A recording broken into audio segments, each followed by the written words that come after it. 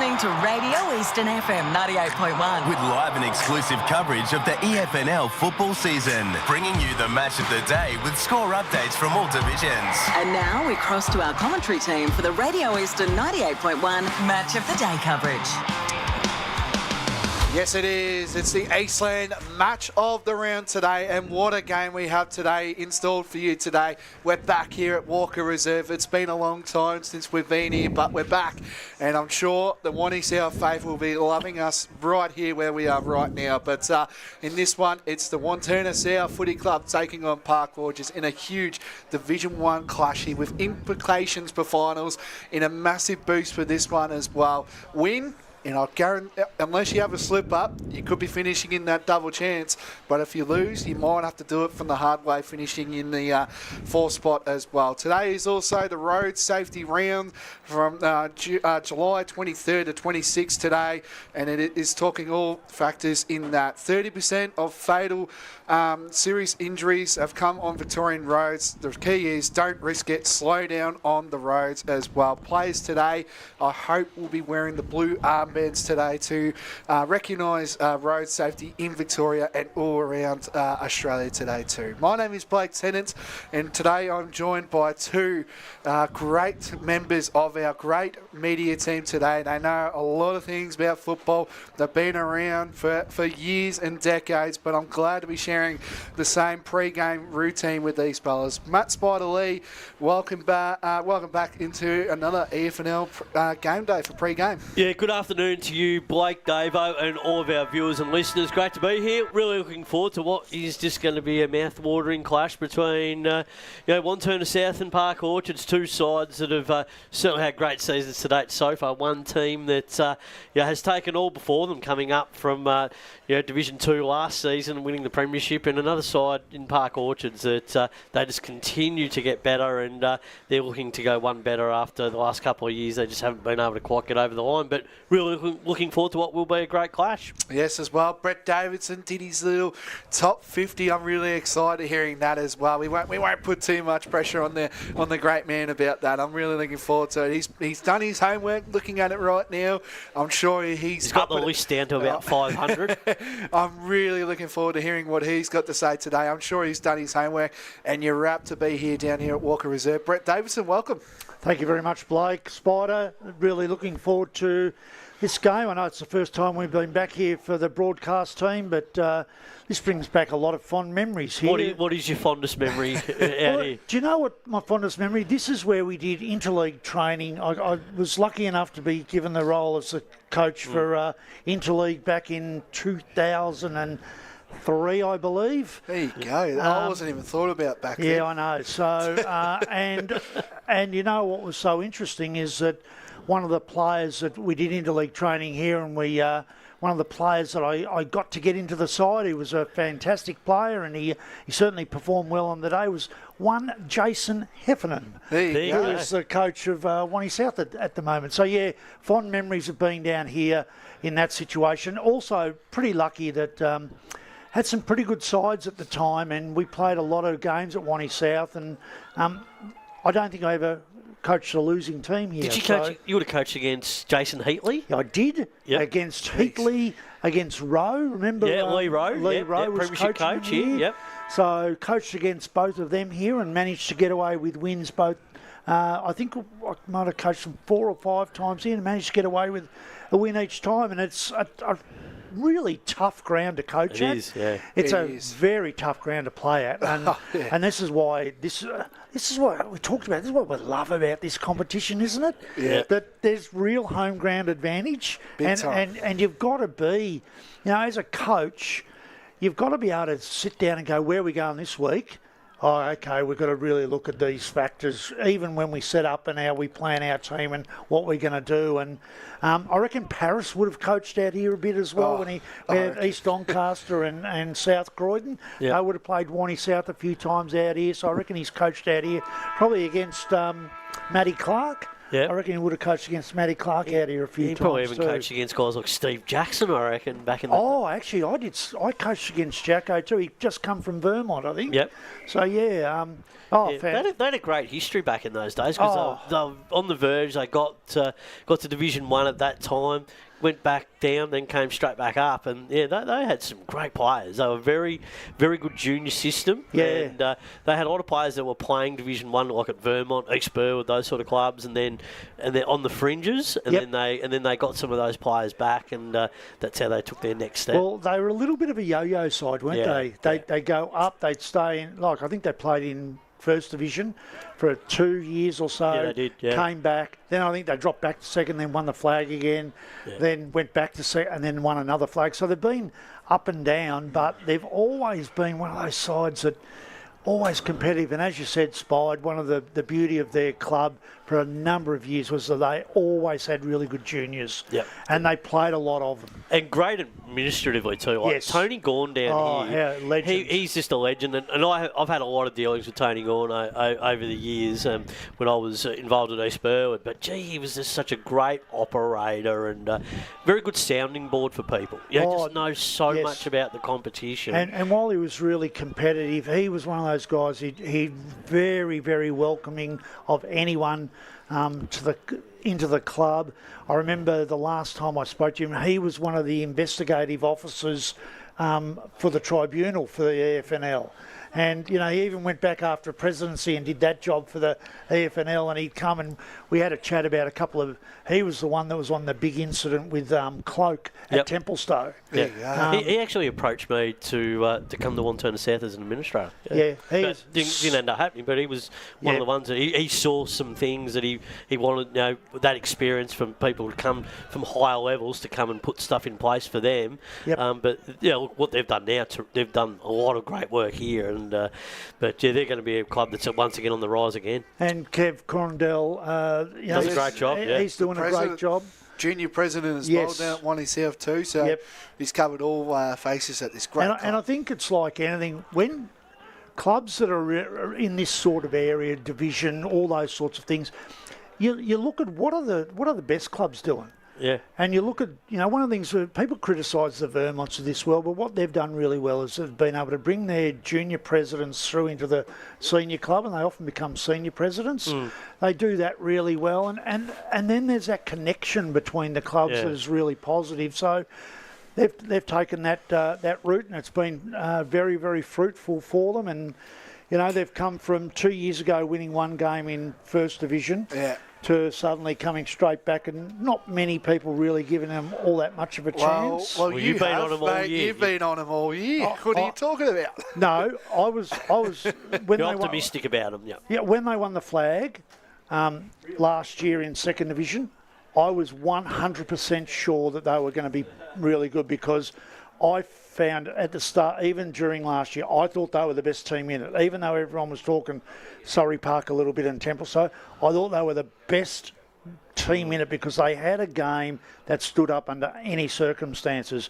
Now, they've only won a grand final by 2 points or 1 point. So you have to win them by. But that's exactly right. And they've come up, and I knew that if they could keep and top up a little bit, and Wong came back, a few others have come back, they've lost hardly anybody, that they were going to be really competitive. And I looked at the list and I thought, you know what, if they keep their list together, they're a chance to make it, and then if they make it, they could do something. And they've also recruited as well. Well, he's not really a recruit, but he's a recruit because he didn't play last year. But Lincoln Wong is he's having a superb year. And one of the best in it at the moment. Probably good chance for the league best and fairest. Again, I think that's 3 for him, I believe. I know he definitely won 2 as well. But so we will have both coaches coming in, Jason Heffernan, and of course the legend of himself in Paris Harvey will be coming in very shortly as well. I have told him times, but fortunately there. So we might go a little bit off. I know you guys, it was a great listen what you guys had to say and all that. We might talk about a few games, not like, we'll talk about the big games, sort of like the match of the rounds in each division. So I'll just quickly, before we get into the game, I'll just give a few tips for this game. So Croydon North taking on Chirnside Park. Pretty well documented that Ben Oakes unfortunately, will be stepping down as the coach, and it's still, he's still got a matter of weeks until they get to start planning for their new coach. But Chainside Park, they've just got to keep winning. That's all they've got to do, that Blake. double chance. Yeah, just got to keep winning. And I think they should be winning this game. They'll win the game, but Croydon North, to their credit, the last few weeks have been very good. Yeah, I agree with Spider in that. They should win it, but they've also been pretty good. And now we get to be joined here by a Devils legend, premiership player, if you don't mind. I believe he was captain, is that correct too? Yep, there you go. And also premiership coach as well. When do you get that at a footy club? I'll have to ask you guys because you know a bit more than me. But welcome back to EFNL Game Day. Jason Heffernan, welcome back, mate. Thank you so much. And appreciate the match of the round and appreciate being here too. So it's definitely been a long time since we were here. I think we were here 2023 against Montrose when the Devils won that game. It was a close game, so good fond memories back again for the Devils. Jace, I just want to touch on straight off the game for today. 2 straight weeks we haven't had any changes. You must be happy about how the Dep is going at Wantirna South. Top of the ladder clash in the reserves game. Currently, Park Orchard is winning by 7 points in the reserves. But how have you been happy with this side to not only win the premiership this year, but also contend yet again? How happy have you been with that? look, you couldn't have been more happy, to be truthful, and the fact that we've made no change 2 weeks in a row is kind of shows where we're at. Some boys in the 2s are playing good footy, but the guys in the 1s aren't playing bad enough to be tipped out. So that holds us in really good stead. These guys out here, they're calling me Monday, Tuesday, Wednesday, what's going on? And you go, well, who's playing poor enough to tip out? And our attitude is good towards, really pushing for your spot and earning your spot. And for the senior boys, they've sort of come to realise that playing just good enough isn't going to cut it. So the whole year has been amazing, the way the boys have conducted themselves, the way we've worked hard. The VFL boys have really helped us, not hindered us, and the Coates League boys, when they've been available, they've really added to our side. So the year has been nice. It's been a pleasure. Yes, as well. I just want to touch on as well, if you look through this Wantirna South lineup, there's obviously Jake Denez, Nathan Denez, Lincoln Wong coming back into the side. But I want to know who else has been performing up to the level, because obviously this is our first look of Wantirna South, and we're only 15 rounds in, unfortunately, and we finally get to come here. But who's been lifting this Wantirna South side to where it is now, sitting third on the ladder?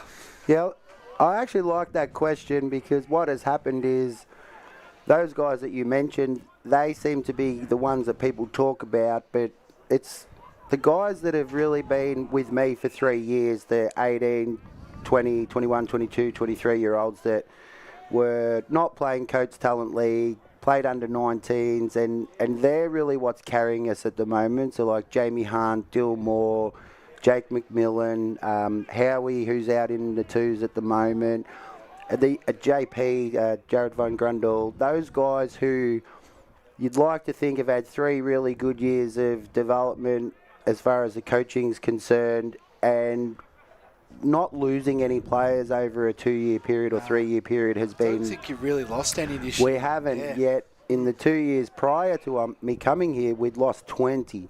But overseas travel contributed to that, and retirement. So it's not that we're a basket case and people didn't want to be here, just circumstance. So the guys that are carrying us are our younger fellas, and I think today we've got 2 recruits in from last year, so we haven't built a team that can compete at Division 1 on 27 recruited players and losing our culture. So it's been a nice balance, but the younger boys are definitely carrying the can. They're a bit more subdued than those fellas that you mentioned, but they're going to be our driving force moving forward. Jason, good luck this afternoon. Always good to hear your voice and have a chat to you. Let's focus in on the task at hand today. You're playing a Park Orchards team, which are very mature. They've been very good over the last couple of seasons. They're well drilled by a coach in Paris. And when you played them last time, what were the key things that you took away from that game that you can take into this game and implement to get the right outcome this afternoon? Yeah, you hit the nail on the head. They're well drilled. They play a consistent brand of footy week in, week out. They can score at will, and every team that wins, they've got to beat them. Park Orchards, they don't just give you a win. So the last time we played them, we kind of got jumped a little bit early. We settled it down a little bit, and then really just got into the game, and it felt like a game that they could have come back and taken away, but we had to hold on and win it. I think today will be a great test for us in that a premiership carried us through our pre-Christmas and our pre-season, and we were buzzing.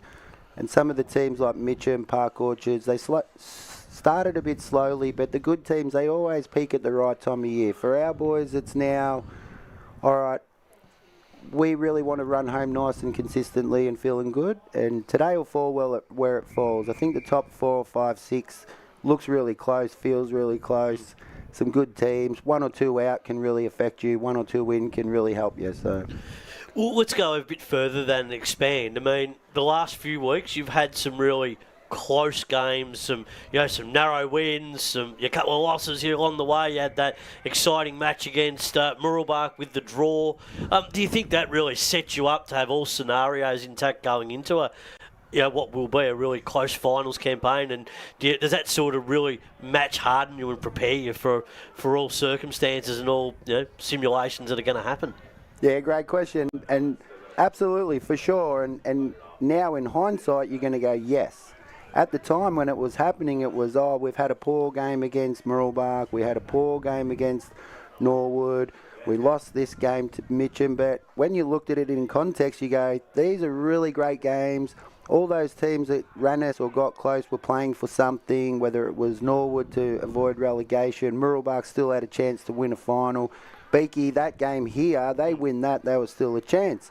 Then you go North Ringwood last week, top 2 having a go at each other. So hindsight, and what we're trying to say to the players is we've now got a whole dossier on games that we've played, comebacks, close wins, close losses. This has got to be building a resilience. It's whether they can grab it and treat it as the positive it is or look at it as a negative. But I'm thinking our boys are saying, geez, we're in this up to our eyeballs, but everything matters at the moment, and that's the good part about football, isn't it? Yeah, it is, absolutely, David. Yeah. So I would say, Hef, that resilience is your key factor for 3 years. If you think about the club, for the last 3 years, it's all been resilience. 1-17 in 24. The bottom didn't drop out. Didn't drop out. Could have easily, but it didn't. Last year, really, everyone talked about Surrey Park and Templestowe. You were kind of like an afterthought. And then, as I said to you, I think halfway through the year, you're the best team in it. And you were going the way that was really good. And then you built up resilience through finals because of the fact you were able to win games that at times you were out of, and then at times you got back into and you won them. And they were close finals. This year, yes, boys, I was the one that jumped on the Wantirna South bandwagon and said you'll make finals. Have you been listening to that, Hef? But I had you there as well. The reality is, as far as I'm concerned, it's because I look through the team, the balance in the team, you've got 7 players who have played over 100 games. But you've also now got a group of about 8 or 9 that have played between 45 and 70. You've now got that beautiful balance. You've had consistency within your group, apart from Hewitt, who hasn't been there a lot this year. You've suddenly built up a real a goal-scoring group that are hard to shut down because they all play differently. You've always had a good midfield, and you've now picked up Wong, who just complements it beautifully. And the area in your team, which I think people have completely underrated, has been your defence, where I think your ability to be able to transition the ball out of defence is as good as anyone I've seen. But when you look at it, resilience. Would you agree? Resilience is the key to all of that. The ability for this group never to feel like they're out of a contest. Yeah, look, and that is the thing. And the 1-17 year, you've got to give it a lot of credit now, later in the piece. At the time, it didn't feel like that, probably from even our committee, but from the coaching group, it was like, we get through this and we just show the boys what it takes to have resilience, number one, but a change of game plan, game of style, structure. And I was trying to bring some stuff that I'd learnt at my time in VFL and TAC Cup coaching. And to grab these boys, that's where I see that they've just gone, geez, we like it. All right, we're not winning, but we can see a glimpse. And then last year, not to lose any players was our greatest strength, I thought. Recruit a couple. And then this year, we don't lose, we add. And then the people that come into the club, they see that we're replicating what it is that they're seeing on telly, or if they've played Coates or VFL, they go, oh, training's very similar. So that development phase has been perfect. This year, the key is we've never been out of a game, even though mentally or physically you go, oh, they're done. The comebacks have been great. Getting yourselves into that position isn't the best, but, mate, last week, North Ringwood put 8 on us, and we look like a Z-grade MO footy team, and then we put 7 on them. So, you know, when you got your momentum, it's really cool. But the resilience of the boys has been fantastic. I'm really proud to coach them, but I know that they're not the finished product yet. And, you know, it's the mental side of things that I keep looking at and thinking, how do we work on it without being overwhelming to a 20-year-old who, he goes to work on a shovel, he just wants to play footy on a Saturday, and I'm trying to get deep and meaningful about the afterlife and spirituality. It just doesn't work. So, yeah. But I like that they're receptive, and I'm really proud of the boys. No matter what happens moving forward, the year has been a success, but it's got to keep moving forward. And just quickly while I finish off, we said at the start of this year, 9 times out of 10 when you win a flag, there will be that player that goes, oh, I've achieved what I want, or I'll cut a corner, I won't work as hard. And we made a point to tell the boys that'll happen in every premiership team for the last 100 years, and you're just going to get passed by, and you'll be playing seconds footy, and that'll be your fault, not ours. And that's what's kept the boys going, I think, is we can't stand still. No, and just my final one is you look happy. And I know winning helps that, but I think that transcends to the players too, because I think when things aren't going great, the first thing they do is look at you. And they look at your face. And every time I see you come out to its side, that's what I see.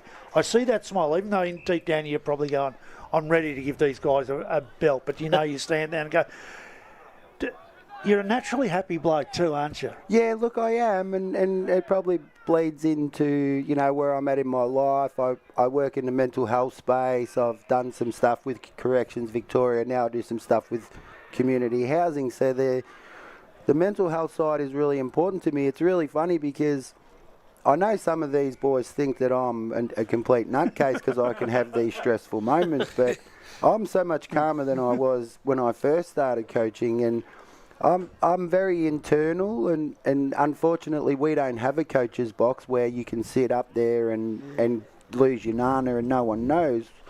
I've had some moments where the players are like, whoa, Hef's really intense. But when I speak to them, I'm really calm. So they struggle to connect. How can you be like that and then like this? But I've even had the boys on Tuesdays and Thursdays go, mate, why are you always so happy? But this place gives me so much, like not as in Wantirna South, football. You go back to them, of course. Yeah, football. But it's the fact that you care so much, not about them, but you're so invested. Oh, yeah, for sure. But then I also look at what footy gives me in my life.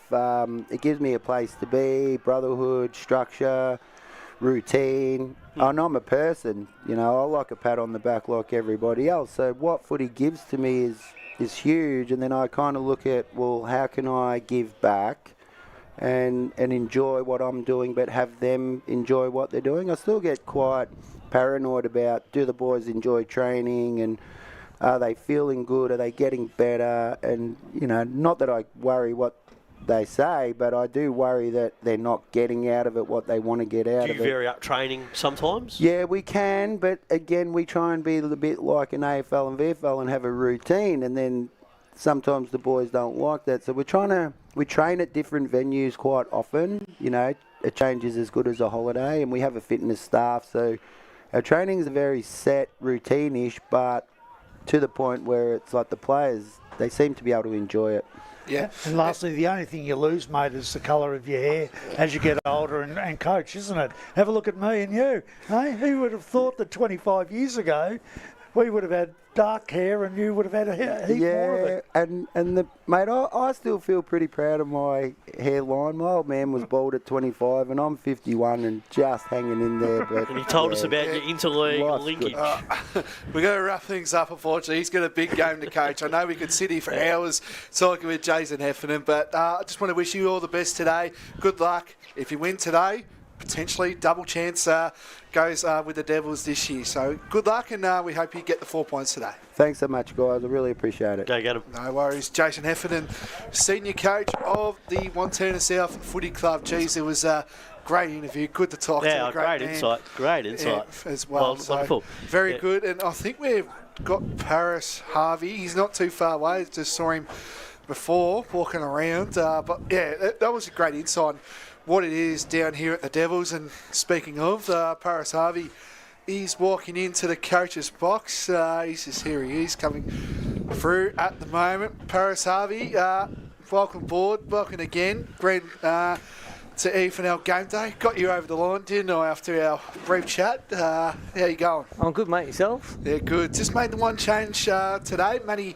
Haythorne coming into the side for Josh Gelsian's playing Box Hill today as well. But I just want to talk about Park Orchard's back-to-back grand final losses. Always tough. We'll flip that one away. But I feel like ever since that Montrose game at Montrose, you have really put this season to where we all know where Park Orchards will be. Do you sort of agree with that question? Do you think you've really hit the right side of the season right now? I still think there's a long way to go in the season. We've got a tough game today. Obviously, Wantirna South is very challenging. I think we've gone okay. We've lost 4 games now, and the biggest margin in those 4 games is 12 points. So we've lost 2 by 12 points, 1 by 10, 1 by 8. Last week, to be honest, Mitcham should have probably put us to the sword and won by 6 or 7 goals. But we come back in late in a bit of junk time last week. But that's a positive. We've lost 4 games by 40 points. I think that's a good thing. So. And does it come down? Do you work it on at training during the week, or how do you balance it out? Because obviously the 4 games you've lost have come under what you just mentioned. So do you implement that at training as well to hopefully it doesn't happen? Because Wanty South have been in those close games, but they've been winning and just lost last week. Do you implement that at training too? Yeah, just about being better in the moments. A couple of those games we weren't better in the moments, and it's not through lack of trying. It's not like the players aren't trying to be better, but it just sometimes it goes your way, sometimes it doesn't. And we just keep putting ourselves in those positions. Hopefully, sooner or later it turns, and sometimes it turns a bit into your favour with the personnel you put out in the park as well. We're slowly getting a few players back, which is good for us. We've got Matty Haythorne back today. It's his first game since last year's first qualifying final. And also Team of the Year as well, I believe, too. So that's a... He's a fantastic player, and this is his first game for us today all year. Yeah. Like he played last week in our reserves. It's a pretty handy pickup. It is. Absolutely. Paris, good luck this afternoon. Looking forward to the contest. I asked Jason a similar question, and I'll put it to you. You play a team like Wantirna South. The first time you met, what were some of the key takeaways, and what are some of the key things you want to implement here this afternoon when you come to a ground like this? What are some of the things that you consider? It's a very tough ground to play at. You've been here so many times as a coach, and so you obviously understand on how you need to play the ground and the conditions. But Wantirna South as a whole, when you first played them early in the year, what were some of the key things that you really learnt going into this sort of contest in the rematch? I think they're very good at their contested work, which is evident in the players they have in the middle of the ground. They've got some big bulls in the middle of the ground, which work the ball forward for them, which is a credit to them. So we've got to get better in the contested work, and we just got to get, once again, I keep saying it, we've got to get better in the moments. If I'd be really, really, really worried if we were getting hidings and floggings, and then I go, well, what we're producing out in the park isn't working. Whereas the reality is we've been in all those games, bar probably last week for 3 quarters, and then all of a sudden we showed a little bit in the last quarter, but not much. So I think we're in a lot of the games that we got done in. We're just not going to throw the baby out with the bathwater. We just got to keep persisting, and hopefully it turns and changes. A lot of people have said that we've probably underestimated Park Orchards in terms of so far this season. I mean, obviously, you've played in the last two grand finals. You've been thereabouts and could have gone either way in both grand finals. But this group seems like they are a very resilient group and they are determined to keep pressing and get back to Premier. They seem like a group that are just eager to learn and keep growing together. And you being able to bring different players in to give different looks to better this team. Yeah, we've got one recruit this year was Liam Taylor, which is a homegrown player. We come from North England, who's a one-pointer. So we trust in our junior program coming through, and we're pretty, we're hoping like hell we get 19s again next year because that's what the basis of our club. We bring all the kids through as we can. So we played last week with 21 pointers. 21 Amazing. Pointers. And we'll play today. We'll play today with 21 pointers. So it tells you where the club and the direction they want to take is always on the back of homegrown players. So that's what we'll keep driving for, and we want to get our 19s up next year and the year after that, and give every kid that plays on our list an opportunity to go play high. Like Josh went this week to play at Box Hill. I went out and watched him before I come in. How'd he go? At 10, yeah, good. He's a young man making his journey. So, yeah. And then, we're rapt that he gets that opportunity. And we've got a few others at VFL level that we're rapt that they get their opportunity. And if we can be a part of their journey or the travel through our football club, we'll give it the best we can. Makes it you get a good thrill out of it too, to see some of these young players progressing. Absolutely. And then you touched on it before. I was actually looked at, I got a message sent to me when you talk about underestimating us, the team. I noticed that all of you chose Wantirna South. No, I didn't. I got a photo of it sent to me. Yeah, look, and that's 8. It's a line ball. It was very line ball. I mean, I tipped you for the premiership at the start of the season, right? But I think it's that close. Yeah, it is a crate. But it's one of those things you can lose games. But I feel if you get into that top 3, you're going to be very hard to move. But I just think it's that even. But yeah, true. I did tip Wantirna South this game, but I think it's only a kick there, kick that way. It's very close to call. And I tipped Wantirna South at the start of the year to be right up there at the top. So I had great faith in them. But Paris, coaching's a tough gig. Yes. And rarely do you get plaudits. Rarely do you get plaudits. It's, if you don't win it, there's always been something you've done wrong. And I just want to say something, mate. I don't think I've seen a lot of games this year, and I've watched a lot of games. There's been a lot of good games of football. I thought your coaching performance against Montrose a couple of weeks ago was one of the best I've seen. And I know you might not, whether you think or so. And I just want to say it from my point of view. I thought the work, whether it was your instructions or it was his work, but the work on the ruckman was just extraordinary. Chappell's work on the ruckman was extraordinary. I thought your defensive structure was as good as I've seen you work for a long, long time. And then I thought your ability to run the right people through the right channels to get the ball forward was sensational. So take the credits. I know you don't like being spoken about much, but I'm going to give it to you. Today, I look at these two sides and they're kind of like a little bit identical in some ways. You're pretty well similar structured sides. Yep. Neither side's got that really big forward that's going to change. Neither side's got the electric midfield that's going to tear them apart with spread and run. But you're both good contests. You both got nice runners from half back. You're both well structured, and you both play the game to the end, which I think has been shown by, as you say, when you only lose games by a small amount, it means you're playing to the end. They're winning games that have been, decided in the last 10 minutes of 3 or 4 games this year. They play right to the end. As a coach, what's the message today about the way you play? Does it change, or is there anything special about the message today? No, our message hasn't changed. It's just the belief in our system and the way we play. So going back to the grand finals, yes, we lost heavily to Mitcham in that grand final. We tried our hard-outs last year in the grand final and got done by 2 points to a powerhouse team. And then we're still believing in our system and the way we play. And sometimes you can get challenged in that and you think, oh, is it really working? But then if you reiterate it and given the confidence to the players and stuff like that, then they go out and try and execute the best they can. Because there's always going to be some games you have doubt in the way you're playing. But we just keep driving the same forces and same messages. And I keep going back to it. But I think sometimes, in games, it comes down to moments. It really does come down to moments. And if we can get better in those moments at those critical times in the games, then it makes a difference to the result that you're on that day. And then if you win those moments, then they're the things that you can continually reiterate back to the players. Remember that. And that's where they go, well, there's a belief coming back into it, isn't it? 100%. So you touched on the Montrose game. We were down and out halfway through that second quarter. I think we were 26 points down. Yeah.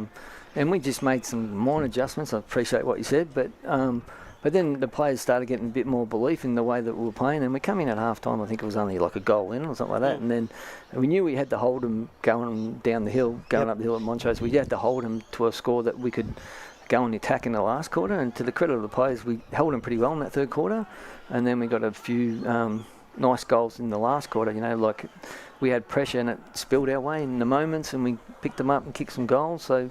That was probably it was a good result for us. We needed to go up to Montrose, and they're always great games against both. People don't realise we've had some crackers against Montrose. I think so. And it's probably the toughest place to play and win, isn't it? Really, historically. Yes, and they threw everything at us, and to their credit, and the big O, mate, he's a terrific fella, isn't he? A terrific fella, and I had a great chat to him after the game, and I said to him, mate, you are amazing.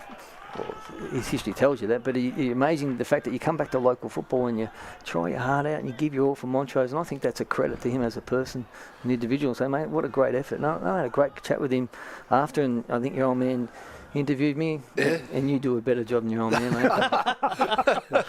You wanted to say that. I did hear that come across the club as well. But just one question before you head off and coach this great game of footy that you're doing today. Do you feel like you're at full strength? I know Josh Gell playing VFL footy. You bring in Matt Haythorne, but as I said, I think you're flicking the switch at the right time because we got that closing end of the season. Are you at full strength, or do you feel like you've still got a few more players that are still coming in to play? Look, to be honest with you, I don't think you're ever full strength. No. You never do. You get injuries throughout the year. Like, we've lost Michael Prosnat. He's irreplaceable. I don't care what anyone says. You can't replace best and first winner in this division. One of our captains, over the years I've been at Park Orchards, and just an out-and-out terrific bloke, but a great footballer as well. And they're irreplaceable. So, and you get injuries. So, in this game today, unfortunately, someone might get injured, and okay, do you lose them for the year or something? We've lost a couple of players for the year. We've lost our fullback, Cridlin, for the year, and on top of Proslin, like I back Cridlin on anyone at the full back because he's brilliant at his job and he's done, and he's irreplaceable as well. But what you hope is the players to give the opportunity to step up, and we've had some really good players step up this year and play good football for us. So I don't think what is your best team? I don't really know. And your best team, what your best team is not what the person next to you's best team is. That's the other thing, is that we all have that. I just wanted to talk about young Patrick Carr. Can you just give me a little bit about him? 217. Yeah, so Paddy Carr is obviously Category B rookie for Richmond. Okay. And he's obviously signed on middle of this year. And Richmond, not reached out to us, but said, you're interested in playing Paddy, and we're more than happy to help Paddy once again along his journey. One day if he makes AFL football, we can say, well, we were part of it. You know what I mean? And he's 7'1", 217 centimetres. I think if he plays AFL football, he'd be the tallest player ever. Yeah. And Paddy played a lot of football up to he was 14, then went chose the basketball program, I believe. He spoke about that, come back from college. So, last week was his first game since he was 14. Yeah, I saw that. Oh, that's right. I didn't know anything about him. Yeah, and then It's amazing. So he's trained obviously Richmond, and then he comes down and trains with us on Thursday night and plays with us going forward. And then, like I said, his journey is a bit apart, we hope, of Park Orchards. And then in a year's time, 2 years' time, if he's run out in the G, how good would that be for us as a club? You got the little step ladder to go up, and when you're having a chat to him, to get eye to eye to him, mate. He's a big boy at 7'1". Oh, mate. when he first walked on the training track, I think a couple of weeks ago, and the boys have just gone, oh, wow. You know? And then when he jumps up and he gets his hands up there, it's massive. It's a long way up, isn't it? Yeah, and then he's going to make his way through this program and then into VFL program and AFL program. You know, that's Richmond's decision, and we support and help him in any way we can. As you know, Tim's involved with our football club, and Blair Hartley's involved with our junior program as well. So they're having great impact, those two. Yeah, well, we're happy for if they have trust in putting a player like that into our organisation. You know, you got to understand that as well. It's trust. They're not going to give a player willy-nilly to anyone. They're going to say, okay, let's make sure we get this right. We've got to get it right. Yeah. Yep. Oh, they're in good hands, that's for sure. Yeah, they are indeed, and the Sharks are fine as well. We hope Paris and his great team get over the line. I did tip Park Orchards. You can blame. You can blame our media manager for that one too. I'll let him know too. But good luck today, Paris, and bring home the 4 points today. I've got one thing I've got to say on the radio. You bumped into me mate Timmy Pulse the other day. Yeah, I did. Hey, he's a ripper, isn't he? I said to him, I had breakfast with him on Friday. I said, I'll mention your name, mate. He'll love it. All right, thank you very much, gentlemen. Good stuff, Paris. Legend. Paris, cheers for that as well. So, big game as well. Okay, well, mate. Thanks, Paris. But yeah, Sharks in Wantirna South to come. We might take our first break here on the Eastland match of the round, and straight after this, we'll talk about some key games, and then after that, we'll have another break and bring in the call team. We'll be back shortly. Today at Eastland, Lucy's trying on jeans for a momentous occasion. Coffee with the ex. She needs jeans she can move in because she's definitely moved on. Jeans that get a second look, but don't give any second chances. Jeans that say, why yes, I have spent the last 8 months in a post-breakup juice cleansing, kickboxing, personal training frenzy. And it looks as though she's just found the perfect pair. Yeah, that's great. Bravo, Lucy. For all of life's little moments, there's Eastland. Eastland. Live real. Sprained your ankle bursting through the banner? For bumps, breaks or bleeds, be seen sooner, close to home, at Knox Private 24/7 Emergency Department. You'll generally experience shorter wait times. Knox Private 24/7 Emergency, 262 Mountain Highway, Wantirna. Do you feel good about your bank? Because there is a bank you can feel good about. They share their profits to fund big community projects, small community clubs and vital emergency services. They've given $250 million to help Australian communities thrive. They have all the products and tech you expect from a big bank, with service you don't. It's Bendigo Bank. Feel good about who you bank with. Try Bendigo. Search bendigobank.com.au or search Bendigo Bank near me. The one thing that puts a smile on my face is my kids. The sun shining through the clouds even in winter absolutely puts the biggest smile on my face. Seeing delicious food on the table ready for me when I get home.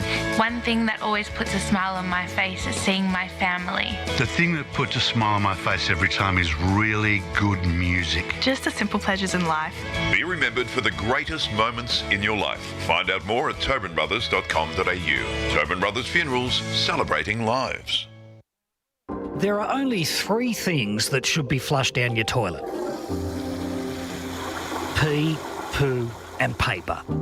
Some wet wipes and antibacterial wipes say that you can flush them, but you can't.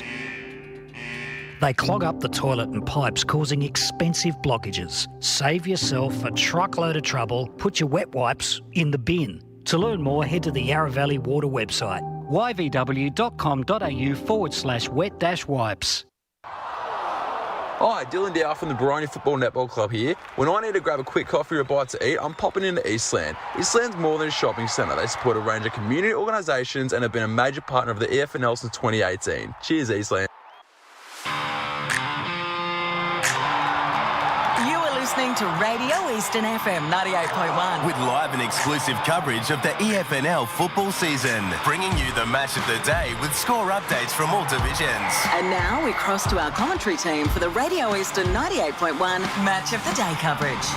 Eastland match of the round today down here at Walker Reserve today on a fine winter's day today. The clouds are coming in, but I'm sure this game will be a blockbuster game down here at Walker Reserve between Park Orchards and Wantirna South. It's third v fourth, and it has massive implications for finals for both of these sides. If you just joined us and you want to know a win today, and if you don't have a slip up, probably be finishing in that double chance, but a lose today, unfortunately, you could be playing in an elimination final between Montrose and Boronia. Potentially, they play today, but we'll talk about that game very shortly. But we'll talk briefly about some of the games today. So I think we'll just give a tip for this one. Unfortunately, Division 4, there's not many good games today. But Bulleen Templestowe taking on Forest Hill. Bulleen should win that one, boys. Yeah, Bulleen's easily. Kilsyth, none warning. Kilsyth. Yeah, and then now we save ourselves for the match of the round in 4th Division. Fair Park taking on Warrandyte at the moment. Myself and you, Davo, we saw Warrandyte at their best with Gabriel Stump. He said it, during the broadcast. He kicked 3 goals. I think it was maybe seven or something, 6, 7, something around that. But I'm sure he'll be up and about for Warrandyte because they're in some very good form. And I think today they could be taking home the minor premiership if they win today, if my maths is correct. I'm going for Warrandyte. I think that they'll win this game. I just think their form's been outstanding, to be honest. And that win over the Bullants last week was really important. And great effort. I mean, they could have won that game by a couple more goals, really, with the inaccuracy. But I think they'll get the job done.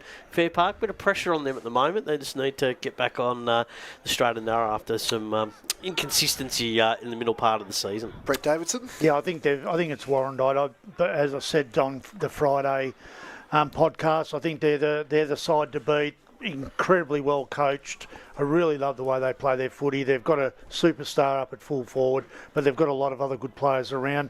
And I think Fair Park have just been middling in the last probably 4 rounds, but they've got enough talent on their list to step up and do anything. Yeah, they're still a candidate to play in a grand final without a doubt. And a prelim. It's just whether they can recapture some of that form from early in the year. Yeah, I just think that Warrandyte will be too strong today. Just due to timing and with this game as well, we'll probably just talk about the key games today. So Knox taking on Basin. I think that's the match of the round in 3rd Division. Jackson Halo comes out of the side. Love comes out. Barlow comes out too. And if you have a look at the Basin's form the last month, they have been ticking a lot of boxes with a big win over Donvale last week. I'm going the Bears. The Bear K will be flying at the moment. I can just imagine the scenes at that footy club right now. And I think the Basin get the job done. Yeah, they do, I think, for me. The Basin, they believe that they can do anything this season. I think that's a tremendous attribute to have. They're playing some really strong football at the moment, and I think it's great credit to them. Knox, on the other hand, it's just been so inconsistent. For many parts of the season, they haven't really nailed down their best team throughout the course of the season. So, big challenge against the Basin today. But the Basin do have to be careful. Off the back of a big win last week, you can come out the week after and be flat. So, they need to be on caution for that as well. But I think the Basin win this game. I think both of you have summed it up really well. I was sticking with the Basin. Too many good outs for Knox, and Basin have been too consistent, so they win for me. Just a couple of tips. I just wanted tips for this one as well. Donvale, they're bringing 3 massive ins. Now, this is a game I can just say. They're bringing in Vavakos, who's a great player for Donvale. Harrison Giles, if you don't mind. And the big fella, one of my favourite players for Donvale, big, beefy Ethan Duncan coming back into the team. He kicked 7 goals in the reserves a couple of weeks ago against Sylvan, and he's back playing against Bantry Gully. I think this game, now I'm happy to put a margin on this. I reckon Donvale will win this game by about 140 points. I'm going that I think that's probably a little bit extreme, but I'm happy to do that. I don't think Donvale are playing that well enough at this point to win by that margin. I think they might win between 8 and 10 goals, but look, Donvale, they need to just improve the way that they're playing, because they're well and truly back in the field at the moment, and they're probably in that capacity. They just need to start playing a little bit more consistent.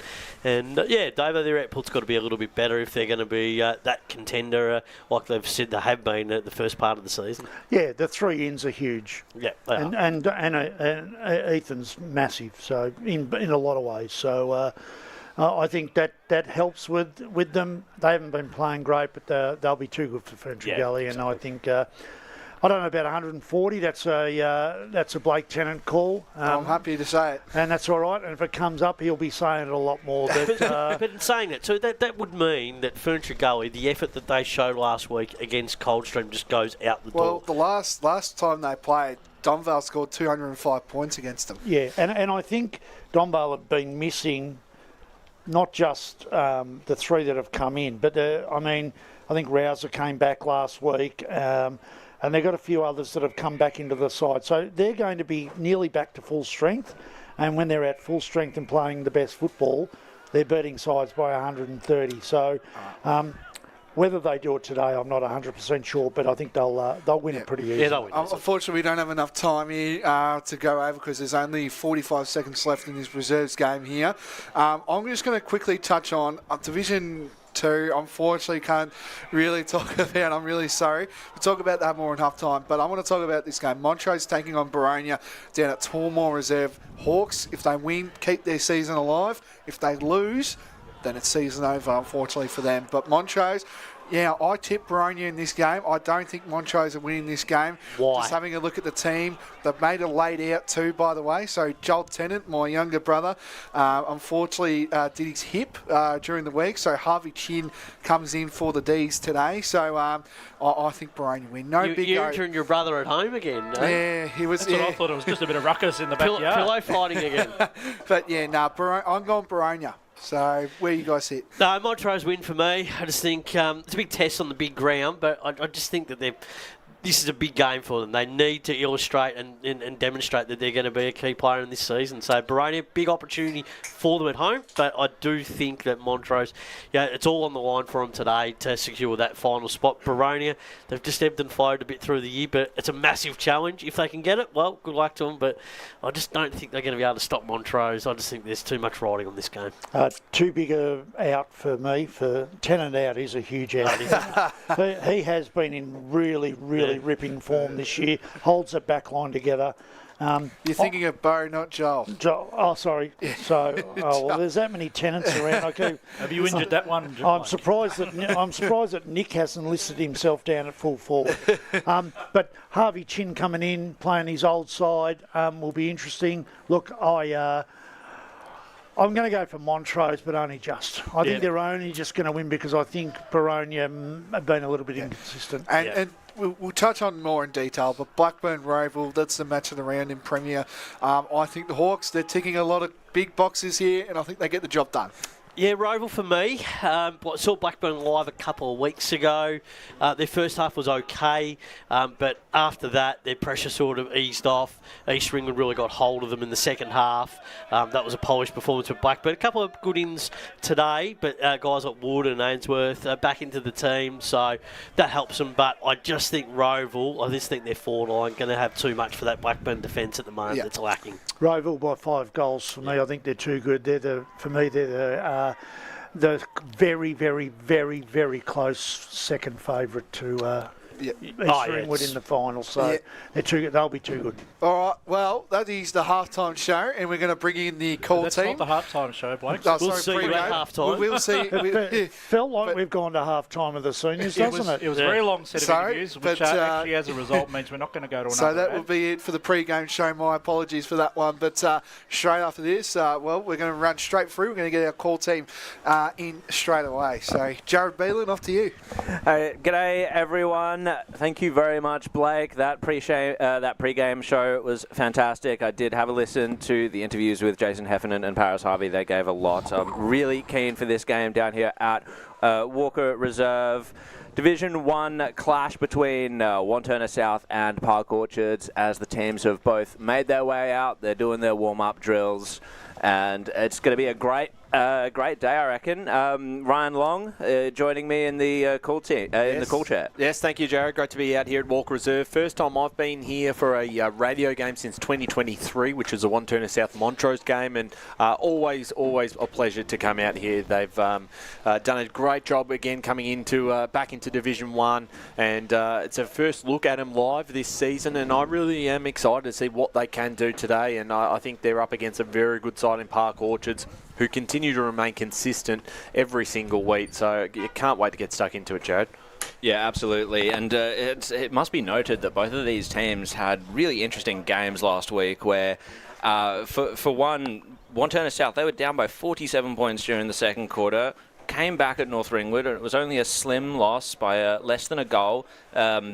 At Quambia Reserve. Park Orchard similarly against Mitcham, 40 points down at a certain point during the match. They came back, and I think it was only a couple of kicks and they would have been able to overcome the Tigers. So a couple of heartbreaking losses for these two teams. They'd be looking for a reprieve today, but it just goes to show how resilient both of them are, Davo, when it comes to when their backs are against the wall. And you spoke to Jason Heffernan about resilience. Yeah, look, and I don't think either of them will be, you don't want to lose games, but both of them had very similar situations, and they were back by a long way, managed to come back.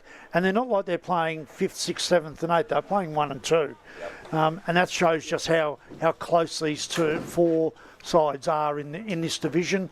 As I said to Paris, and he looked me in the eye, and I reckon he agreed with me, these two match up incredibly well. Yeah. I think they're very, very similar sides. I don't think there's much difference in anything about the way they look, the way they shape, and the way that they play their footy. So it's going to be really interesting to see how they go today. The weather started to close in. We've got a little bit of rain happening at the moment. It's a tough ground to play, and it's a tough game to pick. And I'm going to stick with my side, Wantirna South, because that's what I'm going to do. I just think they've covered the loss of their key forward really well. They've spread their goals around. Their young blokes are standing up incredibly well. I just think they might just be able to outscore Park Orchards, who have struggled to score a little bit recently. They've struggled to find that real target. So no matter what and he did say they miss him, but when you're missing your captain and your best player for the rest of the year, and you're missing your fullback, who's your best fullback for the rest of the year, it does put pressure on others. So I think Wantirna South just for me. And also joining us in the commentary box today is Josh Ward. Wardy, how are you, mate? G'day, Jared. What do you feel about this game? I'm very excited about this contest. I didn't listen to too much pre-game with the dash from where I was at Surrey Park to coming out here. How was your cashy, mate? It was actually pretty good, I must admit. Got good feedback, surprisingly. But no, it was a lot of fun. A mad dash getting out here. But I think the best way to summarise this game, it's chaos versus method. The Wantirna South with the chaotic game style they play with, and Park Orchards, whilst they can be chaotic from the midfield, they are certainly a bit more well measured, I must admit. Yeah, absolutely. Looking forward to seeing how they both go head-to-head today. And, of course, earlier on in the season, it was the Devils in what I think at the time we thought was an upset out at Domini Reserve. I think they had a couple of key outs in that game as well, and found a way to win that game. So we'll see how it all plays out, obviously, this afternoon. We're also going to welcome back who's been on the pre-game hosting things today, Blake Tennant, who's on his way to the boundary at the moment. Blake, what's it like out there? You've probably just come out as soon as it started raining, but tell me about it. good to have you on board. Yeah, a bit of rain, bit of drizzle. It's consistent at the moment. So Park Orchards won the toss. They'll be kicking to the right of your screen, I think, as well. And then Wantirna South be going to the left. So there you go. Our great media manager down as Wantirna South here, but I actually tipped Park Orchards for this game. So, supposedly, I don't know. We're falling apart with the tips and keeping track of that. That's why Blake's leading. And you know what will happen if it goes the other way. I'll say, it's in the book. It's printed in the book. 100%. I actually Just on a separate subject, I did catch a look. I think I remember you guys mentioning in the pre-game about Patrick Carr. He's a giant. Yeah, he's enormous. 7'1". Wow, and that's him. I don't know if we can sort of see him out the back there, number 48. He is a head and shoulders above everyone. Yeah. So. And unfortunately, with the weather it is at the moment, it's raining a lot more on him than everyone else because of his height. So maybe he could be a shield for the rest of the Park Orchard players on the bench. He's a big unit, isn't he? Well, if it starts to rain again, he's the first one to know. So we'll, of course, see how that all goes today as we're almost ready to go out here at Walker Reserve for the first bounce. It is 3rd v 4th, Wantirna South taking on Park Orchards. And it's Josh Chappell versus Jake Dinez to get us underway in the ruck contest. There's a free kick immediately. It's going to go the way of Lincoln Long. First opportunity to go forward. Goes to the wayside of Wantirna South. Spearing ball, nearly hit up a teammate. He led well, but Whitnish was there, front and centre. Magnano also for assistance. Wantirna South able to recover the ball. Kaika didn't quite get hands to it, and rebounding will be the Sharks through Taylor. Keeping it low, just over the head of Figamali. Champa, safe hands. He's going to look for the dash of Hickey, who sends it towards centre half forward. Out comes Webb, trying to grab it at ground level. Wantirna South providing good pressure at the moment. Dinez laid his hands on it, and he was wrapped up. Tapped down by Jake Dinez, roving it, however, was Champa. High up and under into the forward line. Downey charged out, didn't quite make the effect though. And it'll bounce its way over the boundary line. I'm loving seeing the two big bulls at it straight away, Dinez and Chappell. I reckon that's fantastic. It's going to be a great contest, this one. Oh, it's great. Both of them acquitted themselves very well against Oscar McInerney. So that is quite a feather in each of their caps. Dinez nearly just took it straight out of the ruck contest, but it's fallen for Wong. Sends it into the pocket for Wantirna South. Just a little too wide there for Will Clark, and it'll be over the line and back into play through hands of the umpire. Wonder how much attention Lincoln Wong will get as well in the Wanty South midfield. Jay Whitnish did trail him in that contest. I do wonder if he'll keep a close eye on him or some other Park Orchards player. After winning the flag and getting one of the best midfielders back in the side, he's a very handy inclusion this year, and he's playing quite well. Would be important again today if they're to get the win. Quick little handball there from Caney. Figamali, bouncing ball, almost worked out okay because Quinn Clark was out the back, but he'll sport across the line for a minor score. So first score of the afternoon got in the way of the Wantirna South side, one behind a Park Orchards no score. Thanks for joining us today on Radio Eastland 98.1 FM or our Facebook and YouTube streams. Short chip into the pocket for the Sharks. Sam Heron in the back pocket here. Looks to send it down the line on the far side of Walker Reserve. No mark taken. Ball hits the deck. At ground level there, Taylor doing well, got the handball off in time. And now they're going to go through Webb inside 50. The target was Downey. Couldn't quite get him, and now it's a 2-on-1 in favour of the Devils. Lewis Downey doing a great job, but not able to contend there as Dinez out of the back line. It's worked this okay. The handball from Jamie Hunt was cut off and across the line, so we'll get a boundary thrown right in front of us out here at Walker Reserve. How's the work rate of Jake Dinez? Yeah. Pushing back, becoming that defender, not allowing Downey in a one-on-one. Back into play we go. The man we just mentioned, Jake Dinez, will take this ruck contest. Fell the wayside of Chappell. It's Whitnish getting the clearance. Downey charging out again, but first to it will be Heath Disney. Hands it over to Nathan Dinez. Just fumbled at the wrong moment. Downey tried to capitalise upon that. Tackles Disney as well. Brilliant aggression by Downey, and it's rewarded with a holding the ball. Free kick to him. That's what you want from your key forward. Excellent pressure on his part. That's not what you want from your key forward. Skews the ball off the side of his boot. It's Kaika in the end to try and rove it away. O'Keefe now. Not a great quality kick either. So Park Orchards just for a reprisal. Blakey sharing it around. Sending it forward will be McAuliffe. The defender didn't have his goal-kicking boots on today, and it trickles over the boundary line. I think you can see the effect already of just a little bit of drizzle. Yep. the ball's got wet quickly, and I think the last 5 kicks have all come off the side of the boot. Because that was a flat helicopter, that one, wasn't it? Yeah. And that'll suit Wantirna South today as well with their contest brand of footy they play. 4 minutes in, just one behind so far. That's gone the way of Wantirna South. Back into play it will be. Keppel got the tap down. He took front possession. Andrew, however, will rove it. Trying to find McMillan, but he had to topple Champa over the boundary line. We'll get another boundary throw in. So he's been handy already, Champa. He's been involved in 3 clearances, so he's been very valuable straight away. He's a good player. He's a good player. He kicks...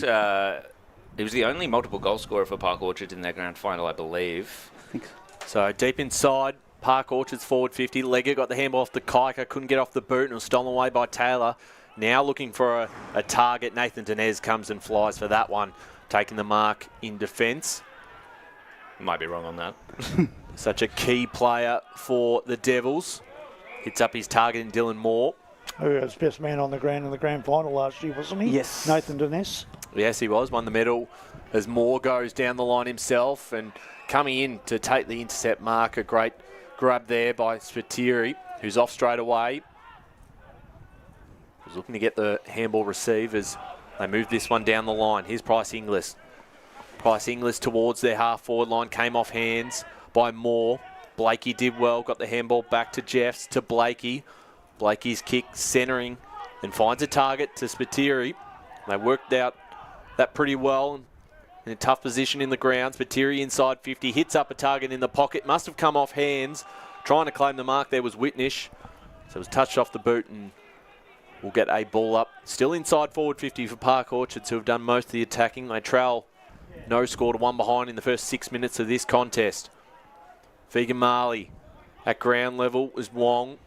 He's handball back, and now they try and escape. It's a 1-on-2. Getting hands to it was Clark, but Spiteri, he's handball cut off. Now a chance for Deng Andrew. Got a bit of time and space. Takes a bounce at the wrong time. Not pinged for holding the ball. Followed it up and tried to take his opposition down in Parsons, and this time he's rewarded himself. And Deng Andrew, in the middle of Walker Reserve, can send them forward. There's nothing presenting as of yet. He's taking his time just to find a target. That's a great kick, great hit up, but he dropped the mark. Unfortunately, there did Caney. Ball comes back out towards us on the broadcast side. Mark taken by Kane Keppel. Keppel's kick forward. It's going to work out okay there for Champa, who's across the boundary line. Is tackled by Nathan Dinez, going nowhere. He's found his way to the ball quite often there, Champa. So far.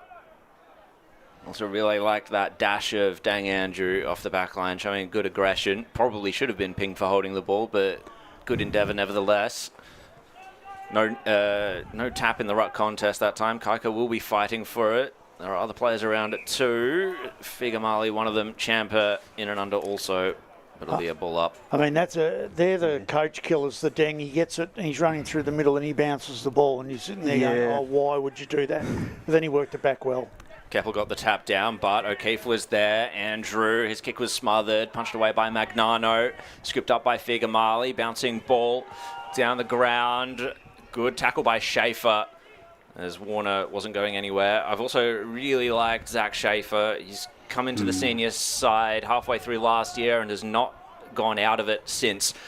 Wong will get this kick inside forward 50 for the Devils. Punched out the back. Warner trying to hunt for it. It's an opportunity for him, but the free kick has been given away. And it'll be going the way of Livingston to rebound for Park Orchards. So Livingston out of defence. Hit up his target that time in Hickey. It was fantastic the last time we saw the Sharks in a radio game. Finds Downey. The mark's paid. So here on the wing for the Sharks, Lewis Downey having another good season for Park Orchards. Second guesses himself before sending a long kick down the line. Plenty of Devils numbers in that contest, and in front position, McMillan was able to take the mark. He's had a good season as well, Bryce. As he goes short to Andrew. Gets off to Leggett, and Leggett's kick, it's a 1-on-1. Almost a free kick there to O'Keefe, but nothing paid, and across the line it goes. So we'll get a boundary throw in far side 9 minutes into this first quarter. No goals kicked just yet. 1-0. You'd be happy if you got Downey taking the ball up on the wing if you're Wantirna South, because he's not in a dangerous position there. So that's a good point for Wanty South to be able to take. Yeah, absolutely. Didn't have much ahead of him. There's Sam Heron, a high kick towards the wing. Keppel made a contest, couldn't take down the mark. There's Andrew, he's got his hands off to Kaika. Kaika goes back to Leggett, and they just fiddle around with it a little bit under a bit of pressure, but they've managed to work this out to Dinez, who drops the mark in the back line. Dangerous place to drop a mark, and it might be costly. Ball comes back over to Webb, getting past traffic, puts it on the boot towards goal, spoiled across the line, and lucky there for the Devils. Jake Dinez, he would usually mark that every day of the week, but just a minor score in the end, one behind each. Dang, Andrew is having some 5 minutes of game.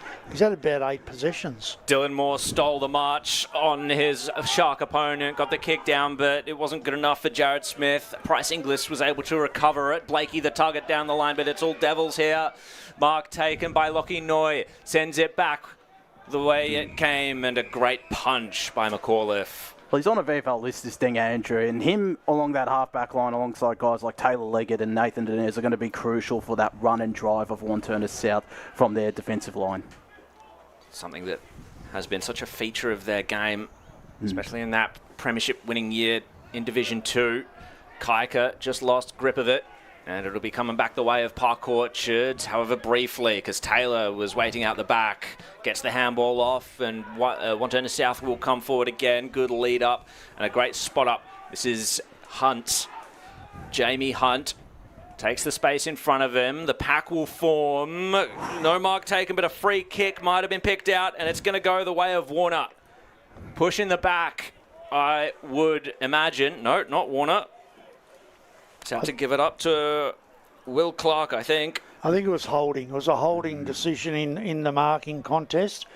But this is where they've been able to get a nice spread of contest forwards up there now that their key Hewitt is out. They've been able to get a lot, and Clark's one of those players that's been able to stand up for them. And Warner there as well, nearly reeled in. That's one-handed grab anyway, but he's going to be so crucial today as the equal leading goal kicker alongside Hewitt. From the arc, it's skewed off the side of his boot and easily, not quite, marked by Park Orchards, just shoveled over the line, however, by Price Inglis. Heart in your mouth stuff there if you were the Sharks, because that should have been killed. In the end, it was. So they're quick to get this one out. Sam Heron had the ball a little bit in this game, looks to go inbound in the corridor to Hickey, and now they're off forward going through McAuliffe. Blakey takes the mark. Long way out from home, puts it towards the top of the square. Might just go through it itself. Had Webb in the goal square, but didn't matter. It went through for a goal. 1-1-7 Park Orchards. Wantirna South, 2 behinds, and the first on the board, Mason Blakey. He was on his own. Yep. No one went with him. He was, and that's the perfect example of Park Orchard's transition play from defence. Just looking to pick gaps, looking to, even if it's a short option, and then you get the run of McAuliffe and Mason Blakey as well, launching from inside the centre square as we get our first look at big Patrick Carr in ruck as well for Park Orchards. Oh. He's the one standing above the trees. Jay, it's not often you see someone that much taller than Jake Dinez, but I'm sure Dinez will be fine. It was Carr that got the tap, however. Whitnish swallowed it up. He was pinged for a throw. So Wantirna South will be able to take this clearance away. The kick will come from Jordan Dale onto the wing on the outer side. McAuliffe, great challenge. Van Grondel tackled as well.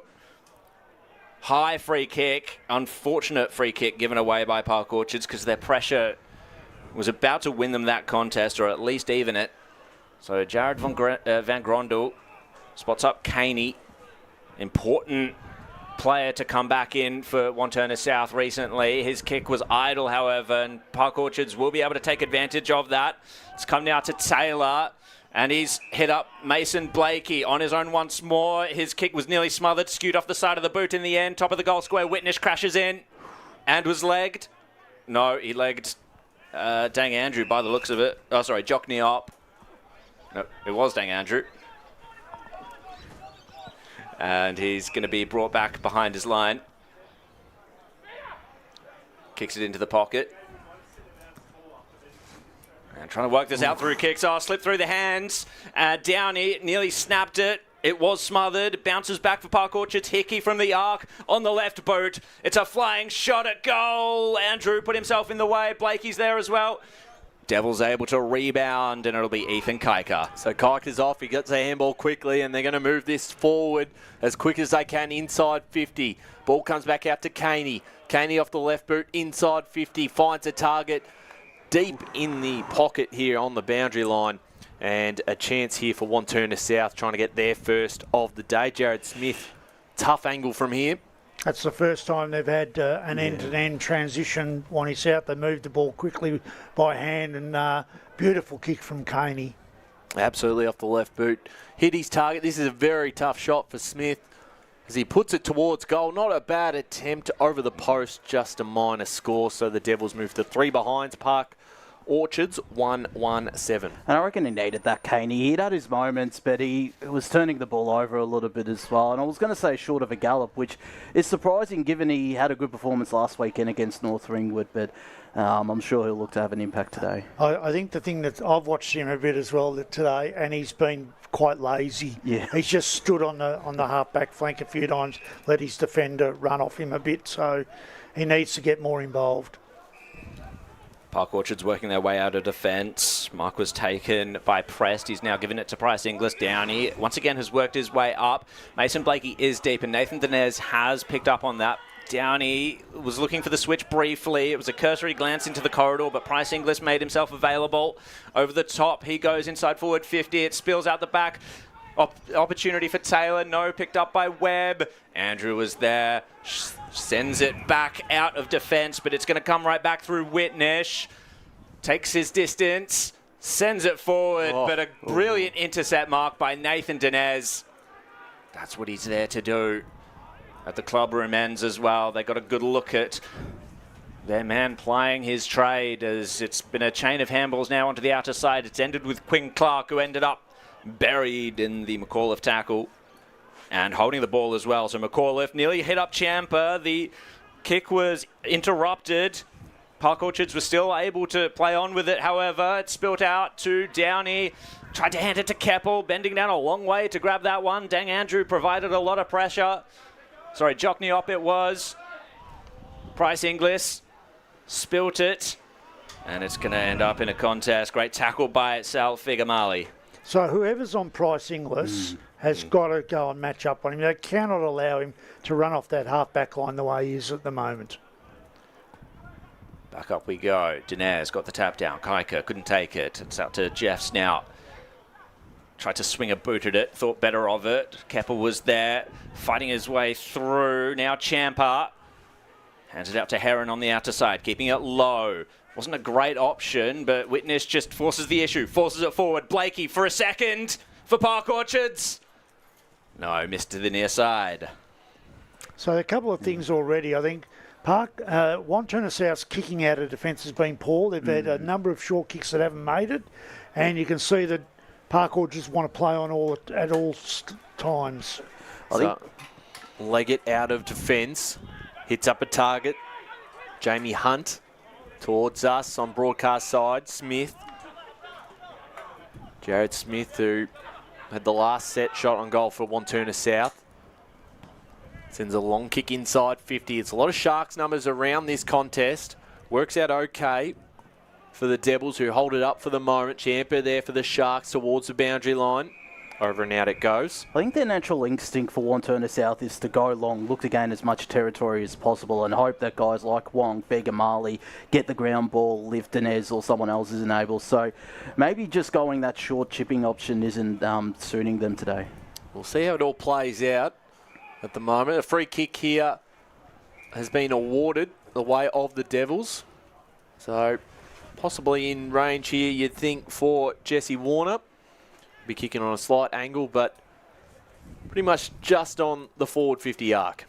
I think in these conditions, this is a big ask, this kick. Yeah. But he's a very good forward. So, and he knows this ground. So, this is the hardest end to kick a goal, I reckon, in any ground in the competition. This kick right now. Big call. With those trees at the back, it's just so difficult. And it feels uphill. Well, it's always felt uphill. Well, it's a big ask as he comes in, stays. Can it come back? It went right, and it stays right. Unable to get there, so just a minor score. That's 4 behinds, Wantirna South, 1-2-8 Park Orchards. Very nearly curled it back. It was good to watch from here. We had the perfect angle of it. However, Warner could not top Hewitt in the goal kicking just yet for Wantirna South. 27 for each of them on the year. So Whitnish is going to try and hit up Hickey. Patient, methodical, and now they pull the trigger into the middle of the ground. Mark taken by McAuliffe. They rush forward, do the Sharks. His kick wasn't perfect, but it found its target regardless. And the mark's been taken by Parsons under heavy duress. Pulled it down with one hand. Yeah. And that was some real methodical play by Park Orchards, being able to pick their way forward. And Wantirna South just looked like they didn't have much to answer with for each of those kicks. Looks like he was going for the slam dunk there. And again, you've got that situation. You've got Hickey, Price, Inglis, and you've got Spiteri coming off the half-back line. Parsons from the arc. Is it straight? Yes, it is. All 66 games of VFL experience telling there for Park Orchards. His 18th goal of the year. James Parsons puts the Sharks 10 points up. So if it was me, I'd be pretty angry at the moment with the Wantirna South forwards. Yeah. They're not clamping down enough. They're not stopping that run, because that run has been involved in every single scoring opportunity at the moment. That kick through the middle, that hit through the middle from those three outside runners been crucial. So they've got the quick start at Park Orchards. First two of the game. One came in, couldn't quite take it. Hickey did. He's kicked towards the half-forward line. They're looking to add another to the tally. Quick little handball there from Prest. Webb goes back. And a quick handball there from Rees. Now inside 50 through Spiteri. A big flyer at the back. Couldn't quite take the mark with Andrew. And wrapped up in the tackle. Back in defence there was Taylor. So we get a ball up right just inside forward 50 for the Sharks. Chappell won the tap down.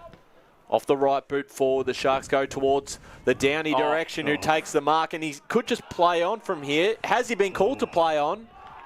Oh, brutal. And that's a 25-metre penalty. Was unlucky. It looked like he'd called play on, and he definitely did come off his line, did Downey. And the little stutter step, and nothing was paid. And instead, he'll take the shot from directly in front and will not miss this. Lewis Downey to put the Sharks third on the board. He makes no mistake. And that is a good start for Park Orchards. 3-2-20 to Wantirna South. 4 behinds. We've played 22 minutes in the first quarter. That's a little bit stiff there, I reckon. And he's taken the opportunity to kick that as far as the Knox police station, I believe. and again, that's a situation where, you know, you can't do much about that. He looked like he had, the umpire hadn't called play on. It looked like he'd taken the step, which he had. But, again, I'll say it again, that ball that got into that area came from Spiteri again from the back of the contest. And they've just got to get better at stopping these key movers from Park Orchards getting the footy. So Park Orchards 3-2-20. Wantirna South just the 4 behinds thus far. Ball ricochets right back to Hickey as he sends it forward. Keppel takes the mark. Great lead by him. Takes it on the chest. And looks like he's going to go back and try and find Park Orchards 4th.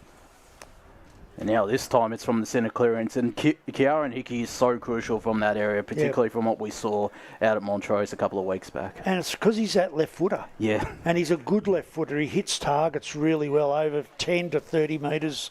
Hits them every time nearly. 14 goals for the year. Kane Keppel to continue the Park Orchards onslaught in this first quarter. Kicks it across goal. Off hands it is. Scramble at the deck it will be. Trying to lock it in. The Wantirna South defence. They do so successfully. At the bottom of the pack there was Kai Taylor, just doing his best to make sure no free ball spilt out for Park Orchards. This time Keppel out of the ruck, hands it off. Running for it is Hickey. It just bounced off his chest. Taylor goes again. Wrapped up once more. Good tackle by Ciampa. And it's right smack bang in the middle of Park Orchard's 50. We've gone 24 minutes gone here. Park Orchard's lead 20-4. Keppel gets the tap down now to Whitnish. Didn't know what to do with it just yet. Champa over to Magnano. Magnano was tackled, but it spilt out to Parsons anyway. Top of the goal square. It'll land. Punched away by Neop. Handed off by Webb. Crashing in was Leggett. Andrews goes again. Tackled. Calls for a free kick. I think he's got it. I think he's going to give it to Park Orchard. Pulled it in, I think. He did drag it in, but then they did jump over the top of him. So He ended up with the footy. Yeah. So what's the call? That it was high? I think it was holding the ball. Neop dragged it in. We've got call for dragging it in. Brutal. Oh, I don't know about that one. Yeah. Oh, I agree. I don't think that was a ball up. So coming in will be Sammy Prest. And 25, I think. 25-metre penalty. They didn't agree with it either. Oh, no. This is not the start you want for Wantirna South. This is another certainty of a goal. Sammy Prest comes in, kicks it right into the signs. They didn't put anyone on the goal at all. No, not at all. And it's small things like that. Yeah. Which, like, apart from giving away the free kick, do the disciplined thing and go back and stand on the line. It's not going to stop the goal, don't get me wrong. But it's those little disciplined things that you've just got to get better at. And unfortunately, who was it? Neop wasn't able to do it. He's got to learn those things. So back in the middle, it suddenly jumped out to 22 points. Little handy lead for Park Orchards. 25.5 minutes gone first term. Out of the ruck, it's going to be another free kick going the way of the Sharks. And the big man there in Patrick Carr looks to pass on to Spiteri again, who goes inside 50. Downey's in the direction. Out the back. They've got all these numbers here. Trying to get to the contest. Dinez goes back and a long kick out from the op towards us on the broadcast side. Can they get a mark out of this? Came off hands through Jamie Hunt. Finger breaker. And that would certainly sting a little, but just very almost rattled at the moment. Yep. Wantirna South. And there's that run from behind again, and they've got no one on Spiteri at this stoppage as well, Wantirna South. You're spot on. He's on his own, and he's having a big first quarter. Had a lot of the football. Cross the line, the ball goes again by Hunt. That came off his foot. And I think that's Kaika. I think Kaika's the one to go to him because he's gone to Hickey at the moment. I reckon it's Hunt who's going to win. He's gone out now. Parsons on his own. So Jake Dinez out of the ruck. Tries to get something going for the Devils. Ball didn't really work out for him. And now Jeffs, bit of time and space. It was sport by Leggett. Jeffs goes back again. And they link up on that far side. The mark is taken now by Reese. 27 minutes gone first term. 4-2 plays 4 behinds. Been a big start toward the Sharks as they go inside 50. Can they get a mark? It'll sport from behind by Neop. As the ball hits the deck and is in a very dangerous area for the Sharks. A free kick is going the way of the Devils and it'll be 25. But it won't matter because the siren sounds for quarter time and it is a big first quarter for the Sharks. They lead this game by 22 points. 4-2, 26-4 behind. The goal kickers from that quarter. Parsons 1, Downey, Prest and Blakey also with 1 each. We're going to take a quick break here and then on the other side we're going to hear from one of the coaches and then get stuck into the second quarter action out here at Walker Reserve. As Sarah opened her best friend Jackie's wedding invitation, she was overcome with a wave of emotion. While her 2 young boys wrestled on the floor, tears of happiness rolled down Sarah's cheeks as she saw the words she'd been longing to see. Please note, this wedding will be a child-free event. Well, Sarah, looks like we're off to Eastland for a new frock and some heels. Let's book in that babysitter. For all of life's little moments, there's Eastland. Eastland. Live real. Sprained your ankle, bursting through the banner? Broke a finger, high-fiving the ruckman? Or did you run into the goal post again? For bumps, breaks or bleeds, be seen sooner, close to home at Knox Private 24/7 Emergency Department. The preferred provider of emergency care to the Eastern Football Netball League, you'll generally experience shorter wait times. You don't need private health, but there is an out-of-pocket fee. Be seen sooner, close to home at Knox Private 24/7 Emergency Department, 262 Mountain Highway, Wantirna. Do you feel good about your bank? Because there is a bank you can feel good about. They share their profits to fund big community projects, small community clubs, and vital emergency services. They've given $250 million to help Australian communities thrive. They have all the products and tech you expect from a big bank, with service you don't. It's Bendigo Bank. Feel good about who you bank with. Try Bendigo. Search bendigobank.com.au or search Bendigo Bank near me. The one thing that puts a smile on my face is my kids. The sun shining through the clouds even in winter absolutely puts the biggest smile on my face. Seeing delicious food on the table ready for me when I get home. One thing that always puts a smile on my face is seeing my family. The thing that puts a smile on my face every time is really good music. Just the simple pleasures in life. Be remembered for the greatest moments in your life. Find out more at tobinbrothers.com.au. Tobin Brothers Funerals, celebrating lives. At Yarra Valley Water, we know reducing your shower time, or show time, to 4 minutes can save you an average of $200 a year on water and energy bills. Shower shorter. Save water. Authorised by the Victorian Government, 1 Treasury Place, Melbourne. Sprained your ankle bursting through the banner? For bumps, breaks or bleeds, be seen sooner, close to home, at Knox Private 24/7 Emergency Department. You'll generally experience shorter wait times. Knox Private 24/7 Emergency, 262 Mountain Highway, Wantirna. You are listening to Radio Eastern FM 98.1. With live and exclusive coverage of the EFNL football season. Bringing you the match of the day with score updates from all divisions. And now we cross to our commentary team for the Radio Eastern 98.1 Match of the Day coverage. Yes, welcome back to Walker Reserve, quarter time here, and the Devils 4 behinds trail Park Orchards 4-26. Dominant first term from Park Orchards. We're going to hear from one of the coaches in just a moment, but Josh Ward in the special comments chair got some scores around the grounds. Josh, what's happening when you go local? Let's start off with Premier Division and out at Baldwin Park. It's South Belgrave 7 leading Baldwin 6. East Ringwood 25 lead Berwick 18. Vermont 31 lead Noble Park 13. Blackburn lead over Roval 19-13. And no update from Doncaster East and South Croydon. Into Division 1, Beaconsfield 12 lead Bayswater 8. Montrose hold the early advantage against Boronia 13-9. Mitcham 13 lead Mooroolbark 10 and North Ringwood 12 lead Norwood 6. Division 2, Waverley Blues off to a fast start out of Croydon Oval, 25-4 out there in a crucial contest as well between the two Blues. East Burwood 10 lead Ringwood 8. Mulgrave also off to a fast start. They lead 32-15 over Lilydale. Surrey Park 22 to Heathmont 15 and no update from Templestowe and Scoresby. Division 3 will drop down into Donvale 37 to Ferntree Gully 12. So on track to potentially win by 140 points according to Blake Tennant, which surprised me listening into that. The Basin 31 leading Knox 14. Coldstream 27 leading Sylvan 18 and Whitehorse Pioneers 20 trailing Upper Ferntree Gully 23 out there at Springfield Park. Division 4, Croydon North Emlock lead against Chirnside Park early, 25-22 at Hughes Park. Bulleen Templestowe 45 to Forest Hill 4. 25-1 between Kilsyth and Wadding. The Cougars leading and no update from Fair Park and Warrandyte. Thanks, Josh. Fired through them all. And as we are about to hear, I believe, our potentially our boundary rider, Blake Tennant. He might be out at the Wantirna South huddle, so we're going to hear from when him. You can, boys. Yes, we've got Blake Tennant. Got Jason. And really got on the pressure today. We all know how good the pressure is from Wantirna South all year. Is that the key message, or what was the other? Yeah, pressure is what known for, and you can visualize. So when you can't see it, you can feel it as well.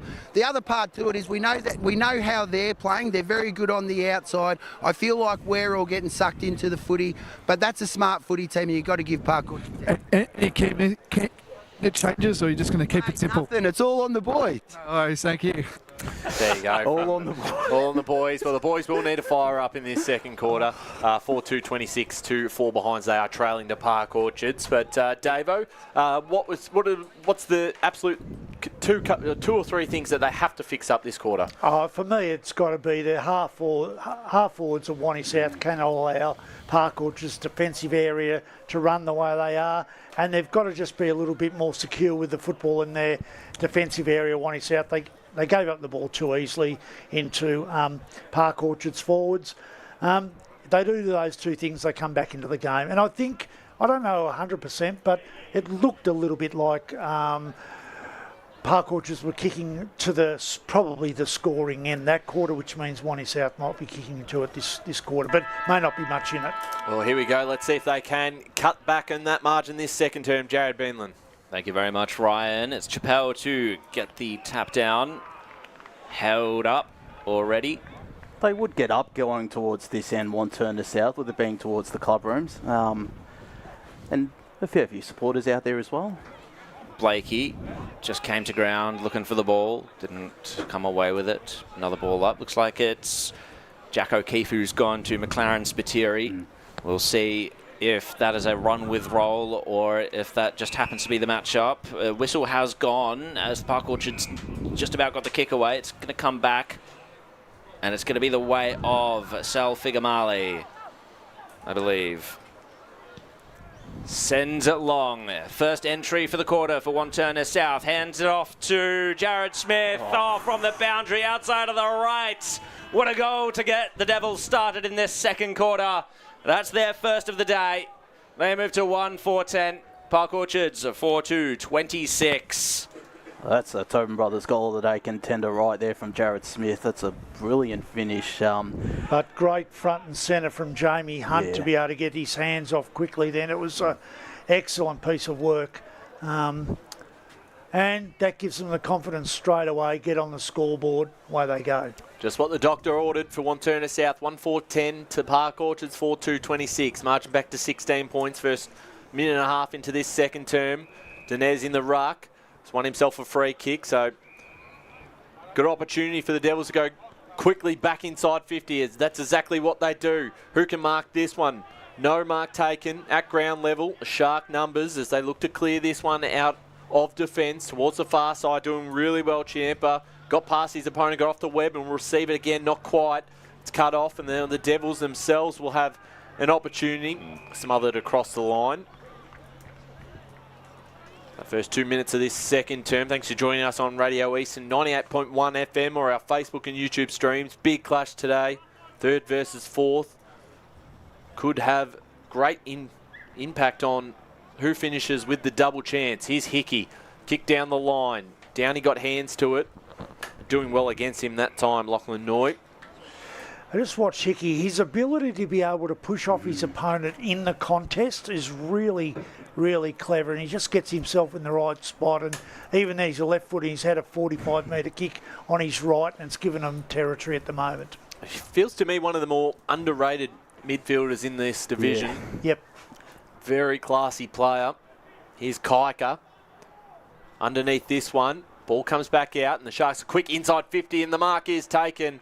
And a chance for Kane Keppel, who almost looked like he might play on, chooses to go back and take the set shot on goal. And I think they've all been tapping him on the back. I'm just waiting for him for his number to turn around. That was, who was that, number 14? So that was Sammy Heron who got the ball out then. He was very quick and now sets up Kane Keppel's first opportunity in front of goal. And he's also crucial, Heron, with that run at the back of the stoppage alongside Spiteri. Yep. Keppel. A tough angle, but not too far out from goal. Doesn't miss too many goals. This one has gone to the right, though, and just a minor score. That moves them till 4-3-27, the Sharks. 1-4-10, Wantirna South. 3.5 minutes gone second term. You went wrong about that end, Dave. I'm telling you now, it's a hard end to kick at. Well, we get to see what Wantirna South have to offer in terms of transition for this quarter. Warner's going to set himself, had to punch it away from Price Inglis initially. Scooped up, however, by Hickey. Got a scrambly kick forward, intercepted by Neop, and he was tackled over the line by Taylor. Back into play it will be. So it is Kaika that has, I think, I'm not sure who actually now has. Yeah, it's Kaika. Kaika's gone to Hickey. It's got Hickey. Yes. Dinez punched it down. It ricocheted a little bit. Wong scooped it up, got the handball away. But Park Orchards now able to feast on it.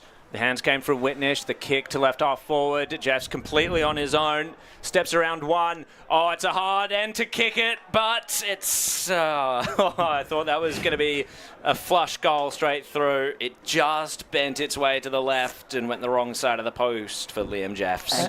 And guess who played involved in that score opportunity there? Yep. Again, Spiteri. So Nathan Denez to kick this one back in. So even 3-goal margin. Wong. He's handball towards the boundary side. Kaika getting involved. Price English chasing this one. And the ball's not coming out. So right in front of us, we'll get a stoppage. Broadcast side of the ground. 1-4-10, Wantirna South. Park Orchards 4-4-28. They kicked all 4 goals in that first term. Denez giving away the free kick, or a block, sorry. No. He'll be getting the free kick. Chappell getting his way that time.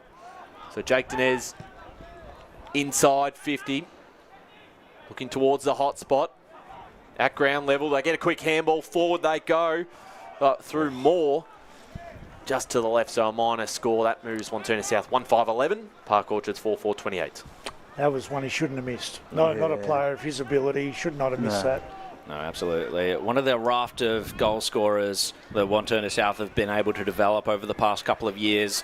It's been an excellent set of forwards that they've managed to get a hold of. As Heron hands it off to Spiteri, kept it low. Mark's been taken on the outer side there by Parsons. Says he's going to go long, does so.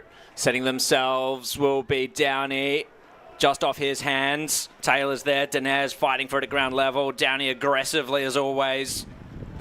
It'll be held in and a ball up in Park Orchard's forward pocket. 6.5 minutes gone. Park Orchard still continue to lead by 17 points. Chappell wildly swinging at it. Didn't make connection. Kaika was there to clean up the mess, and it's Neop out of defence for Wantirna South, but another turnover coming out of defence for the Devils as McAuliffe takes the intercept mark, will send the Sharks back into attack. Nearly a mark taken by Keppel, comes to ground. Wong is there just to try and hold it in desperately. It's spilt out to Downey. Trying to crash his way through was Kaika. And Hickey said, "You're not going anywhere." Another ball up. Opportunity for the Sharks. If they can get this goal from stoppage, it will really set the pain on the Devils. Squeezing a kick out the other way was Keppel. Tackling the Devils' defence. Able to hold it up yet again. Who's going to be around this stoppage? Coming in was Denez, but it was his opposing ruckman that got it. Aggressive tackle by Nathan Denez on Champa. And again we go. Very contest-heavy couple of minutes here. The ball spilt out to Price Inglis. Just overran it. Oh, the handball was errant. It's come to Jeffs. 2 Park Orchards players against Nathan Denez. Denez kicked it off the deck and it went out in the full. That's a disaster. It sets it up for Park Orchards here. Price Inglis, I don't think he'd have a shot. I think he'd probably want to set it up unless he just doesn't see anything he likes. He could nearly kick this. I know I've said how hard it is, but he's the sort that could. Well, let's see. Jacob Price Inglis. Oh, you might not be wrong, Davo. Oh, it just comes to the goal line off hands, and the one behind to Park Orchards. They move to 29 to Wantirna South 11. Look good off the boot as Nathan Denez brings this one back in. The mark taken by Kaika at the half-back line as the handball off to Leggett, who goes in towards the middle of the ground. Big grab from behind. O'Keefe had to climb over Spiteri. As O'Keefe now goes inside 50. Good ball from behind. Comes towards the boundary line. Smith is wrapped up by 2 Sharks. I would have liked a runner to go past O'Keefe then. He didn't have any runners. He's had to go back, stop, and allowed Park Orchards just to drop back and another defender.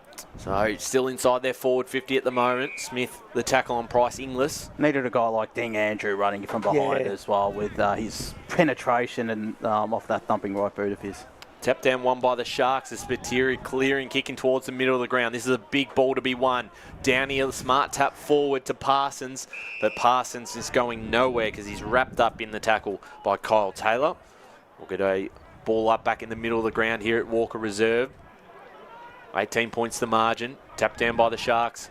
Once again, quick handball from Jeffs. And they move this along. Spiteri goes towards the far side.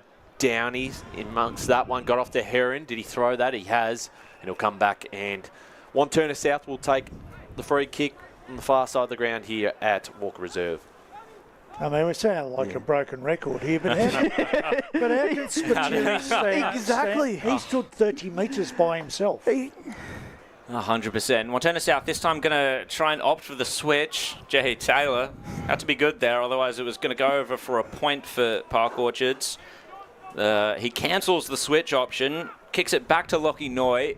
He sends it out of defence on the outer side. Mark taken by Kaika. Elects to play on, who was forced to, not sure. Handed it to Leggett. Noy again. It's a high one towards centre half forward for the Devils. Standing in the way with courage was Haythorne. Wore a lot of attention. Will kick it out to the outer wing now. Nearly bumped over. There was Jordan Dale. Blakey got the kick away, but it's going to come back through Taylor once more. Where is this ball transition for Wantirna South going to come from? He's not liking what he's seeing, so he's just going to send it down the line. The Flyers flight. Nearly strong hands by Spiteri. Buries his way under. It'll be a ball up, though, right out there in front of the timekeeper's box. He had options, did Kyle Taylor, on this broadcast side as well, but just decided not to head in that direction. It went too slow in the end. Holding free kick is going to go the way of Jake Dinez. And, oh, no, against Jake Dinez. And Park Orchards will send themselves forward once more through Patrick Carr. So Carr, the big fella. He's done all right since he's come on. His hands have been nice. He's won a few free kicks. Yeah, he has. First real look at him for us as he goes inside 50 in front position. Dinez almost took the mark. Here's a chance for Champ up. Off to Jeffs. Finds the footy again under a lot of pressure there from Dylan Moore with the tackle. And a great pressure from Jake McMillan as the ball goes out of bounds.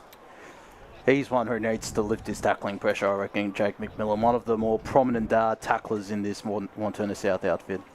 So coming up to 12 minutes into this second term. 1-5 plays 4-5. The Sharks leading.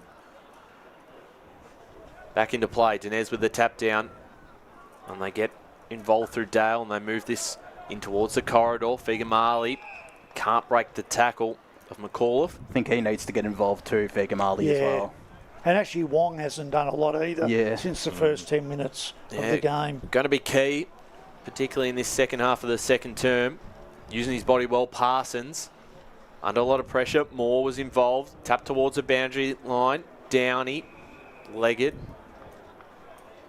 And the ball coming back to Lewis Downey. So free kick that time against Lachlan Noy. I think it might have been too high. He ran into him into his head. I think that's what it looked like. Yes. Reckon he can kick this, Davo? It's a tough one, but it's not as bad on this side as what it is on the side we're sitting. It's a bit easier, but still not easy. No, currently on the far side of the ground here at Walker Reserve, be kicking from just inside the forward 50 arc, but a very tough angle. Great set shot on goal is Lewis Downey. We'll take one of his better kicks from here, though. Downey comes in. He likes it off the boot. He loves it off the boot. Park Orchards have their fifth. 5-5-35. Wantirna South 1-5-11. Great kick from Lewis Downey. It was. Beautiful kick. And you know, Wanty South have done a reasonably good defensive job in that last 5 or 6 minutes, but you just can't afford to give it. They've probably given away 3 free kick goals now. Yeah.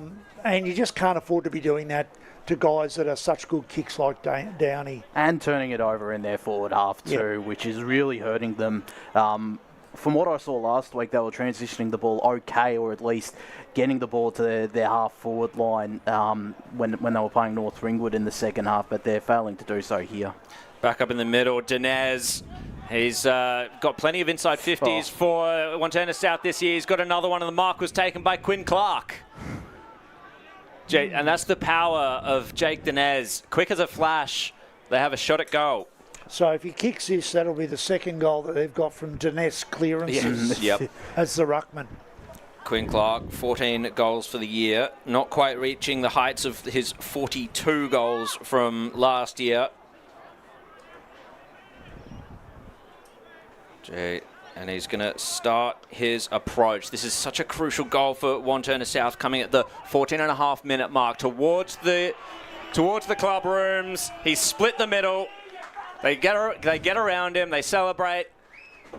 And Wantirna South, boys, they remain in touch. They do, and that's a crucial confidence booster as well for Quinn Clark, who I reckon hadn't had a touch up until that point as well. So, yep. And all forwards are the type of player that thrive on confidence and can kick goals in spurts. Is a perfect example with a guy like Quinn Clark.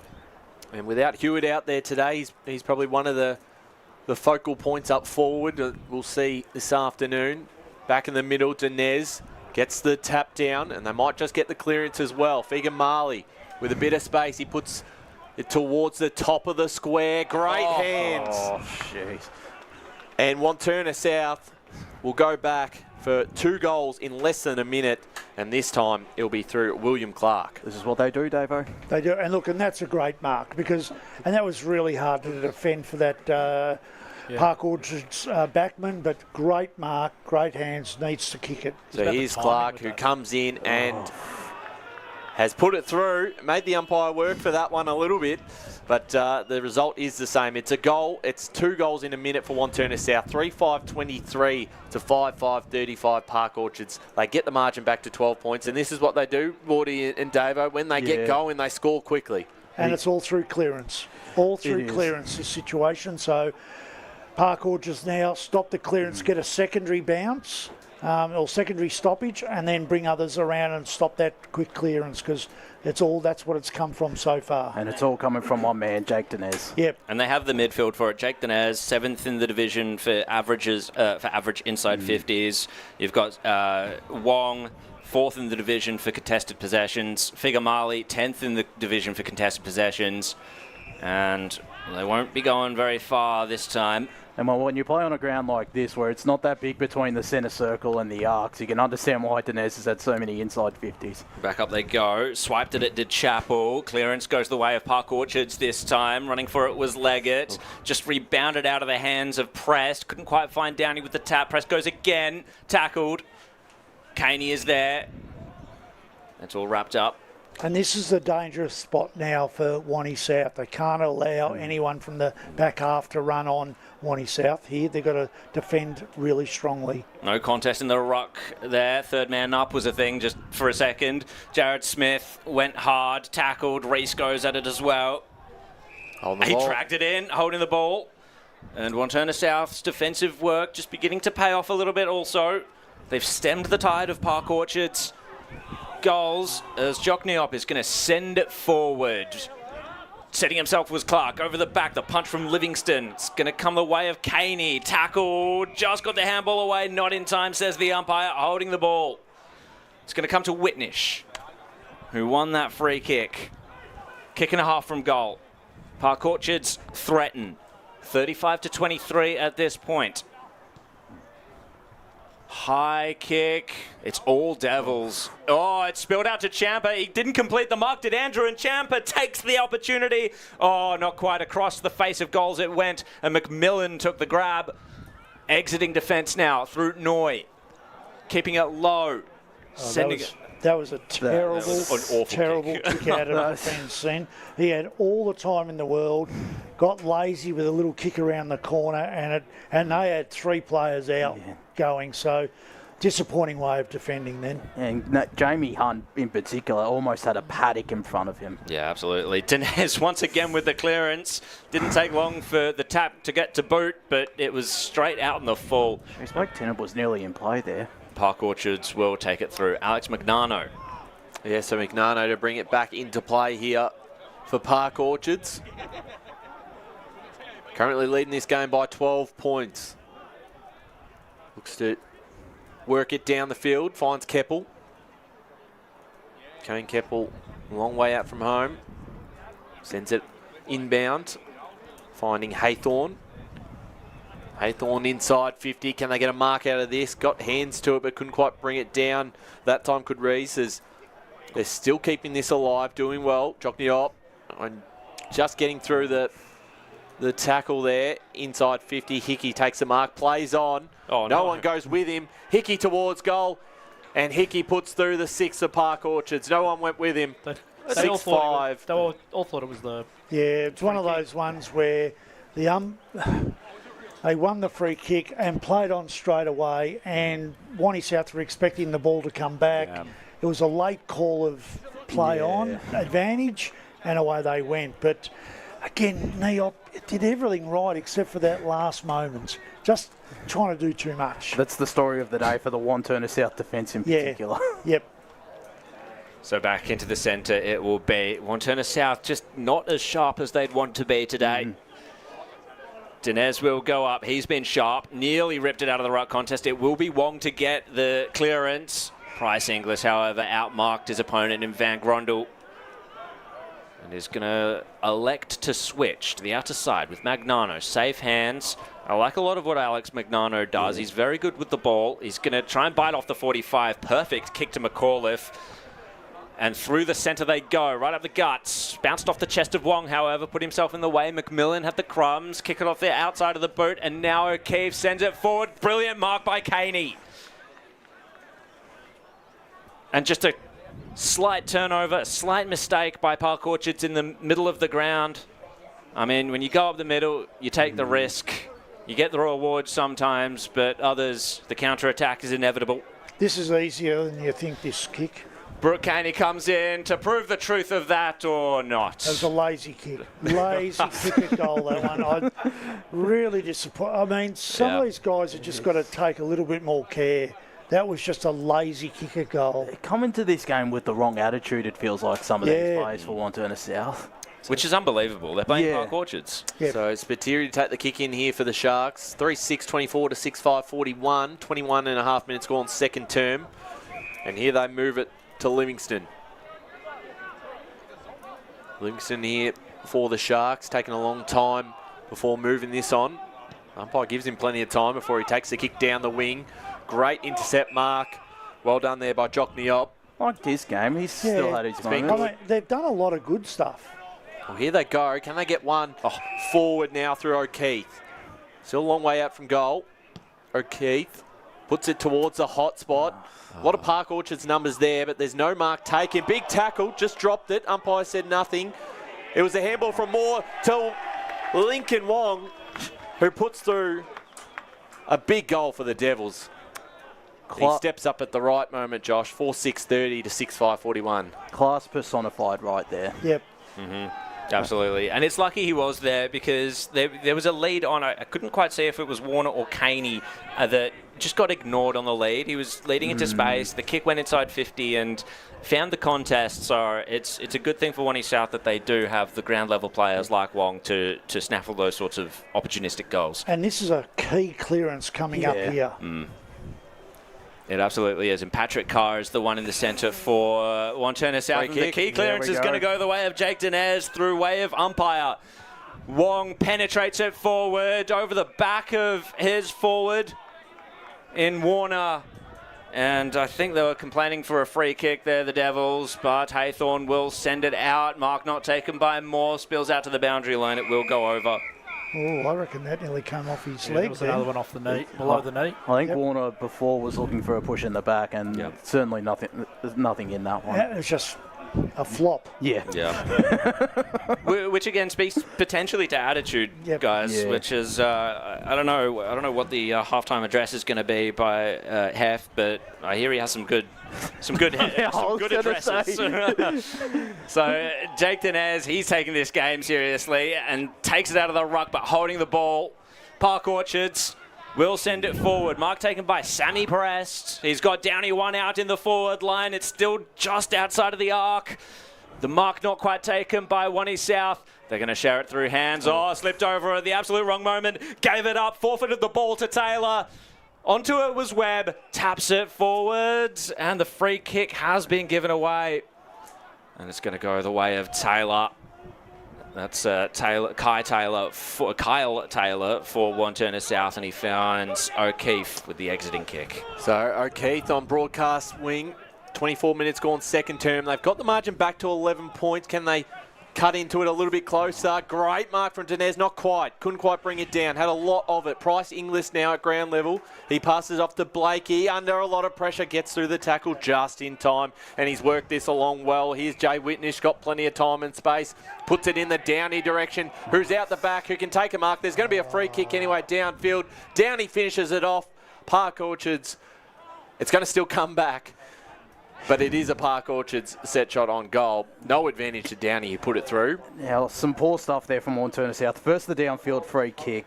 Dinez had most of it, but Will Clark interfered with that piece of play before as well. That's really poor on Wantirna South's end. So Lewis Downey would have loved to just take the advantage there, but a guy of his quality, I don't think he'll have too many issues from here. Not far out, probably 15 metres on a slight angle. There's Lewis Downey,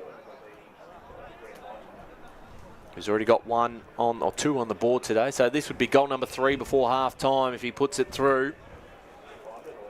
Lewis Downey, key player for the Sharks and their chances this year and going on and winning the flag.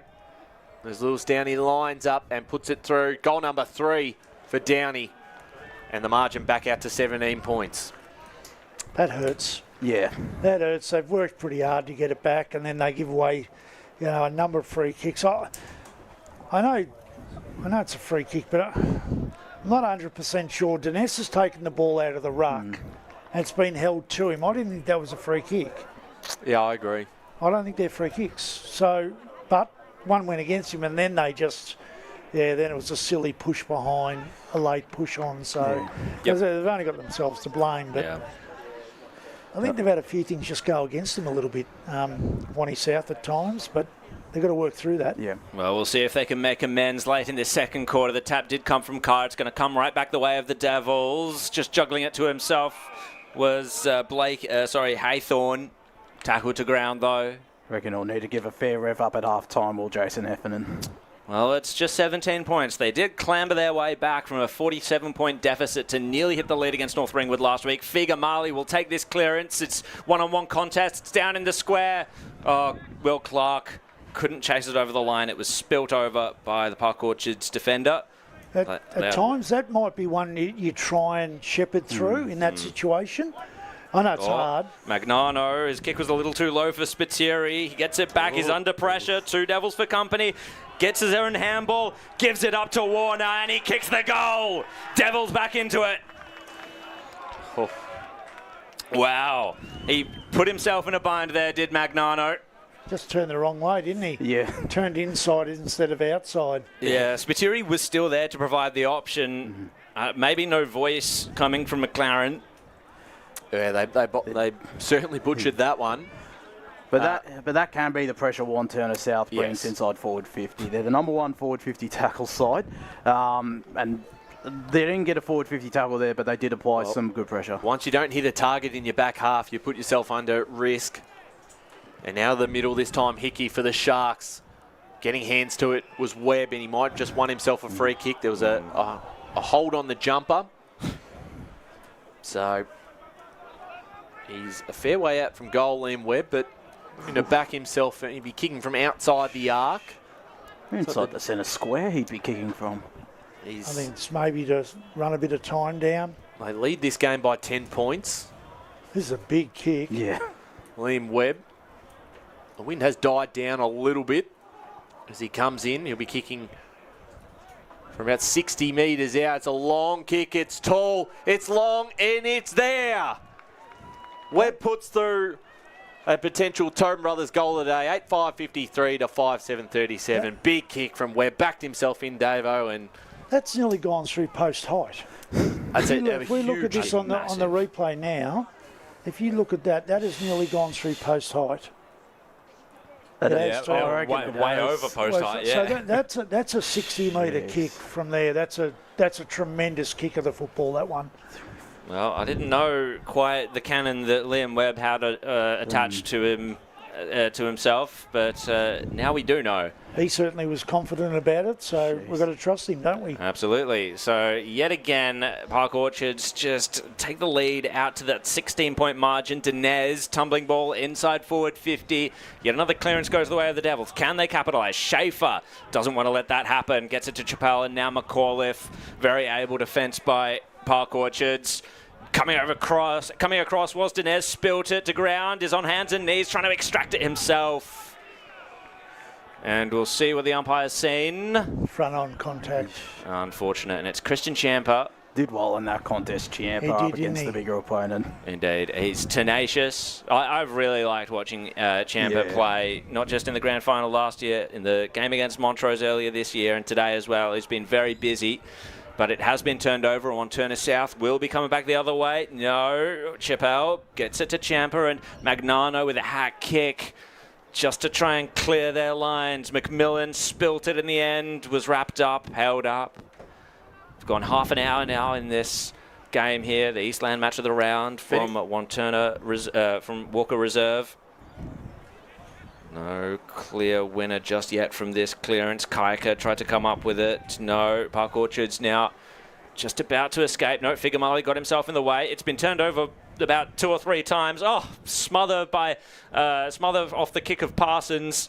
And Wantirna South will be able to hold it up. So they're maintaining the pressure late in this quarter, are the Devils. Been a good quarter. 9 goals kicked. Yeah, it has. Between the two sides. Is there one more left on the table for either team at the moment? Park Orchards about 60 out from home. Figamali, he's kicked down the line. No mark taken.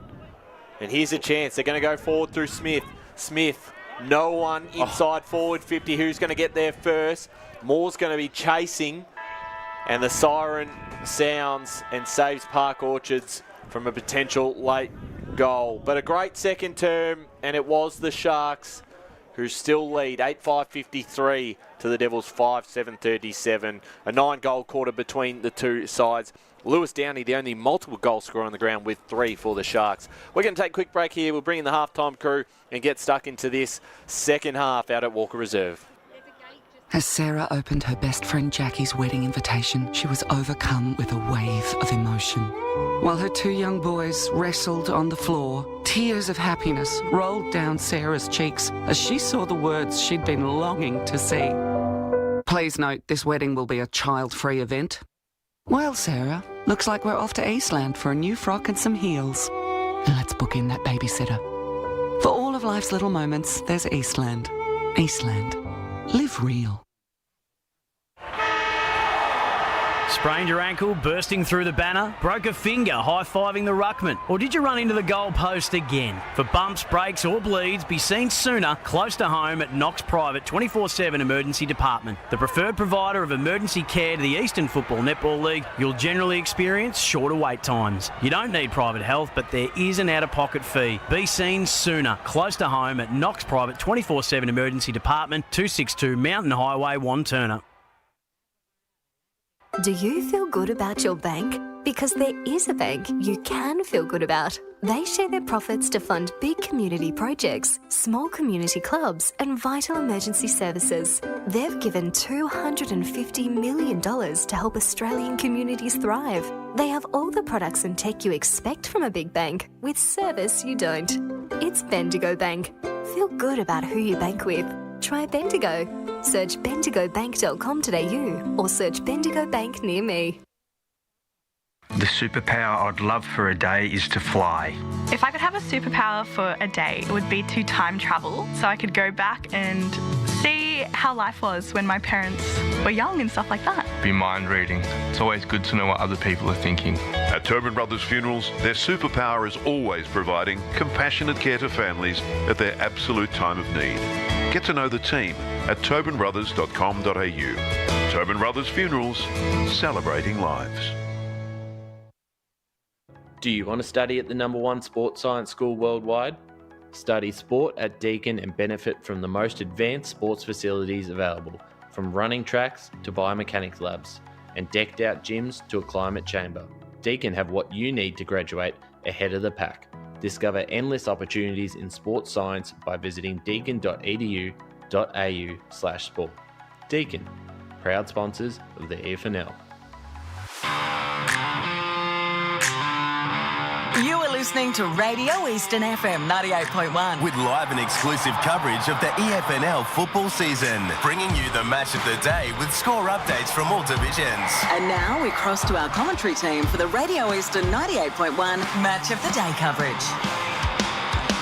Yes, welcome back to Walker Reserve for today's Eastland match of the round between Wantirna South and Park Orchards at the moment. It's the Sharks with a 16-point lead at the moment, 8-5-53 to Wantirna South, 5-7-37. This is the halftime crew. My name's Blake Tennant, joined here by Matt Spider-Lee and Josh Ward. I'll start with you, Spider. Park Orchards, they controlled that first quarter. The pressure that they were bringing was elite, and you know if we've all been following Wantirna South, their pressure is elite, and unfortunately it's not working today. They got it back. They kicked 5 goals to 4 in that second quarter, and Park Orchards of course take the lead. But what's your key takeaways at the half? Yeah. Probably need my mic to it. Yeah, we're on to go. So, yeah, look, the first quarter in particular, look, I thought Park Orchards definitely controlled the game. I thought it was their ability to transition the ball from their back half, which created score. So they were fantastic in that regard. Also, I thought their contest and clearance work especially was really good. Wantirna South, there was a bit of an inability, with their ball movement. Look, they had some chances which they squandered up forward, and they could have easily kicked a couple of those goals and been in the game. There was just some little key moments within the first quarter where they just didn't do a couple of things right. I'm just listening to Jason Hefferman at quarter time. He just reinforced getting back to some of those basic fundamentals that they do so well. There was some discipline issues, within the first half, giving away a couple of those, down the ground free kicks, a couple of 25-metre penalties. Just got to be a little bit more aware. But then in the second half of that second part of the second quarter, I thought they looked probably the better side. Like they had their contest and clearance work was better. They started to create a lot more score. Guys like Lincoln Wong started to become more involved in the game and started to really get their hands on the ball. Warner's been very busy up forward. Both Jake Denise and his brother and Nathan are certainly playing roles. So I think that the Devils that are in the game, they just have to tidy up some key issues at the moment. But Park Orchard's looking really good at the moment. Guys like Blakey, I think Downey's been tremendous so far, 3 goals. He's looking really dangerous. So there's some things that they're going to have to really watch.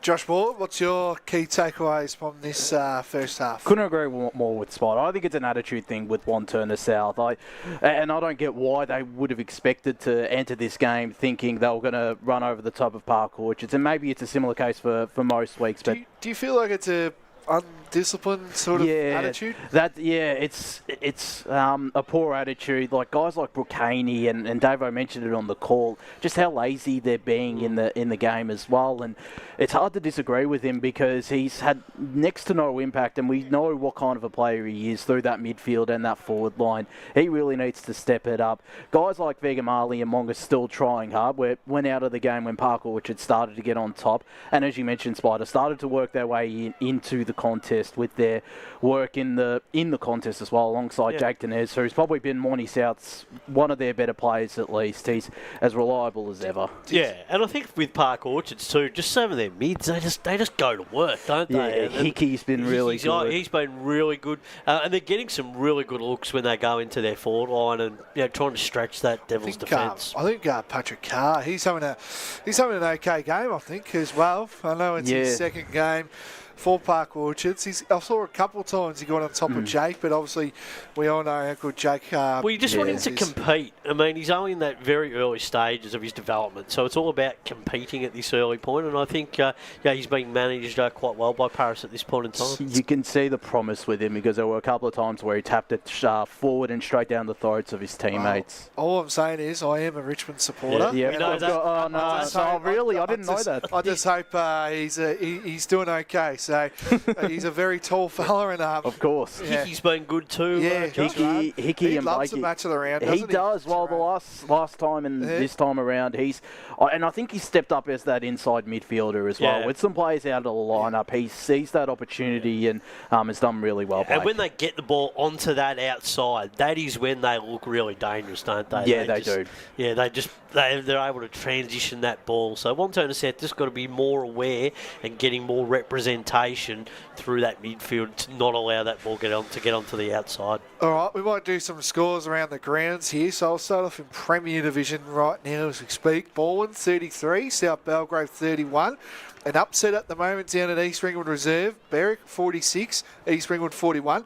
Berwick did win last time against East Ringwood last year, so not afraid of beating East Ringwood at East Ringwood. Vermont 5 points at the moment, 42-37. Roval lead 59-46. Blackburn did kick the first 4 goals of the game in that battle, so the Hawks have come back really well there. Donny East 43 to South Croydon 29, so a 14-point lead to the Lions. We move to First Division now. Beaconsfield 48 to Bayswater 8.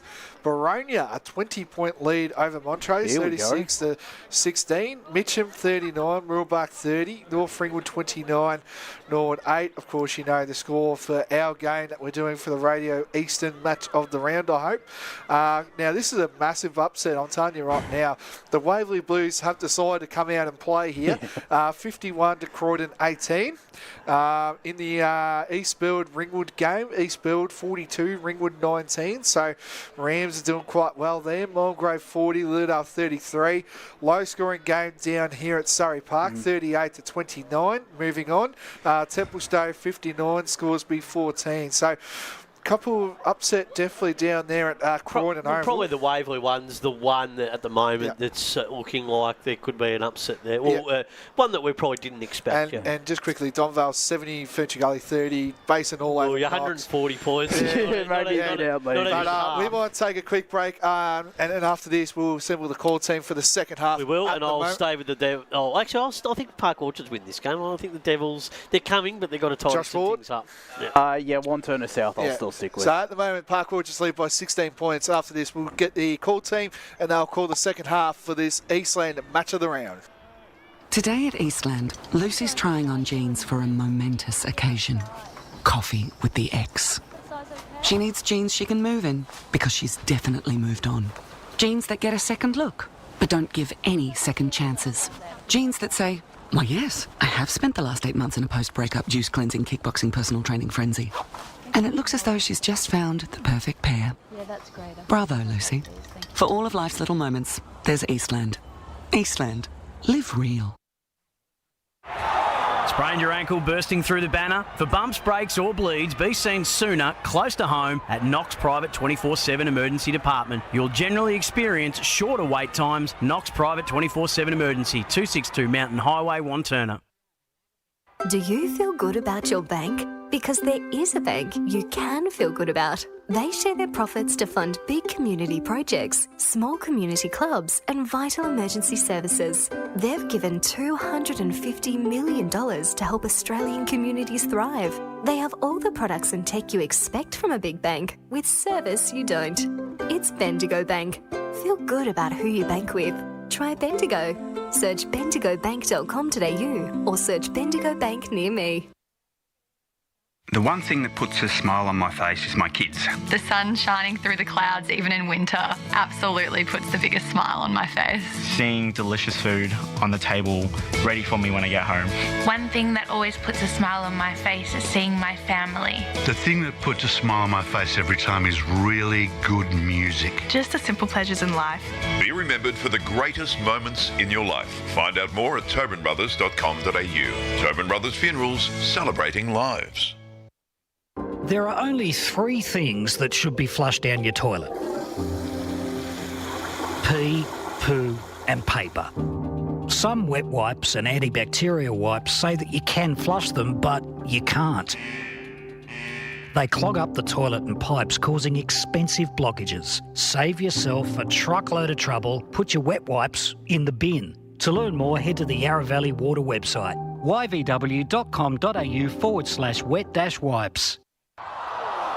Hi, Dylan Dow from the Baroni Football Netball Club here. When I need to grab a quick coffee or a bite to eat, I'm popping into Eastland. Eastland's more than a shopping centre. They support a range of community organisations and have been a major partner of the EFNL since 2018. Cheers, Eastland. Listening to Radio Eastern FM 98.1 with live and exclusive coverage of the EFNL football season, bringing you the match of the day with score updates from all divisions. And now we cross to our commentary team for the Radio Eastern 98.1 match of the day coverage. Welcome back to Walker Reserve. Third quarter about to get underway out here. And it is the Park Orchards, the visitors, leading at the moment, 8-5-53 to 5-7-37, Wantirna South. And we're ready to go for this second half. Blake Tennant on the boundary. How are the conditions out there in the second half? A little bit breezy coming towards my end, so the scoreboard end. At the moment, is that okay, or is that dropping out a little bit too? Dropping out a little bit, but we got most of that. Yeah, but there is a little tiny bit, not too much of a breeze heading towards the scoreboard end at Walker Reserve today. Thanks, Blake. Whatever you did just then is perfect. Keep doing that. Yeah, stay there. Do not move. Don't move a muscle. As we get ready for this second half. It was 9 goals kicked between the two sides in that second quarter. 5 to Wantirna South, 4 to Park Orchards. Lewis Downey, their only multiple goal scorer, with 3 for the Sharks. As we get ready to go here for the third term, big quarter of action. 3rd v 4th in Division 1, round 15. And up we go. Patrick Carr will take this first contest. Gets a tap. That was very clean. And the clearance went the way of Park Orchards off the boot of Taylor. It's going to ricochet back into the centre. Not able to capitalise, and it was Whitnish that got the kick inside forward 50. Dang Andrew just dropped it, and to his chagrin, Sammy Press got the goal off the back of that. Very quick start by the Sharks. They get their 9th of the game immediately. They move to 9-5-59 to 5-7-37. It took just half a minute. Also managed to collect the goal umpire. I think have a look at the replay. Pretty sure it bounced right into Yep. ouch. That's a fair foul. So that is a pretty quick start for the Sharks. Sammy Press gets his second for the day. Yep, less than 40 seconds to get the first one on the board of this second half. Back in the middle again, and it was well done to Carr on the last tap down. He's done it again, straight down to his teammate, who sends it forward in the direction of both Prest and Downey. That was. You can see the value of this kid, can't you? He's a young kid, and just have a look at these beautiful hands. Then that was just great tap work. That was great work, yeah. And Jake Dinez, who's probably been the player who's been winning his position the most for the Devils, he's conceded 2 really important centre clearances. I reckon Paris recognised that heading into half-time and decided to unleash the beast that is Patrick Carr. Unleash the beast. Dinez wins the tap down, this time against Keppel. Doing well there. Whitnish kept the ball alive. Keppel's smart little tap, but stolen away from Wong to Dinez. Quick hands, and they move this through Disney. Again, they try and link up on that far side of the ground. It's coming back. A high kick from Livingston. It's going to be a tough one to mark. Spalt from behind. Chance to Lincoln Wong. Got a bit of space and sends this one forward. Schaefer was in front position, but the ball eluded him. Trying to keep this alive is Caney. Going forward again. The umpire's pinged something. Again, the Sharks. And it'll be a free kick here going the way of the Devils. And a chance for them to get a quick reply after conceding the first of the third term. And it'll be Caney to take the kick. He really needs to step up in this second half, Caney. He does. He's not done much. And this is after their quick first goal, they really need a quick reply now. Well, he's the type of guy who could pop up in the second half and kick 4 goals and help the side come back to win the game as Caney comes in. Important kick for the Devils, loves it off the boot. No mistake from Caney. He gets his first, and Wantirna South get back 6-7-43 to Park Orchards 9-5-59. And again, looking back at that grand final, it was that second half really where he started to stand up. So, and he needs to, if Wantirna South are to get into the contest, maybe throw him into midfield just to get that little bit of confidence as well, alongside guys like Lincoln Wong and Ethan Kiker in there. They can rotate a few players in and out of the midfield, Wantirna South. They do have the capacity to do so. Brooke Caney kicking the goal there, 4 goals in last year's grand final. So trying to regain that form. This time Patrick Carr didn't quite have the same effect, but it will be a clearance for the Sharks. Price Inglis on the end of that. Leg it over the top. That was ambitious. And it's going to be a push in the back going the way of the Sharks. Taylor will be the recipient. You can see Downey, or I can see Downey in a wrestle down there with Lockie Noy. Noy trying to stop him from getting on the lead, and it's Keppel floating into the goal square. Andrew with the fist. Bounces into the pocket. Who's going to be there? Oh, Champa tried to kick it off the deck and got a Wantirna South player in the ribs there by the looks of it. Shocked it wasn't kicking in danger as Dang Andrew gets up a little gingerly, but none worse for the wear. I don't think he had his hands on the ball as he went to kick it, but it looked pretty close. Dinez got the tap down. Hickey was there to read it in the mud there as the ground's looking a little chopped up in that specific spot, but it will be another ball up. Sharks lead by 16. We're nearly 4.5 minutes gone in this second quarter. Park Orchard's kicking to the clubroom ends, and it's Dylan Moore to get a bouncing ball, a clearing kick outside of the 50, scooped up by Will Clark. His kick didn't go very far. He had to end up tackling Price Inglis, brought him down. What's the umpire going to say about that? He's going to say, give it to me. Oh, yeah. Interesting. Interesting. He just threw it straight away from the umpire. Yeah. Looked at him and threw it away from him. So we get the ball up in the middle. Dinez goes up uncontested as kick over the shoulder from Hickey. Free kick here going the way of the Sharks. It'll be Taylor. Then Taylor looks to pass it off straight away. And going forward, Hickey. Long kick in the Downey direction. Got hands to it. Noy did well to compete with him that time. And we'll get a ball up. Going to continue sounding like a broken record. Again, look who created that opportunity. Yeah, it was Sabatieri in the right place, right time once more. Tap down one again. It was Wong. And Kaika. And a clearing kick now. Turned over. Price Inglis for the Sharks. They lead this game by 16 points in the third quarter. Inside 50. Downey flies out the back. At ground level, staying on the ground to kick the goal. There's Sammy Prest. He loved it. Who has goal number 3. And that's what at the moment Wanty South don't have. They don't have that forward that's able to take absolute every opportunity they get. Prest has had 3 chances to kick goals and kick them all well. The discipline again, though, to stay on the ground. Yep. Like there's already 3 or 4 guys jumping. Stay on the ground, and he did. And for Wantirna South, that comes down to guys, again, like Caney, but also Jamie Hunt, who's a very lively presence on the ground in their forward 50. Yeah, and hasn't done much today. Maybe you get more down there potentially. He's gotten into the game at least. Carr just tried to wrestle out of the ruck contest that time. Kaika had to tackle. It's not going to go very far.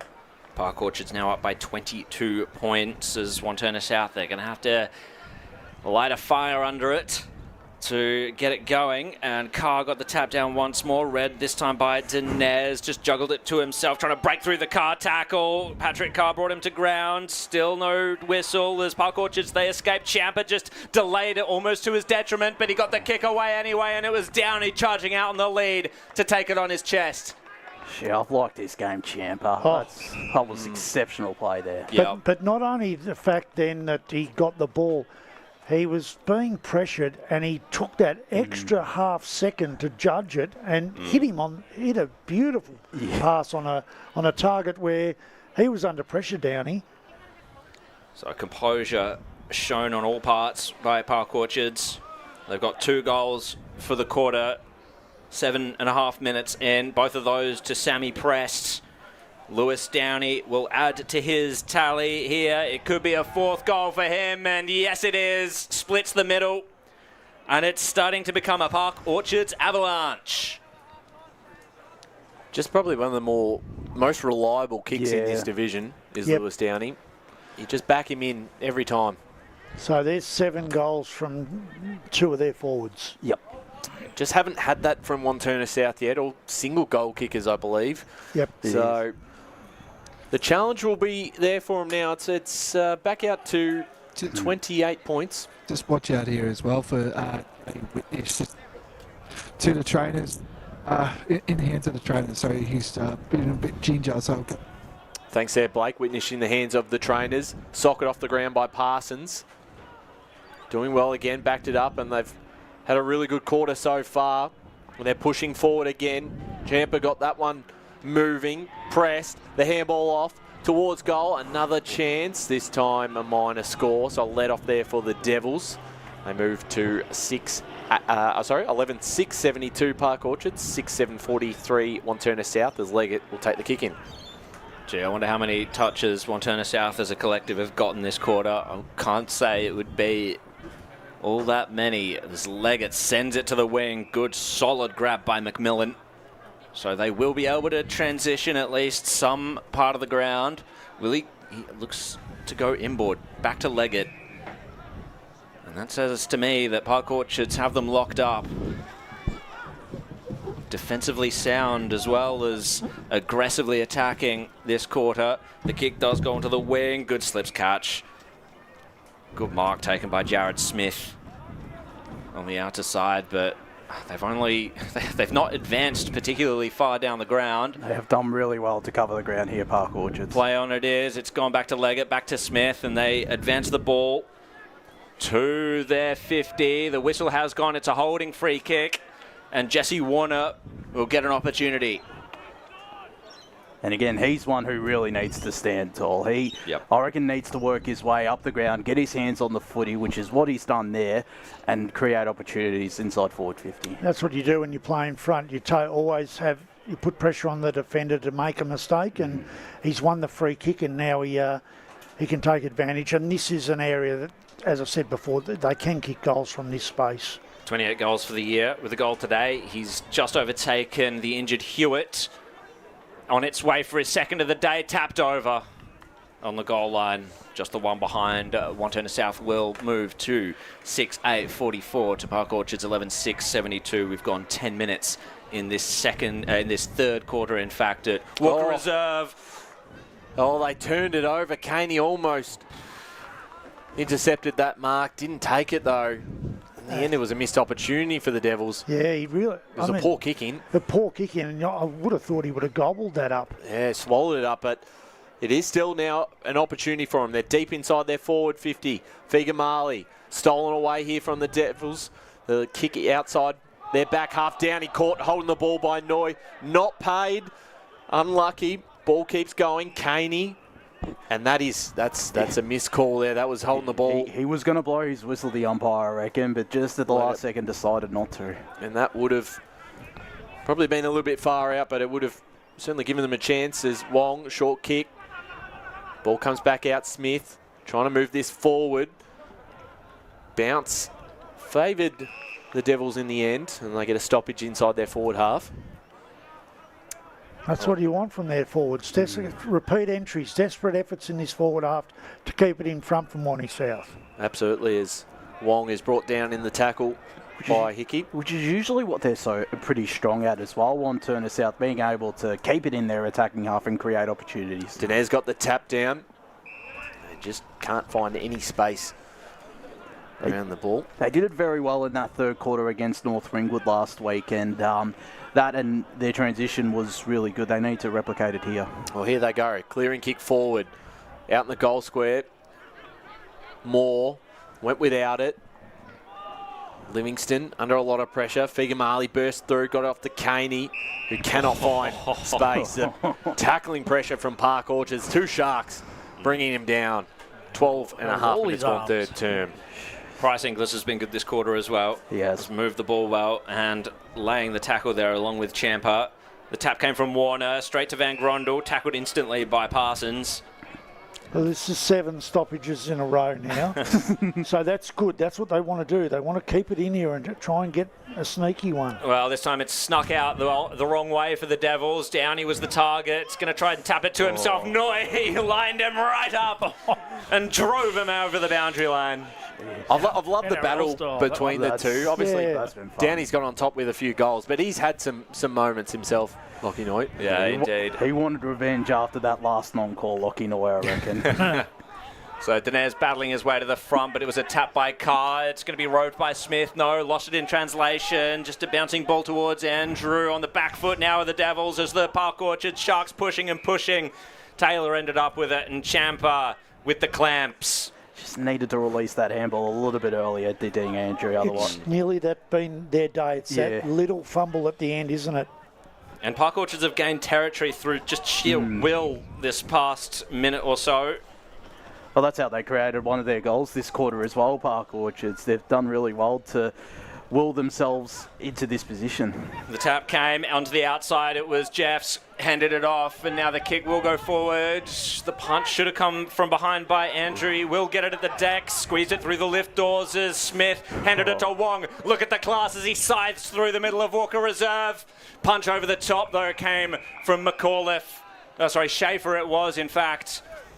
And Devils, well, they regained the territory that they lost in that past passage of play. Best piece of play there from Lincoln Wong so far today. He needs to do that more often. Absolutely. And the punch coming from Schaefer as well. He's fifth in the division for spoils, as he's going to try and lay the tackle there on Caney. Helped out there by Price Inglis. We will get another ball up. Wantirna South just pushing and pushing, trying to find something as Wong sets it up to the goal square. Intercept mark taken, and Park Orchards to rebound. So we're 14 and a half minutes into this third term. It's 11-6 playing 6-8. Park Orchards leading. They'll go towards the boundary line. That one out of bounds on the full. Will give Lincoln Wong the ball, who's been everywhere in the last couple of minutes. Breathing some life into this Devils side. He puts it towards the hot spot. Can they get a mark out? It was spoiled from behind. A chance to keep this in is Hunt. Hunt! No. Minor score. 6-9-45. Wantirna South 11-6-72. Park Orchards. 15 minutes gone third term. And it's Spiteri to bring it back in. That's what we were talking about before, Davo, with Prest's goals. Hunt is the sort of player that should be able to do that. There was a whistle on the play as Park Orchards failed to exit defensive 50 as Dang Andrew will bring it back in. They all flew. It spills to ground. Quinn Clark trying to burst his way through. Figamali's there as well. This time Caney. Oh, it's a shocking kick for what should have been a great opportunity for Brooke Caney. Well, it was clean hands from Figamali and just didn't straighten up. Yeah, I think in the end he kicked it as straight as he wanted it. He was just looking at the wrong post. Oh, maybe. He might actually have that right. I think he had a little bit more time. Yeah, I was just thinking that. It's just about pulling the head up and going, okay, it's here, not there. 11-6-72 Park Orchard, 6-10-46 Wantirna South. Ball back out of their defensive half. Great mark by Kane Keppel. We can set something up here off the half-back line for the Sharks. Down the line, who's going to be able to grab this one? Big fly, no mark taken. Wong at ground level, did well, but he's wrapped up in the tackle this time by Prest and caught for holding the ball. And Sammy Prest will take possession here, centre wing, broadcast side of the ground. Goes a dribbling kick into the middle, works out okay because they've got time. Here's Hickey. Takes his time before sending a kick in the Downey direction. One grab, two grabs. And Lewis Downey is going to line up for goal number 5. So that was Price Inglis by himself to Hickey by himself. Yep. Perfect spot into the dangerous area. So, again, their keys have just been really creative at the right times. So, 4 goals for the day at Lewis Downey. How do you say, if he kicks a goal, he's kicked 5. But Noyer's actually played okay. Yeah, he has. He hasn't. He certainly hasn't been poor. But Lewis Downey is just. He's kicking everything. He's marking everything. And this one for goal number 5. He makes no mistake. Oh no! He does make a mistake, according to the goal umpire. Apparently, it looked like he signalled the goal. Are they going to ask us to look at it? Well, I don't know if you guys got a good look at it. We've got the replay there, very hard to probably see. So we'll judge what the umpire says here is the right call. He's got the Wantirna South faithful behind him, so that will have any impact on bit of encouragement, perhaps, on the decision when we've got all 4. It's a full conflab now. I think discussing this one. 11-6 to 6-10. We're waiting to see if Lewis Downey has goal number 5 or not. He does not. He has a behind next to his name. So and there are 5 or 6 $50 bills coming out of the back of the wallets of the... Very good. 11-7 to 6-10. Well, it's Taylor Leggett to bring it back in. Great mark by McMillan. Just saves it from going over the boundary line. Gee, that would have been the story. Such a typical thing to happen, though, to have Wantirna South have all the play and then the first inside 50 for Park Orchards be a goal.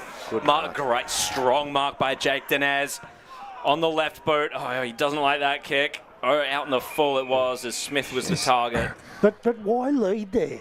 Why lead into that pocket, which is really difficult? Just watch this magnet change as well, boys. Jake Dinez is now playing as a key forward, swapping the ruck. It looks like William Clark will be in the ruck now. Thank you very much for that, Blake. It's a really interesting one to keep an eye on. Blakey kicks it onto the wing. It's now in the hands of Webb, sending it forward once more for the Sharks. Great grab, though. The intercept taken by Leggett. He's got a bit of time and space to fashion a kick over to this side of the ground. Mark taken by Jared Smith. There's overlap options that he ignores in the end. Both Neop and then Andrew came across, but he's going to send it across the ground. Nathan Dinez takes the grab. Eyes light up as he sees an option on the outer side. It's Disney. Keeps it low. No mark taken. Bit of pressure now for Taylor to contend with. Over the boundary line it goes. I reckon they need to get Taylor Leggett more involved. His penetration into the middle of the ground or anywhere he kicks it to is quite crucial for Wantirna South. Yeah, absolutely. As we are ticking very close to time on in this third quarter, Wantirna South 6-10-46, Park Orchards 11-7-73. Ball will be thrown back in. Will Clark takes front position in the ruck contest and the clearance as well. Tackled, however, by Hickey. Just took a little too long to get rid of it, and Kieran Hickey will be the recipient of that free kick. And he's got Spiteri right next to him, who's quick to get the handball and move this down the line. Whitnish passes it off, and they've moved this very quickly. Dinez got a spoil, but it works out okay for Park Orchards. They go in the Downey direction. Sport from behind, well done there from Neop, who got it off to Leggett. Leggett's handball forward.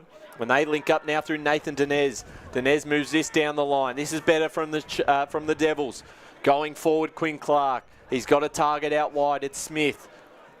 And might just say, I'll take the set shot from here. He's on a tough angle. Well, he needs to kick it because he had Jake Dinez by himself nearly in the goal square. He has to put it up there, and I'm going to back Dinez while Livingston's a good player.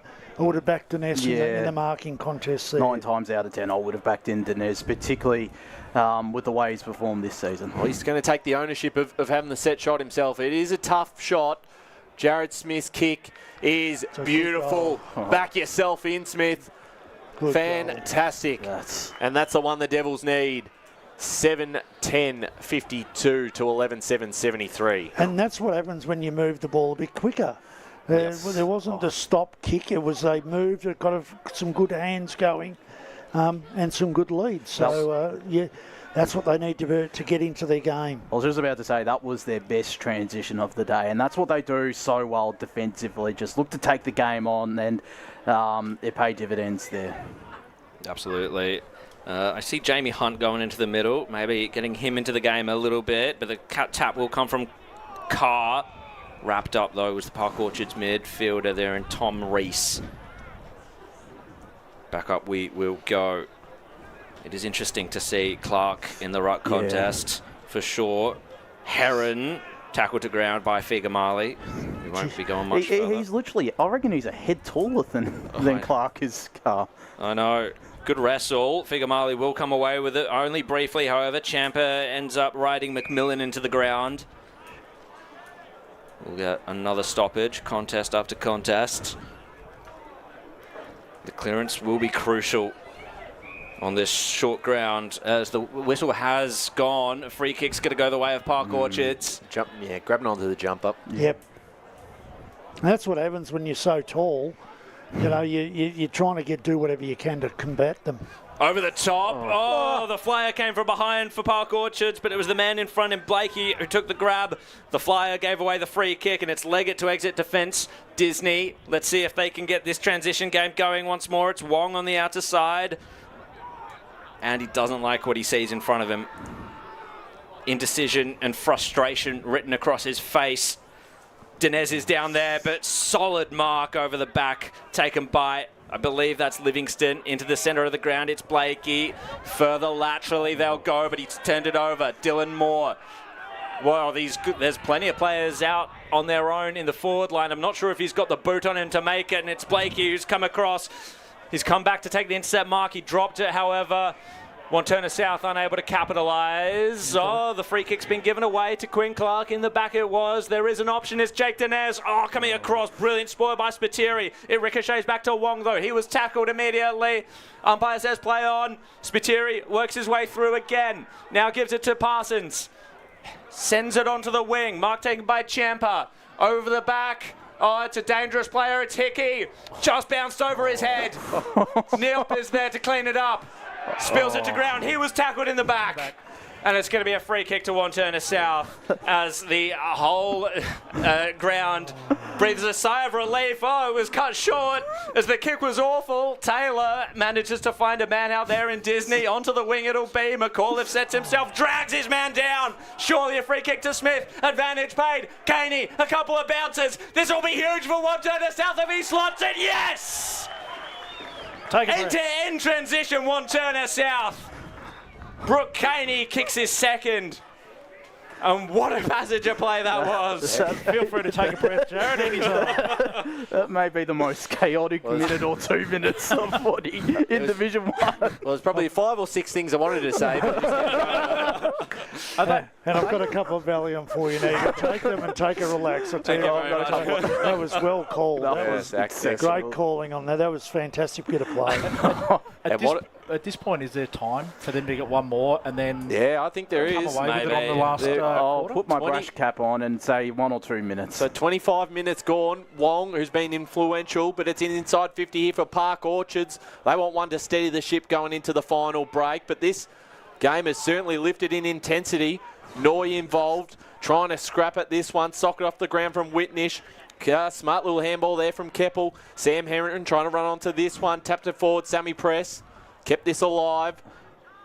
Smart handball that time from Taylor. We've got a boundary throw in far side. 25.5 minutes gone third term. 11-7-73 Park Orchards. 8-10-58 Wantirna South. Back to 15 points. But every time they have been challenged, they've had the answers, Park Orchards. So closing in on 3/4 time. 1 goal either way will be huge. Starts handball there from Wong as they transition forward. Caney's involved again. It's Haythorn who mops it up, gets off to Magnano. Magnano dodging through traffic, back to Haythorn. He's a high kick up and underneath this one. Standing by himself to take the mark. That time was Clark who goes inbound. It's a dangerous kick and Leggett slips over at the wrong time. Coming in, bang! Whitney takes down more. WWE. Oh, that's And we'll get a ball up in the middle. What a tackle there from Whitnish. Not giving away anything as Kaika gets it forward, but he's got nothing there. The mark is intercepted by McAuliffe. McAuliffe barks orders, wants to see a bit more movement up the ground, so elects to go wider to Blakey. We've gone 26.5 minutes in this third quarter. Is there any time for either of these teams to get another one on the board? Just trying to not let that happen is Lockie Noy. He's going to send it on to the wing. Dinez sets himself. Punch to ground. Front and centre was Moore. He was tackled by Livingston. They turned it over again, the Sharks. Blakey didn't quite hit his target with that handball, and it will end up in a holding the ball free kick going the way of Kaika. Livingston. Jeez, that's line ball. Was the one that he caught. Kaika again, indecision on his face. Oh, spoiled over the top by across by Whitnish. Siren's gone. 3/4 time at Walker Reserve. 8-10-58 to Park Orchards. 11-7-73. Multiple goal kickers. Lewis Downey with 4. Sammy Prest with 3. That's for the Sharks. 2 to Jared Smith and Brooke Caney, the only multiple goal scorers for the Devils. We'll be right back at you after this ad break with the thrilling final quarter from Walker Reserve. Today at Eastland, Lucy's trying on jeans for a momentous occasion. Coffee with the ex. She needs jeans she can move in because she's definitely moved on. Jeans that get a second look but don't give any second chances. Jeans that say, why yes, I have spent the last 8 months in a post-breakup juice cleansing kickboxing personal training frenzy. And it looks as though she's just found the perfect pair. Yeah, that's great. Bravo, Lucy. For all of life's little moments, there's Eastland. Eastland. Live real.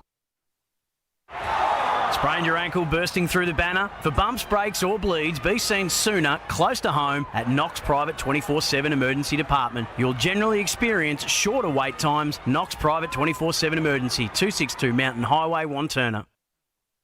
Do you feel good about your bank? Because there is a bank you can feel good about. They share their profits to fund big community projects, small community clubs and vital emergency services. They've given $250 million to help Australian communities thrive. They have all the products and tech you expect from a big bank, with service you don't. It's Bendigo Bank. Feel good about who you bank with. Try Bendigo. Search bendigobank.com.au or search Bendigo Bank near me. The one thing that puts a smile on my face is my kids. The sun shining through the clouds, even in winter, absolutely puts the biggest smile on my face. Seeing delicious food on the table ready for me when I get home. One thing that always puts a smile on my face is seeing my family. The thing that puts a smile on my face every time is really good music. Just the simple pleasures in life. Be remembered for the greatest moments in your life. Find out more at tobinbrothers.com.au. Tobin Brothers Funerals, celebrating lives. There are only 3 things that should be flushed down your toilet: pee, poo and paper. Some wet wipes and antibacterial wipes say that you can flush them, but you can't. They clog up the toilet and pipes, causing expensive blockages. Save yourself a truckload of trouble. Put your wet wipes in the bin. To learn more, head to the Yarra Valley Water website, yvw.com.au/wet-wipes. Hi, Dylan Dow from the Baroni Football Netball Club here. When I need to grab a quick coffee or a bite to eat, I'm popping into Eastland. Eastland's more than a shopping centre. They support a range of community organisations and have been a major partner of the EFNL since 2018. Cheers, Eastland. Listening to Radio Eastern FM 98.1. With live and exclusive coverage of the EFNL football season, bringing you the match of the day with score updates from all divisions. And now we cross to our commentary team for the Radio Eastern 98.1 Match of the Day coverage.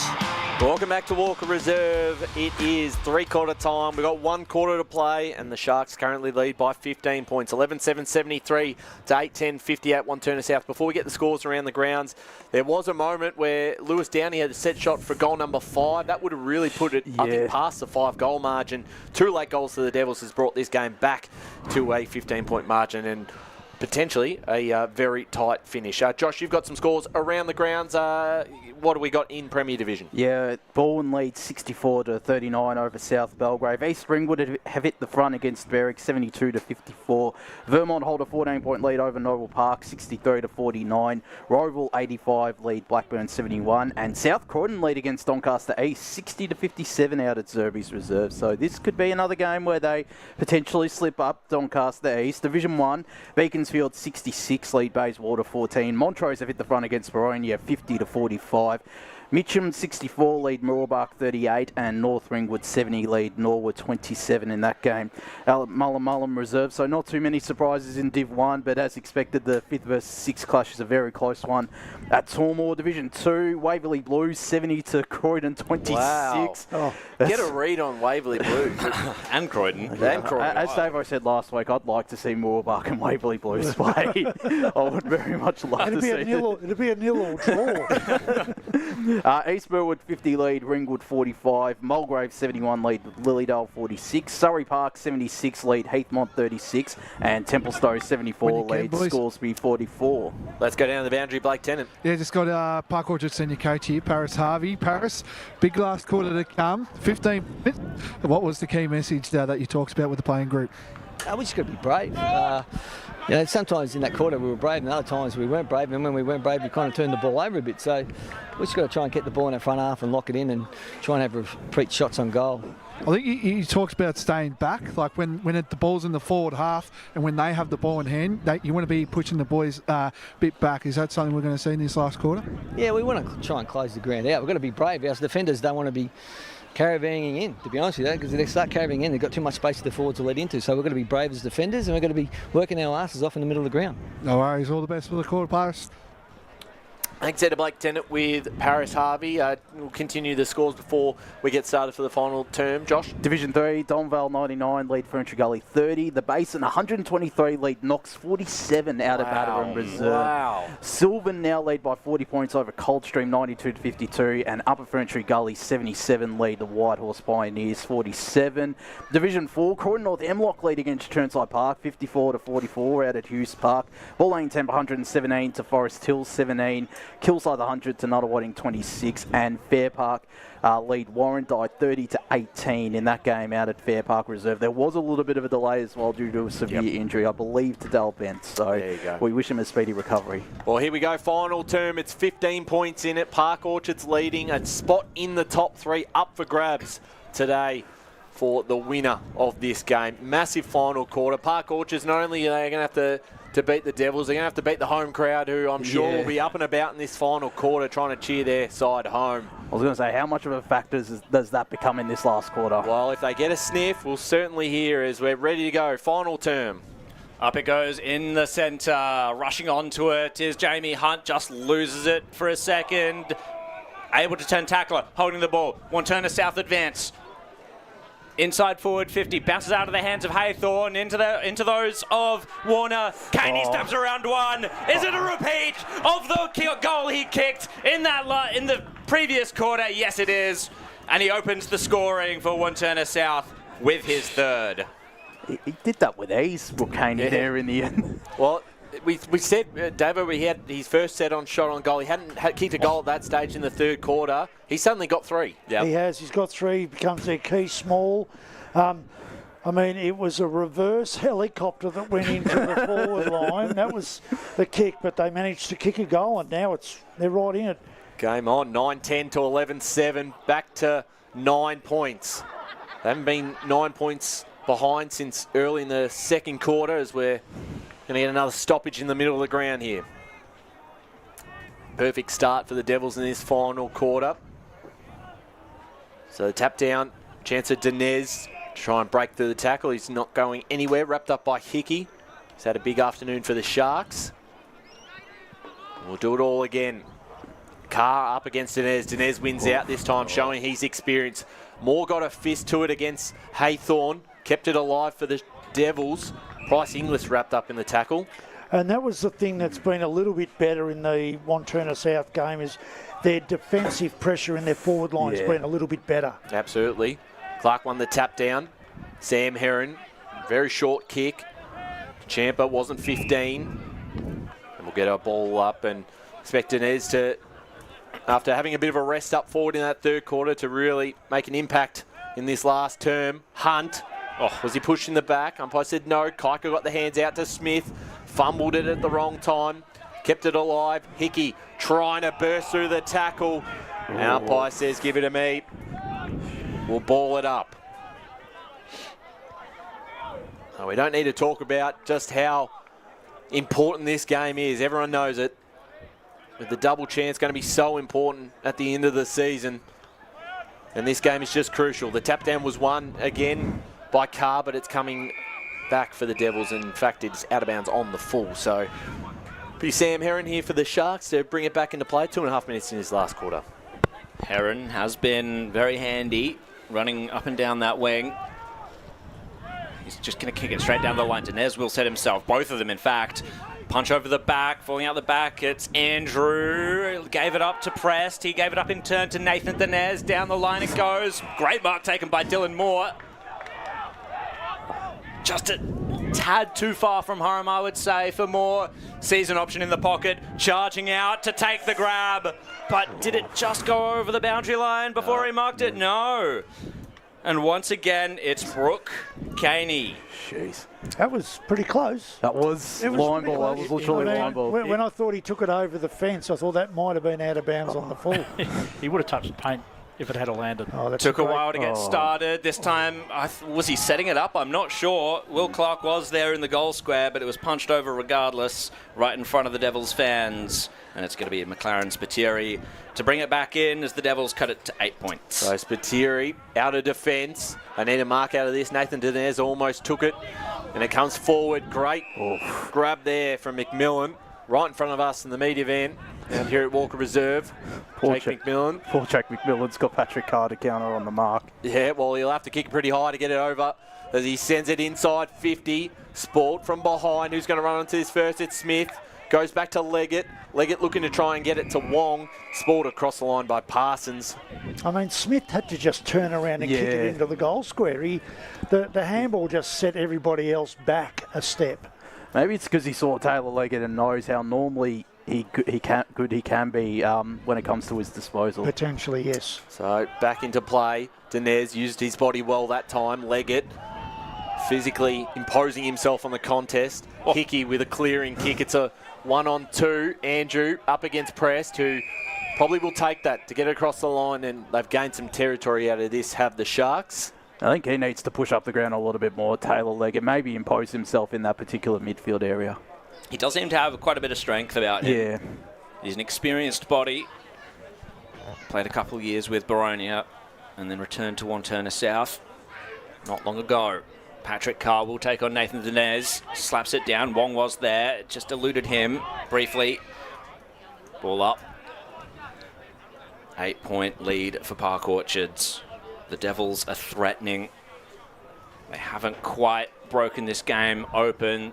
The Sharks have been able to stop them here and there. Hickey gets it inside forward 50. Blakey came out to meet it. Taylor was there. Dinez, that's Nathan, wrapped up his opponent. Whitnish gets a tumbling kick. Champa, he could feast on this opportunity. Charging out was Downey. Champa was there. Downey will scoop it up. Snap around the body. Waiting on the line just to get the important, crucial touch at the last line of defence. Lockie Noy.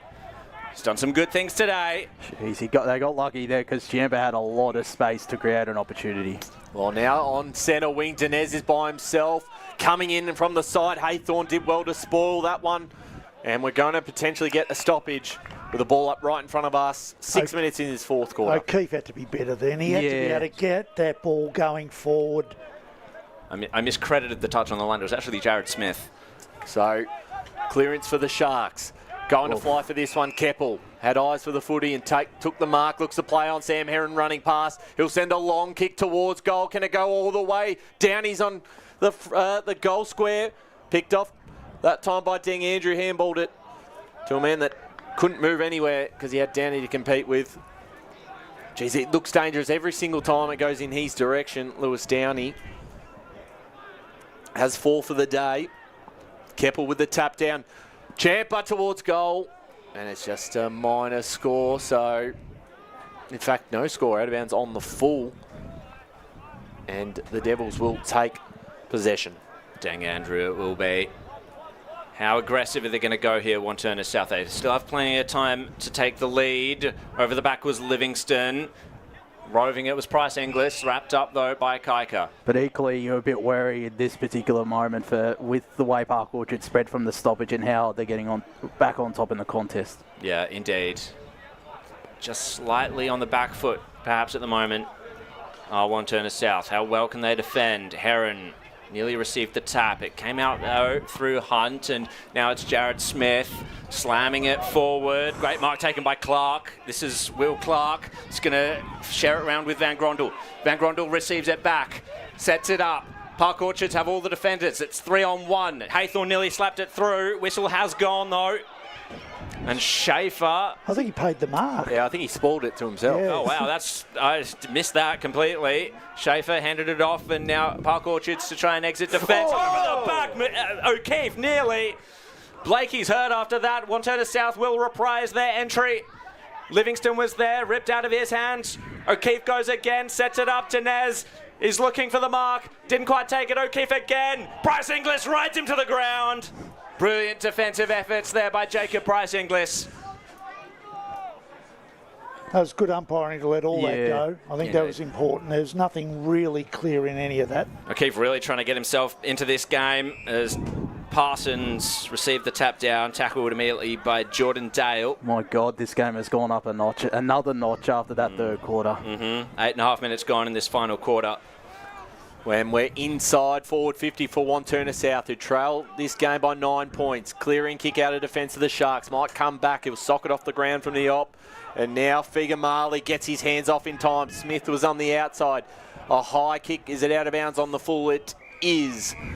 And Park Orchards will take possession in their defensive half of the ground. Most of the attacking in this last quarter done by the Devils. 9 minutes into this final term. Have the only major of the last quarter is Spiteri. Had a massive first half of the Sharks as Dinez out the back was trying to fly for that one. Press did well. Puts this in towards the middle of the ground. Who can run onto it? Downey. Smart little handball to Champa, who goes forward. Andrew's going to get there in front position. Kept it in front of himself, but it was picked off. And now Parsons. Is he in trouble here? This will be holding the ball. Dived on it. Caught. And now with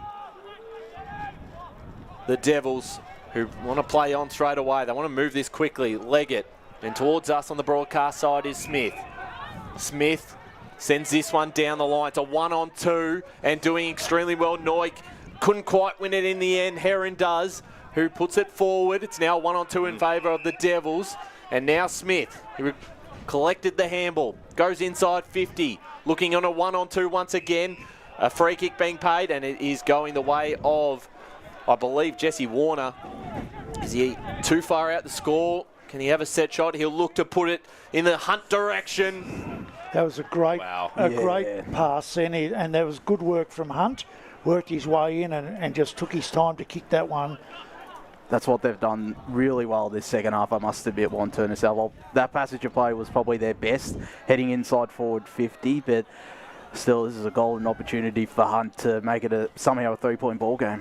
He's moved into the midfield in this last quarter, and such a key kick for the Devils to bring the margin back to 3 points. Jamie Hunt, we know he can kick goals, and we'll hear it from the crowd if he puts this through. It stays right. Telmina score, led off for the Sharks. That moves the Devils to 9-12-66. Park Orchards 11-8-74. It's almost 11 minutes gone in this final quarter. Spiteri will kick it back in. I have to say, Jack O'Keefe, he's having a big final quarter. Let's see how much of a say he'll continue to have as Park Orchards will try and work out this puzzle of how to get it down the ground. Heron is on his own. Keppel bumped into contention of the mark by Dinez. Didn't quite take it. Moore was there to intercept the handball. Back go the Devils. Caney was the target. Couldn't quite take it. Scooped up by Schaefer. He's going to send Park Orchards back down the ground. Great grab taken by Taylor. Devils looking and looking for options. There's a couple of spare men in the corridor. Do they dare go that way? No, not this time. Taylor's going to send it. The pack coalesces. Comes to ground. Wong was there. No, scooped away by Reese. Hat kick. 2-on-1. Downey has a lot to beat. Neop punches it to the advantage nearly of Kaika. Spinning through was Price Inglis. Gave it up. Devils go back the other way. Briefly, though. It's going to come through McAuliffe. They share it round. Keeping it low, but a little too wide. Champa was the option. He couldn't impact it at all. Both teams look a little bit tired at the moment. They look a little bit heavy-legged. So it's about when you get the football, make sure you hit your target. Yep. Oh, Champa with a smother. There's an opportunity for the Sharks. This could really hurt the Devils. Blakey takes the grab. And he's going to line up and put one through for Park Orchards. It'll be their first of the final quarter. Devils have done most of the attacking, but this could really sting. Jeez, that was big from Christian Champa. What a game he's put together. Yep. But again, that's a poor kick. Yeah. You should never be smothered taking a ball like that. And crucially for Park Orchards, 30 seconds at least taken off the clock. Yep. And they kick a goal.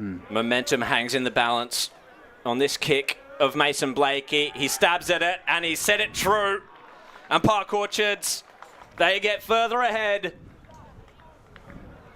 They move to 11-8-74. No, it's not been updated yet. 12-8-80 to 9-12. A 66. We're 13 minutes gone in this final quarter. And now the task gets just that little bit more difficult for the Devils. So you can see what the Devils are trying to do. They're trying to play on more, but they keep going really wide to do it. Yeah. They're not finding anyone to come on the inside to be able to move the ball down quicker. It's all down long, which can be defended a bit easier by Park Orchards. They can't drop their heads yet. It's only 14 points. They've got to get the next one. As Dinez in the ruck. Did well Hunt. Got off to Kika. Kika's small kick forward. It's a bouncing ball. Viteri wrapped up in the tackle that time by O'Keefe. 70 out from Wantirna South goals. They trail by 14 points. 9-12-66, 12-8-80, Park Orchards. The live ladder at the moment, the Sharks have moved into third. Kika wrapped up in the tackle by Chappell. Of course, in this division, the double chance is just going to be so important at the end of the season. Dinez won the tap down. Hunt followed up with the tackle on Parsons. Ball still going nowhere. Still a lot of time in this final quarter. Thanks for joining us, Radio Eastern 98.1 FM and our Facebook and YouTube streams. Here's Hickey out of the middle. He gets a kick forward. It's a couple of one-on-ones. Dinez did well. Had Andrew as well by his side. And they move this through. Here's Deng Andrew. Got the handball from Figamali towards the top of the square. A mark out the back. Caney!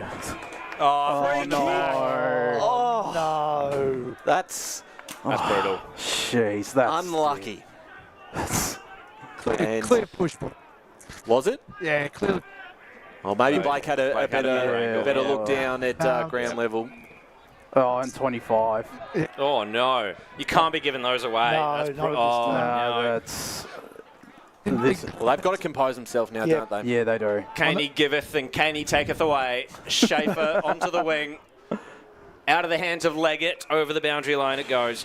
I know it's in climate of the game and it's deep inside this contest here, but that was a clear two-handed push there.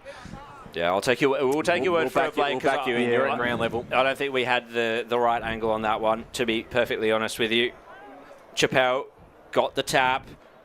They fall upon the Park Orchards man there in Thomas Reese. Right out in front of Blake. And he pushes in the back. You'll see these. Wrapped up was Reese again. Not going anywhere. It was particularly... As Hunt. Particularly brave from Blake, because I just noticed a couple of Wantirna South boys near the interchange gate, and he's right in front of Jason Heffernan. Chappell's tap was read well by Kika. Forward go the Devils. Only briefly, however. It's going to come right back. Oh, bodies fly. There was a collision there. No whistle called. It's going to trail aimlessly over the boundary line in front of Webb. Bit of territory gained there by the Sharks. 16 minutes gone in this final quarter. Still a 14-point lead for Park Orchards. So they need 3 goals. That's the equation for the Devils. Crucial game here in Division 1 regarding the finals. It was a great clearance by Dinez. The kick will come through to Warner. Great swipe away by McAuliffe. Devils won't be resisted, not to be relented there. Webb Jeff's trying to find his way through. Delayed the handball well enough, but Figamali was there. Up it goes, inside forward 50. Clark was there, got hands to it, and it trails over the boundary line in front of Schaefer. I know we've played 17 minutes, but you'd think they'd almost have to score from this forward 50 entry, because there's only been, 2 goals kicked so far this quarter, and I don't think it'll go for much longer. Well, not much longer, but not for be the longest quarter. Well, let's see what they can do out of this. A boundary throw, an inside forward 50 here for the Devils. Tap down, Magnano was there. Leave a clearing kick, will come back. And they'll go forward through Deng Andrew. Can they get a mark out of this? Clark doing fantastically, not paid the mark. I thought he had it. And he's not paid it. I reckon it got off hands from one of the Park Orchards players. I think the Park Orchards player had the first touch. So a ball up deep inside. Wantirna South forward 50. 17.5 minutes gone. They need a goal. They've given away a free kick here. And it is going Wantirna South's way. William Clark. Just pulled him out of the way. You can't do that. Yeah. I think he paid the high free kick there, actually, which was surprising. It was a bit of both. I mean, he grabbed him by the shoulder. He literally... So either way, doesn't matter. Whether or not he's going to have the set shot in front of goal. This is a must kick goal. And Clark has put it through. And it's back to 8 points. Game on, 18 minutes final quarter.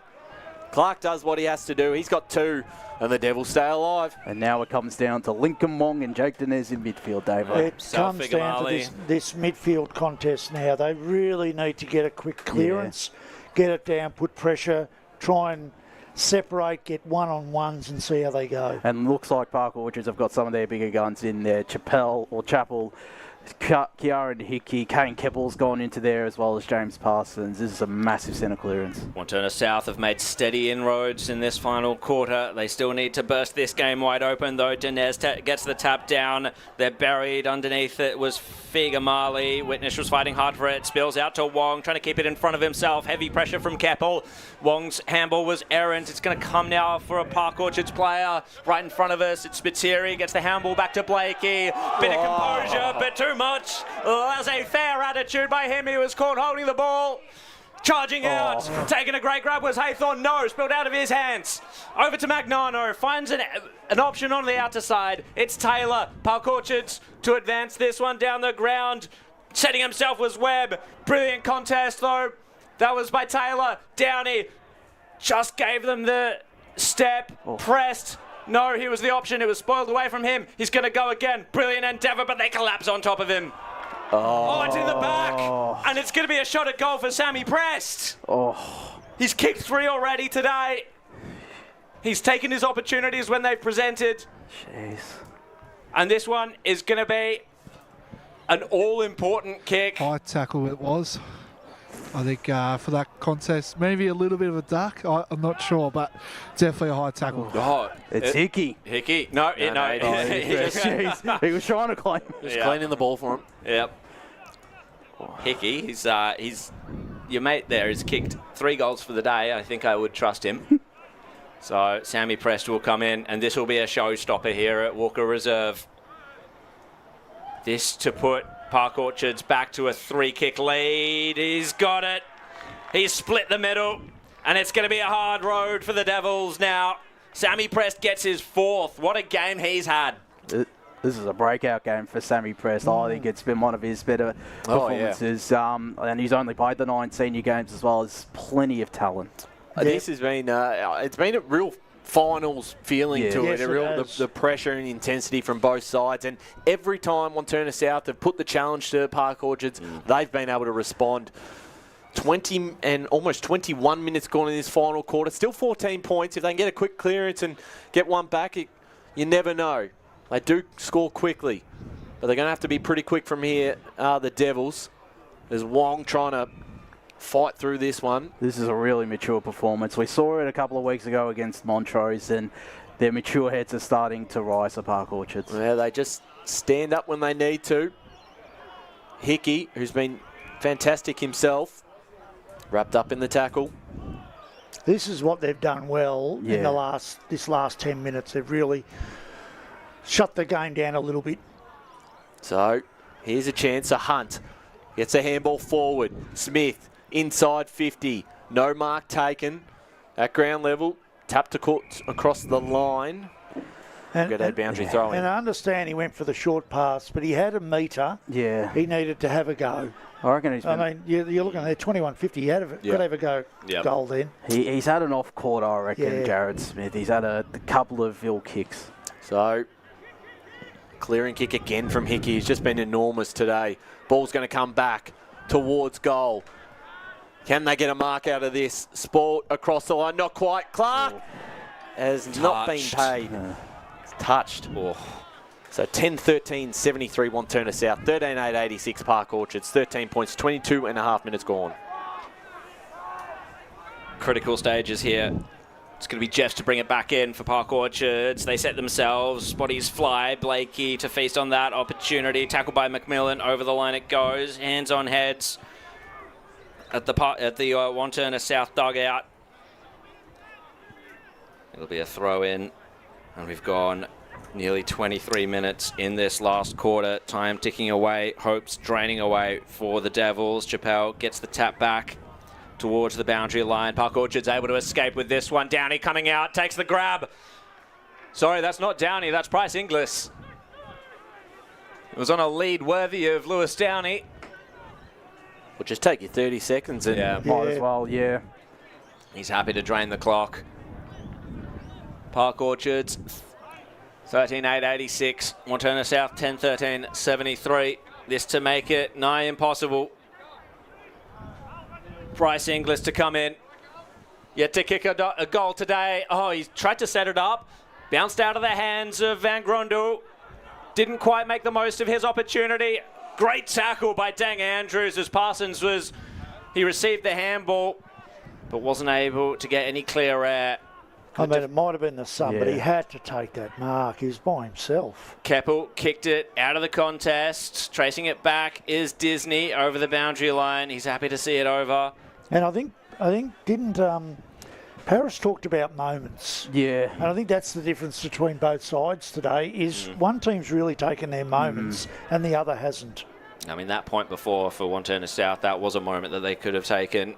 Wong shovels it out. Oh, stolen by Prest! Is it 5? Oh, it's Hickey, in fact. Goodness me, Kieran Hickey. He kicked the sealer in the game against Montrose. He's kicked it once again. And that is a hammer blow to the morale of the Devils. What a game he's played, Hickey. And it deserved a goal because he's been enormous for them. Yep. I think that's his second for the day as well. Is it second? Or maybe it might be his first, or I'm not too sure. I think his last month is.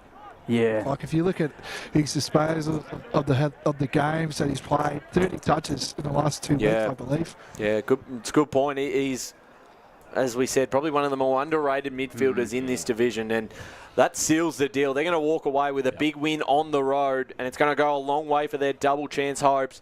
Out of the middle, Dinez fell over, holding free kick. Wong wants to play it on. It's coming back. And ball comes back to Dinez. Not sure why that wasn't an advantage, but no sense of theatre. He's going to give You're not giving a card at this stage of the game, are you? It's he even got it. The yellow card for Chappell at the 25-minute mark of the... he thought he was getting... I think he's been given for tunnelling. I think that's what he's been given for tunnelling. Even though this bloke climbed a ladder over the top of him and fell down, he didn't fall over, Ryan. He fell down. But it's a pretty handy replacement you've got coming in. For, you've got the big man coming on who's... True. About 8'5" as the ball goes inside 50. No mark taken. And we get another stoppage 26 minutes into this last quarter. 10-13-73 Wantirna South, 14-8-92 Park Orchards. A live ladder. They'll sit in third at the end of today. Montrose look to be pretty much safe in the top 5 as well with their win over Baronia. Spiteri clears the kick, finds Bryce Inglis, and it's all about taking time off the clock now, and that helps with the 25-metre penalty. And looking to try and take the most of the advantage was Jess, but he'll come back to Bryce Inglis. Been good again today. Yep. Done his role well off the Jeffs. Him and Spiteri's run and disposal of a half-back flank has been exceptional. Especially early. I think early they really set him up. Magnano. He's been good in the last half, hasn't he, Magnano? Yeah, I think he has. Well, he's recovered well after the slip-up in the second quarter where he gave away a goal. After that, he's been quite reliable as Jeffs, and it's all about now just running the clock down. Jeffs kick towards the Keppel direction. Nathan Des flying in for that one. Keppel, his handball cut off. McMillan kicks down the line. It's a one-on-one, and it was probably going to be either a free kick to Haythorne, who was going to take the mark, and did both, and 27 minutes gone now in this final quarter. So the 15-point lead at three-quarter time has been grown to 19 points. Haythorne, his kick found the back of the pack. McMillan was there. It's been thumped over the line. Nathan Dinez helps up his bandaged teammate. I must admit, while he hasn't been super, the fact that Haythorne's been able to get through today after it being his second game in over 12 months is a fair effort. Magnificent. It'd be good for him. It's a very important player come the finals. Trying to rip this one away was Lincoln Wong. Still had some good moments today, and you can see why he made the team of the year last year in defence. Yep. Definitely. Carr is there. Brilliant tap work once more. We definitely saw that the start of the third quarter. Hickey roved it high up and under. Good hands by Kyle Taylor. He exits defence. Oh, Heron, brilliant challenge front-on contact or something along those lines. He's also shown some promise as well. I think he's been good, Heron. I've really liked him. Might have spoke too soon about the game at all. Back to 3 points. There we go. 28 and a half minutes gone. Jeez. Heath Disney perhaps hasn't quite had the impact on the game that he would have wanted. You checking the scores down there, bloke?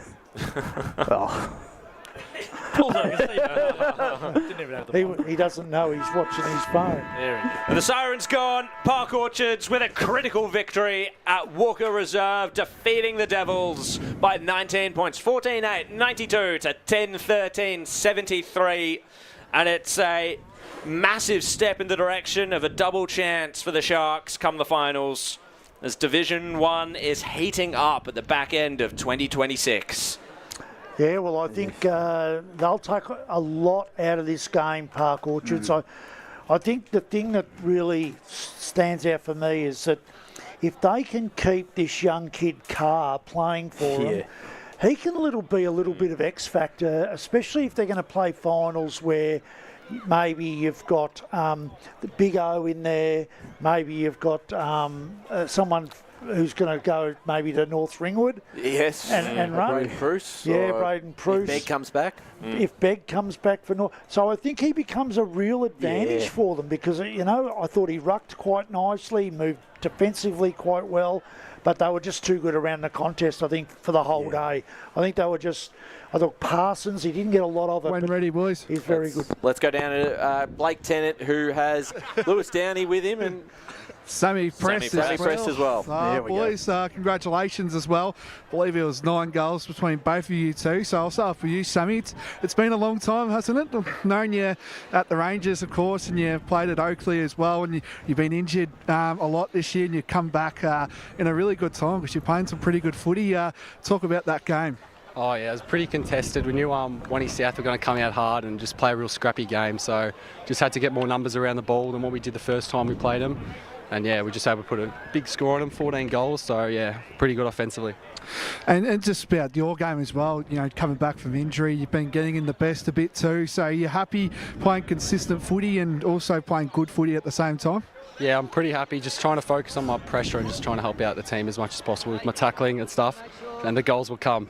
We expect all the commentators that picked Wantirna South to buy us a slab and one.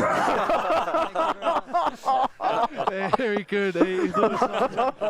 Speaking about your coach, what does he mean to this group as well? Because he doesn't really give you much. He gave us a smile today, which is very rare. But talk about that. How good is he at this club? Yeah, he's good. Yeah, he doesn't give us much, but we've come runners up the last couple of years, and it mean a lot to win it for him this year. So yeah, hopefully we can get it done. Yeah. Lewis, move over to you. Luke goal sneaker as well. Had a fine day out for the Sharks today. 8-point game really today if you think about it, because if you win today, you probably got the double chance unless you have the slip up. But talk about that. Oh, mate, it was huge today, and we knew that today. We knew it was an 8-point game, and they put the heat on. They got us early on in the year at our home deck, so we knew we owed them one. As Presty said before, we just had to really get numbers to the contest and lock that ball inside our forward 50. That was really, really important for us today. And mate, absolutely right. We came away with the win. And also just as well, do you feel like there's been a few people that have just been saying Park Orchards is just going? Do you feel like you've turned the switch ever since that Montrose game? Do you feel like you're playing the footy we all know Park Orchards can play? Absolutely. I think we sort of fly under the radar a little bit. I think teams underestimate us a little bit and almost don't give us the respect we deserve. We've been in the grand final 2 years running, and we plan to take it out this year. Hopefully we come in good at the right time. No worries. Enjoy it. Sing the song, boys. Thank you, mate. Appreciate it. Oh, I like that. Statement right there. Yeah, it's a down here. Chip on the shoulder there. They've got something to prove. That they are the back-to-back grand finalists in this division. And we've talked a lot about Mitcham coming back in. We've talked a lot about Wantirna South coming into the division and impressing. And North Ringwood, of course. So there's something in that. I like the boys there. They've got certainly something to prove. Paris Harvey coming in as well. Yeah, I was going to say, how did Jesse Wren moment did Paris Harvey? Yeah, I don't have the funds to to buy a slab for him, but hasn't he opened up in the last day? I like it. And I say it's one reason. I say it's one reason and one reason alone, and it's because of Brett Davidson. I actually think I checked the record, Blake. He actually tipped Wantirna South. So. Yeah. Look at your messages, Ryan. Park Orchards to win. So are they on the record though? It's not on the record, but I sent it as a message. So there you go. All right, we'll have to screenshot that to send that to Paris Harvey to prove that Blake did tip Park Orchards. They walk away with 19-point winners. There's a lot of results to talk about around the grounds.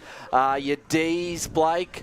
They hold. What's happened? You can breathe. Yeah, he's just seen the score. 2 points. They hold on. So that's your top 5 in Division 1. Yep. The D's will finish in the top 5 from here. What's not over? Oh, the game's still going. Is it still what? Yeah, don't forget that, Ryan. We started 10 minutes earlier than every other game. No, but according to Player HQ says final score. No, correct. Full time. Full time. Yes, he's. You can breathe a sigh of relief. I thought I was better book me September holidays at half time, but oh, jeez. Very good. Well, we're going to take a break here. We've still got our awards to hand out, all the scores around the grounds. We'll see if we can organise a free beer for Paris because of what our tips have been today. But they walk away very impressive 19-point winners. As Sarah opened her best friend Jackie's wedding invitation, she was overcome with a wave of emotion. While her 2 young boys wrestled on the floor, tears of happiness rolled down Sarah's cheeks as she saw the words she'd been longing to see. Please note, this wedding will be a child-free event. Well, Sarah, looks like we're off to Eastland for a new frock and some heels. And let's book in that babysitter. For all of life's little moments, there's Eastland. Eastland. Live real. At Yarra Valley Water, we know reducing your shower time, or show time, to 4 minutes can save you an average of $200 a year on water and energy bills. Shower shorter. Save water. Authorised by the Victorian Government, 1 Treasury Place, Melbourne. Sprained your ankle, bursting through the banner? Broke a finger, high-fiving the ruckman? Or did you run into the goal post again? For bumps, breaks or bleeds, be seen sooner, close to home at Knox Private 24/7 Emergency Department. The preferred provider of emergency care to the Eastern Football Netball League, you'll generally experience shorter wait times. You don't need private health, but there is an out-of-pocket fee. Be seen sooner, close to home at Knox Private 24/7 Emergency Department, 262 Mountain Highway, Wantirna. Do you feel good about your bank? Because there is a bank you can feel good about. They share their profits to fund big community projects, small community clubs and vital emergency services. They've given $250 million to help Australian communities thrive. They have all the products and tech you expect from a big bank, with service you don't. It's Bendigo Bank. Feel good about who you bank with. Try Bendigo. Search bendigobank.com.au or search Bendigo Bank near me. The superpower I'd love for a day is to fly. If I could have a superpower for a day, it would be to time travel so I could go back and see how life was when my parents were young and stuff like that. Be mind reading. It's always good to know what other people are thinking. At Tobin Brothers Funerals, their superpower is always providing compassionate care to families at their absolute time of need. Get to know the team at tobinbrothers.com.au. Tobin Brothers Funerals, celebrating lives. Hi, I'm Ben Desson from Montrose Football Netball Club, and when I need a new kit for a night out, I head over to Eastland. But Eastland is more than a shopping centre. They support a range of community organisations and have been major partners of the Eastern Football Netball League since 2018. Thanks, Eastland. You are listening to Radio Eastern FM 98.1. With live and exclusive coverage of the EFNL football season. Bringing you the match of the day with score updates from all divisions. And now we cross to our commentary team for the Radio Eastern 98.1 Match of the Day coverage. Yes, welcome back to Walker Reserve, Wantirna South and Park Orchards, and final score out here, it was the Sharks 14-8-92 defeating the Devils 10-13-73, a 19-point win.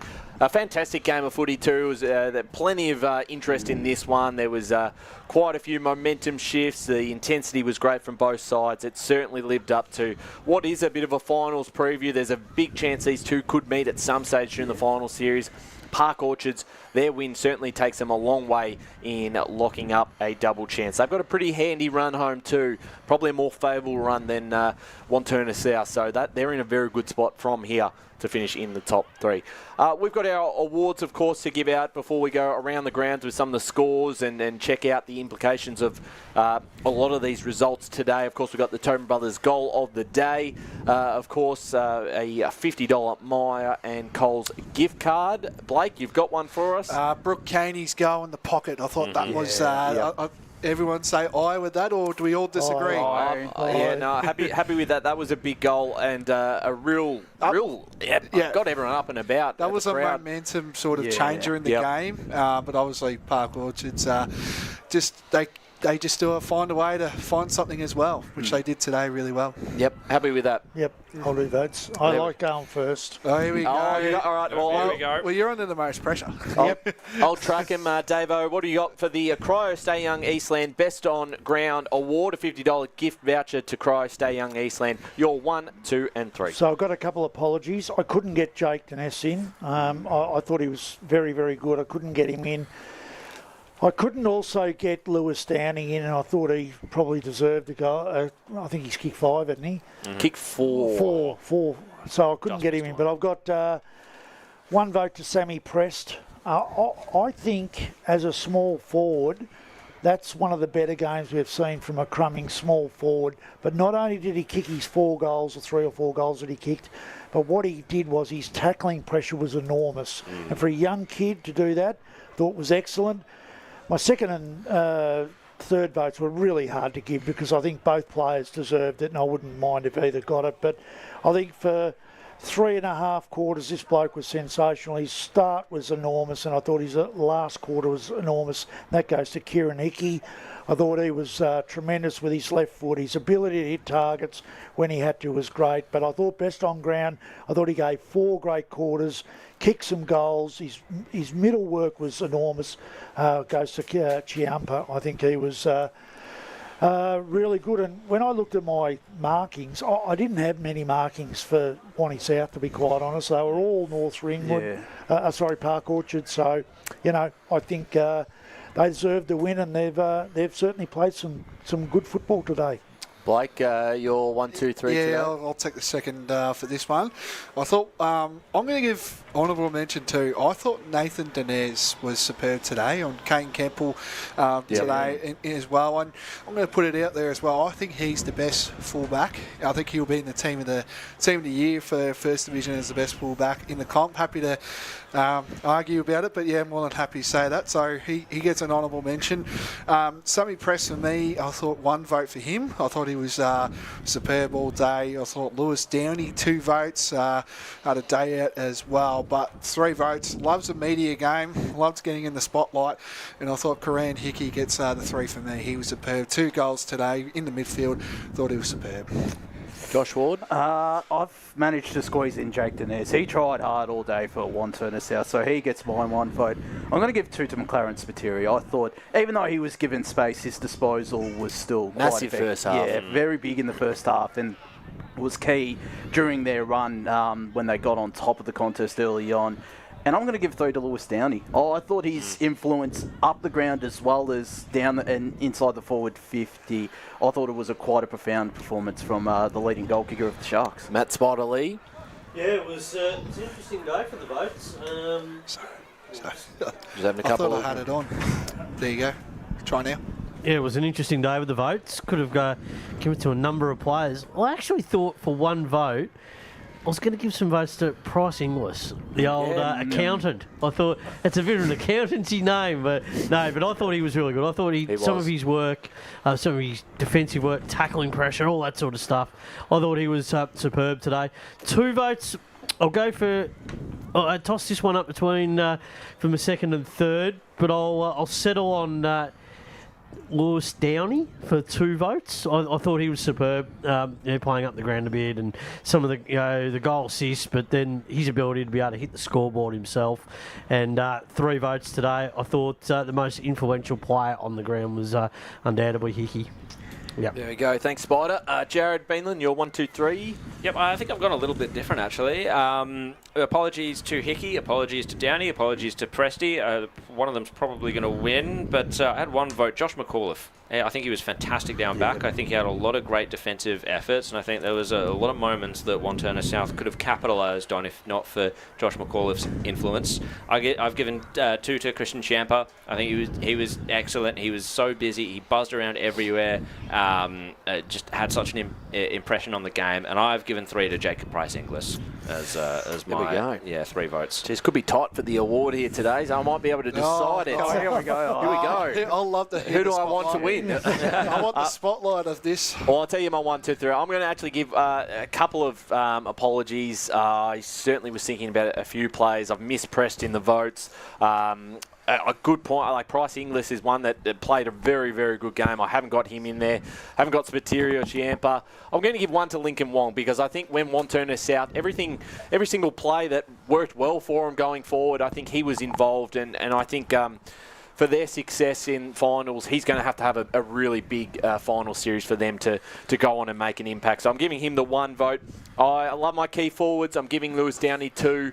I thought he was super influential and great mark of the football. And when a lot of players were missing some gettable set shots, he's so reliable. Potentially that 5th one may have gone through. We don't know. It was very lineable, so could have ended up with 5 very easily. I thought he was massive. And I thought, for me, Hickey was just unbelievable all afternoon. And a lot of work from the midfield, but clearing kicks, his clearance work. He hit the scoreboard as well. He's having a fantastic month. Blake, you brought up his stats earlier, and I thought he stood up once again. I think we've got to start putting him in calculations. I think for team of the year. Like, I know it's tough. I know he's probably had a good month, but we don't know about his last previous games. But he's really lifting for the Sharks side. I know Prosenak, we talked, me, Davo and Spider, we talked about Prosenak being out of the team, and he is irreplaceable. But he's the one that's really standing out for this Park. Well, I was going to say, he's seen an opportunity with Prosenak going out and been unleashed into midfield. He's done an exceptional job. And if he's getting the football, that's great, because that's the Prosenak. But now he's kicking goals, because that's what Prosenak's value is, that he's so good in the midfield, but he kicks goals as well. So if Hickey's able to do that, then as Paris said, you never replace your guns, but this guy's doing as good a job as possible. Yep. And that gets him the award, the Cryo Stay Young Eastland Best On Ground Award. Hickey beating out Lewis Downey for the award. So a fantastic job for him. He had a big game last time. We saw him against Montrose. Didn't win the award that week. So this time he does end up with the voucher. And you can head out to Cryo Stay Young Eastland. Get down there, cryotherapy, a lot of things you can obviously get out of at Cryo down at Eastland.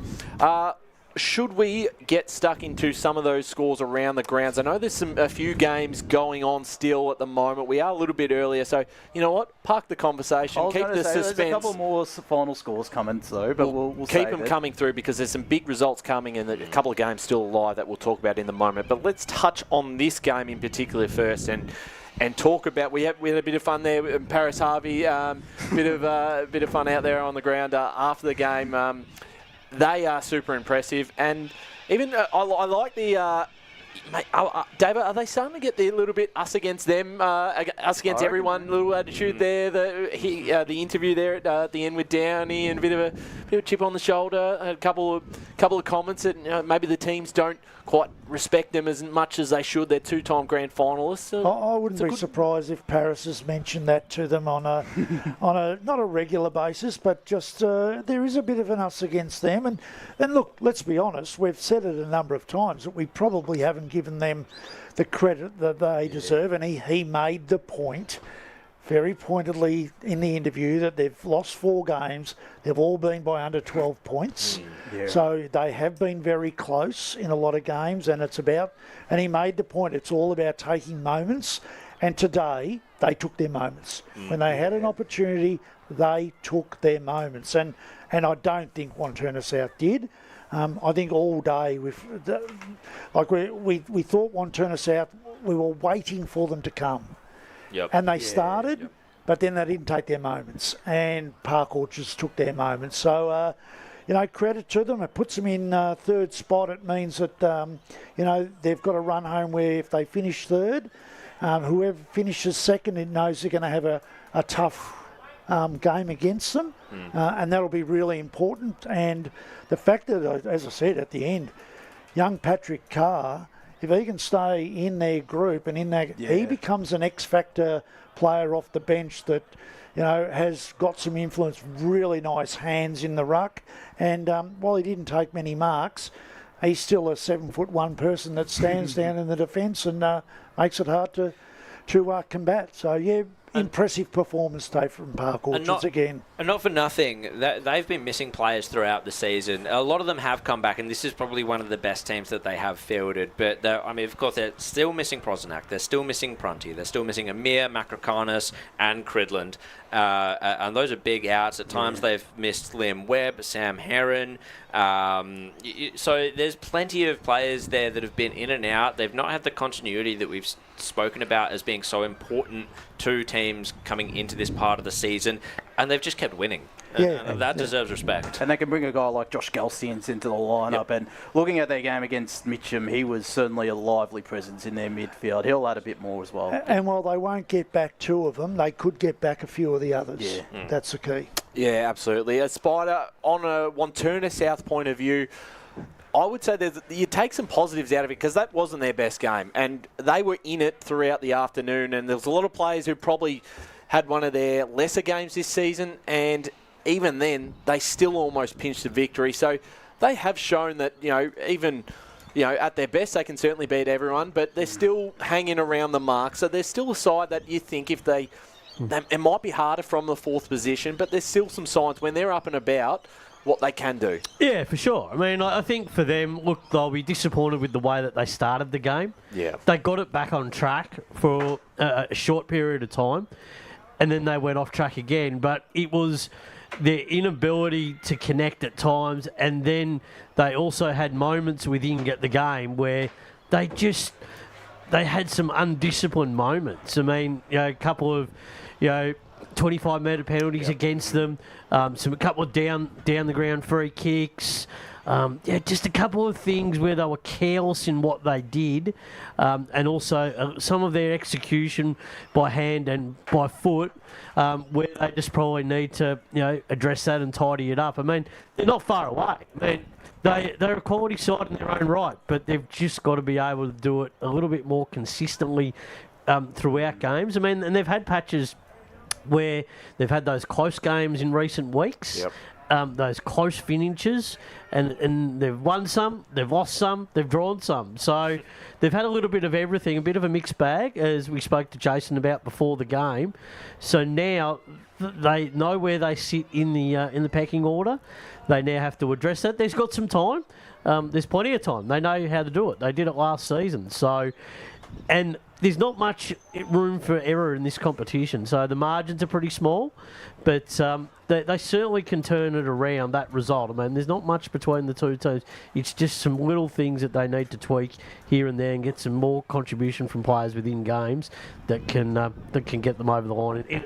Finals game against a team like Park Orchards, who were very good today, considering the players that they actually did have out as well. I was more than impressed, watching him here today. I've got a lot of confidence that they're going to go very deep in this final series. Yep, been the bridesmaids the last couple of years. Could they win it this year? It's wide open, so it's another great opportunity for them. They were 2 points away last year in that grand final. So, we do need to remember that game could have gone either way. So it's not like they've got to the big stage and absolutely you stunk it up. They could have won that game very easily last year. It came down to the last mark of the day from Tim Smith, so that's how close it was.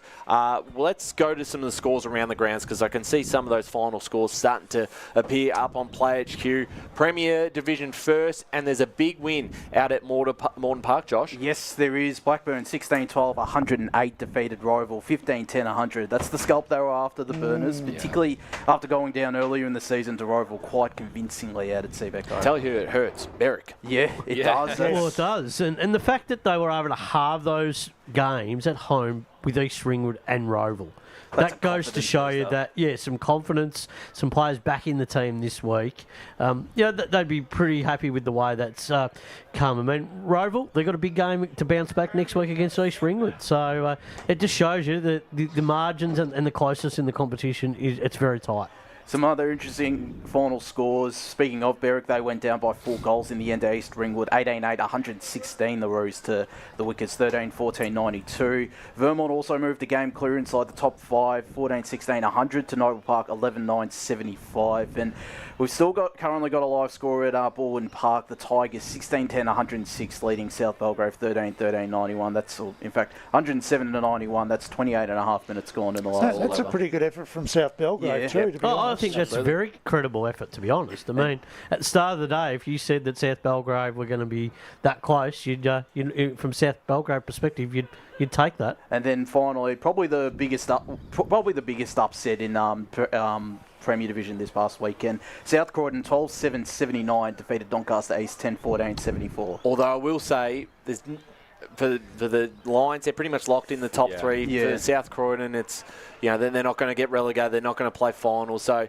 I'm not concerned about that from a Doncaster East point of view. But we did talk about that yesterday, saying that what can South Croydon do? Well, they can start affecting the positions at the end of the year.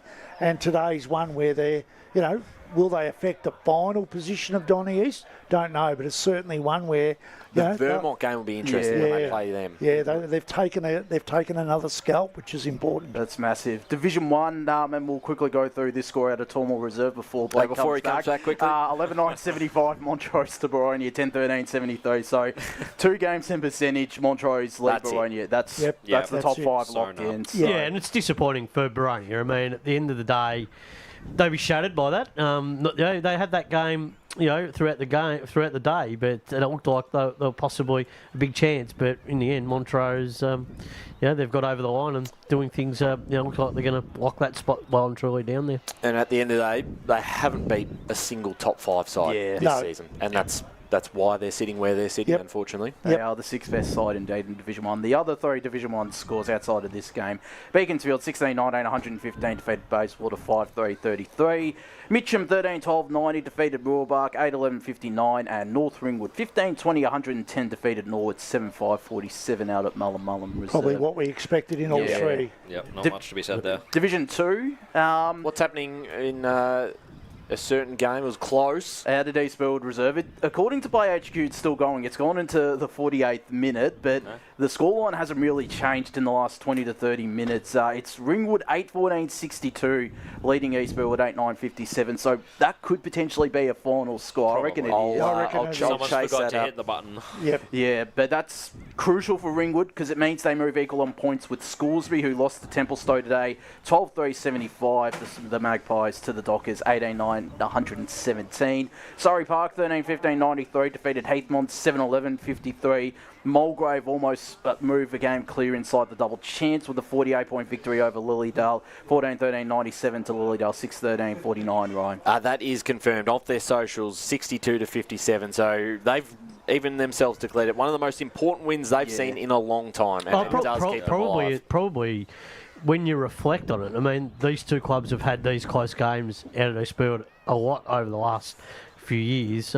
Eastfield, once again, have still not won at home this year. That's an incredible stat. And they keep losing the teams they shouldn't lose. But I actually do still think, like we've talked about it and said, they could not win another game and stay up. But the reality is, at the moment, I actually think they're probably the worst performed team in that competition. For the expectations. Well, the fact is, I mean, if you look at the games ahead, I mean, you actually can't guarantee a win in any of those games. That's true. And then you've got Ringwood playing Scoresby in a couple of weeks' time. So they're probably probably the lucky thing on their side is percentage at the moment, but at the end of the day, wins and losses are going to come into it. And then the final Division 2 score, Waverley Blues 13-5-83 to Croydon 6-11-47. Get a read on the Waverley Blues. They move equal on points. Croydon's percentage does drop a fair bit. Waverley Blues boosted a little bit, but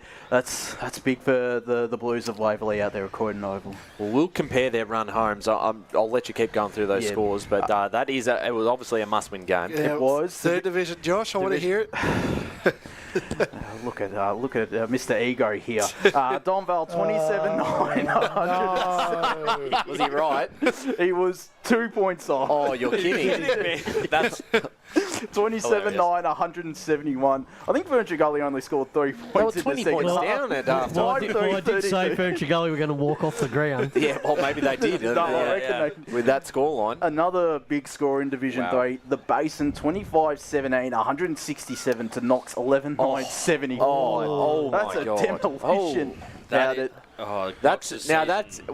It says two things. It talks about how good the Basin are going at the moment and how consistent. But to lose by that much Knox, as we think is, obviously they're going to play finals. How can you go into the final series thinking you're going to? They did have a few out though. They did, but that's 92 points. I know. They didn't lose by 7 goals. And it's not like it's round 7. But and they've had a few games like this year where they've been beaten by significant margins. Well, they had no Halo, no Love, no Barlow.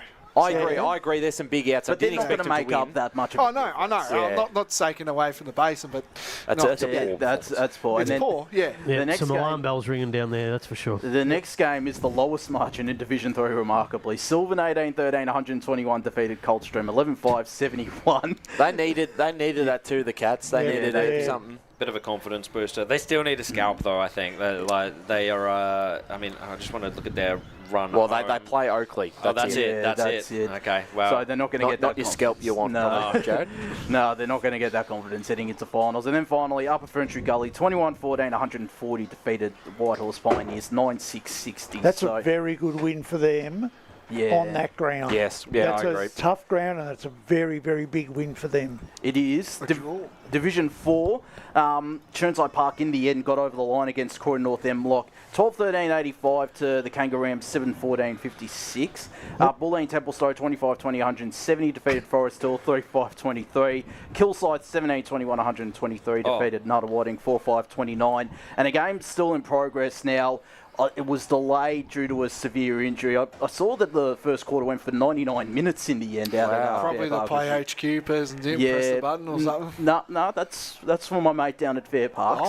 How is he going?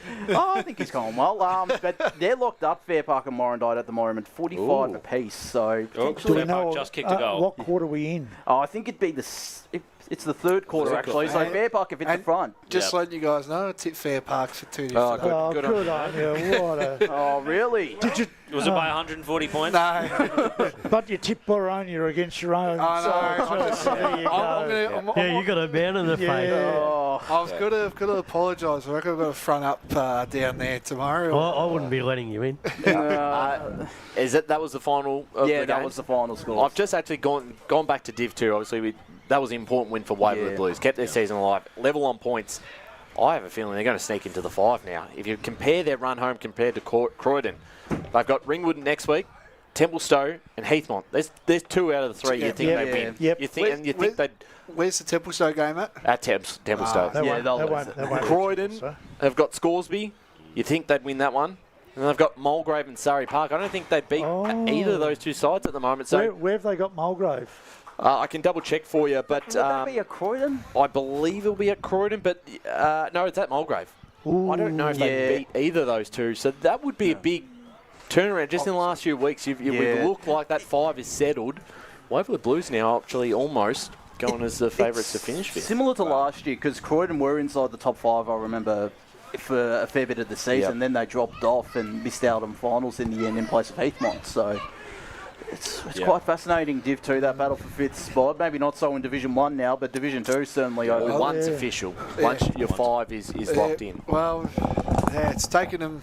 Well, I was just if you're talking about the Montrose Boronia game, I just felt I was just looking at the selection. That's probably the issue that I had with that Montrose side. But you just wouldn't pick your own team. That's the reality. He's getting a little bit. No. He's backing us.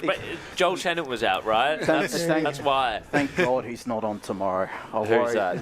Blake. I might get on there tomorrow. No. I think we're all full. We've got enough people tomorrow. Very good, of course. Some other talking points from the division. Obviously, that game is quite important because it does officially lock Montrose in. And I think even if Boronia had won that game, they still had to play Wantirna South, had to play Park Orchards, and had to play North Ringwood. So I don't think it was going to happen. Yeah. It would have had to still be a lot to obviously make the fight from there. Does it make that top 5, even though the scores might be close, is there a separation in there now, do you think, from what we've seen? We were talking about all 5 could win it. I'm looking at maybe only 3 can win it now from what I've seen. I agree. That kind of always happens, though, when you start to see which teams are definitely going to have the double chance. But I also agree, just based on form as well, Wantirna South and Montrose. I think there's... Yeah, I agree. I think there actually is 3, unfortunately. Yeah, the top three at the moment look like they're the ones that the premiership's probably coming from. I think 4th and 5th going to be a lot of hard work for them. We all saw what happened last year, though, with North Ringwood. They finished 5th and made a prelim. So anything is possible. I mean, the only team I think Montrose, if they got on a run, and look, Wantirna South, as we were talking about earlier, I mean, they could do things, but everything has to go right, and it's just it's very difficult to do. I think they can make whoever finished 4th and 5th. I think they can make a run. Might make a prelim, as you said, Blake, like North Ringwood did. But I don't think to make a grand final and then win it. That's a very far. Where are finals at again? Kilsyth and Boronia and Tormore. Yes, as the so other. I think that probably goes against maybe both Wantirna and Montrose. A little bit. Until history tells you it's done, then... I was going to say... All I'm saying is it's Montrose and Kilsyth is 5 minutes apart. Well, that doesn't matter. There's no difference between 5 minutes and 20 minutes. Yeah. I think overall the game style... trying to get us back on track. I think the game style's probably... more in favour of Park Orchards, North Ringwood. And 3 points is the difference between 140 and 137 point win as well. Yes. I was pretty close. Come on, David, you've got to give me that. I do find it pretty. It pretty hilarious that he was almost spot on for such a big margin. Of course, we're going to start to wrap things up here. In terms of this game, the final word from it, Park Orchards, very, very impressive on the road. We've seen them now a couple times in match of the rounds away from home. They did lose one earlier in the season against North Ringwood, but since then we've seen them against Montrose, which at the time the D's are going really well, and they had a great comeback in that game. And this game they held off a Wantirna South side who continued to challenge.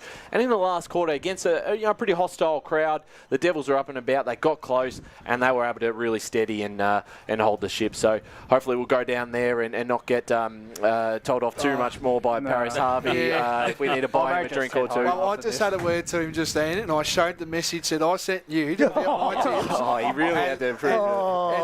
And he had a laugh and he said, "Nut, you're off the hook." So there you go. Okay. Oh, where's my message that I sent to myself? I definitely tipped Park. I tipped him for the premiership at the start of the year, so... we'll get that up today, though. Not today. Josh picked him once in round 8. We'll get that up as well. Exactly. At least I looked at him in the eye today and said, "I pick Wantirna." There you go. He knows who tipped him, and we all, a lot of us did tip Wantirna South, other than except for one person. So. No, absolutely. We're going to start to wrap things up here. Spider, great to have you on out at Walker Reserve. A great game to have a look at. Yeah, no, really enjoyed it being out here, and it was a really high standard game, and looking forward to seeing both those two teams play later in the season in the finals. Absolutely, and you're off to watch the Dogs get thumped by the Tigers. I don't think so. I wouldn't have thought so, but we'll have to wait and see. Funnier things have happened. That's true. Blake Tennant, great job hosting pre-game and on the boundary today. Good game of footy, very intense game, and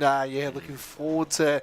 Yeah, I might see you tomorrow if I'm allowed, but we'll have a think about that. But keen to have a beer with Paris, I think. There you go. Brett Davidson and Josh Ward in the special comments chair. Fantastic job. Great to have Josh also in the specials for the first time alongside Davo. I was going to say first time in a long time, but a pleasure to do it alongside you, Davo.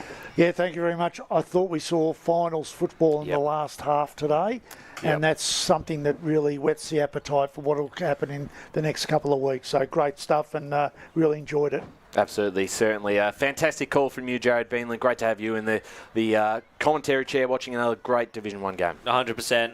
It's a great division. Really looking forward to the finals, as Davo just said. And a great call from you as well, mate. Thanks very much. A big thank you to Megan Green on the camera, Lee Green behind the studio doing all the hard work as we finish up here. Park Orchards ran out 19-point winners in the match of the round.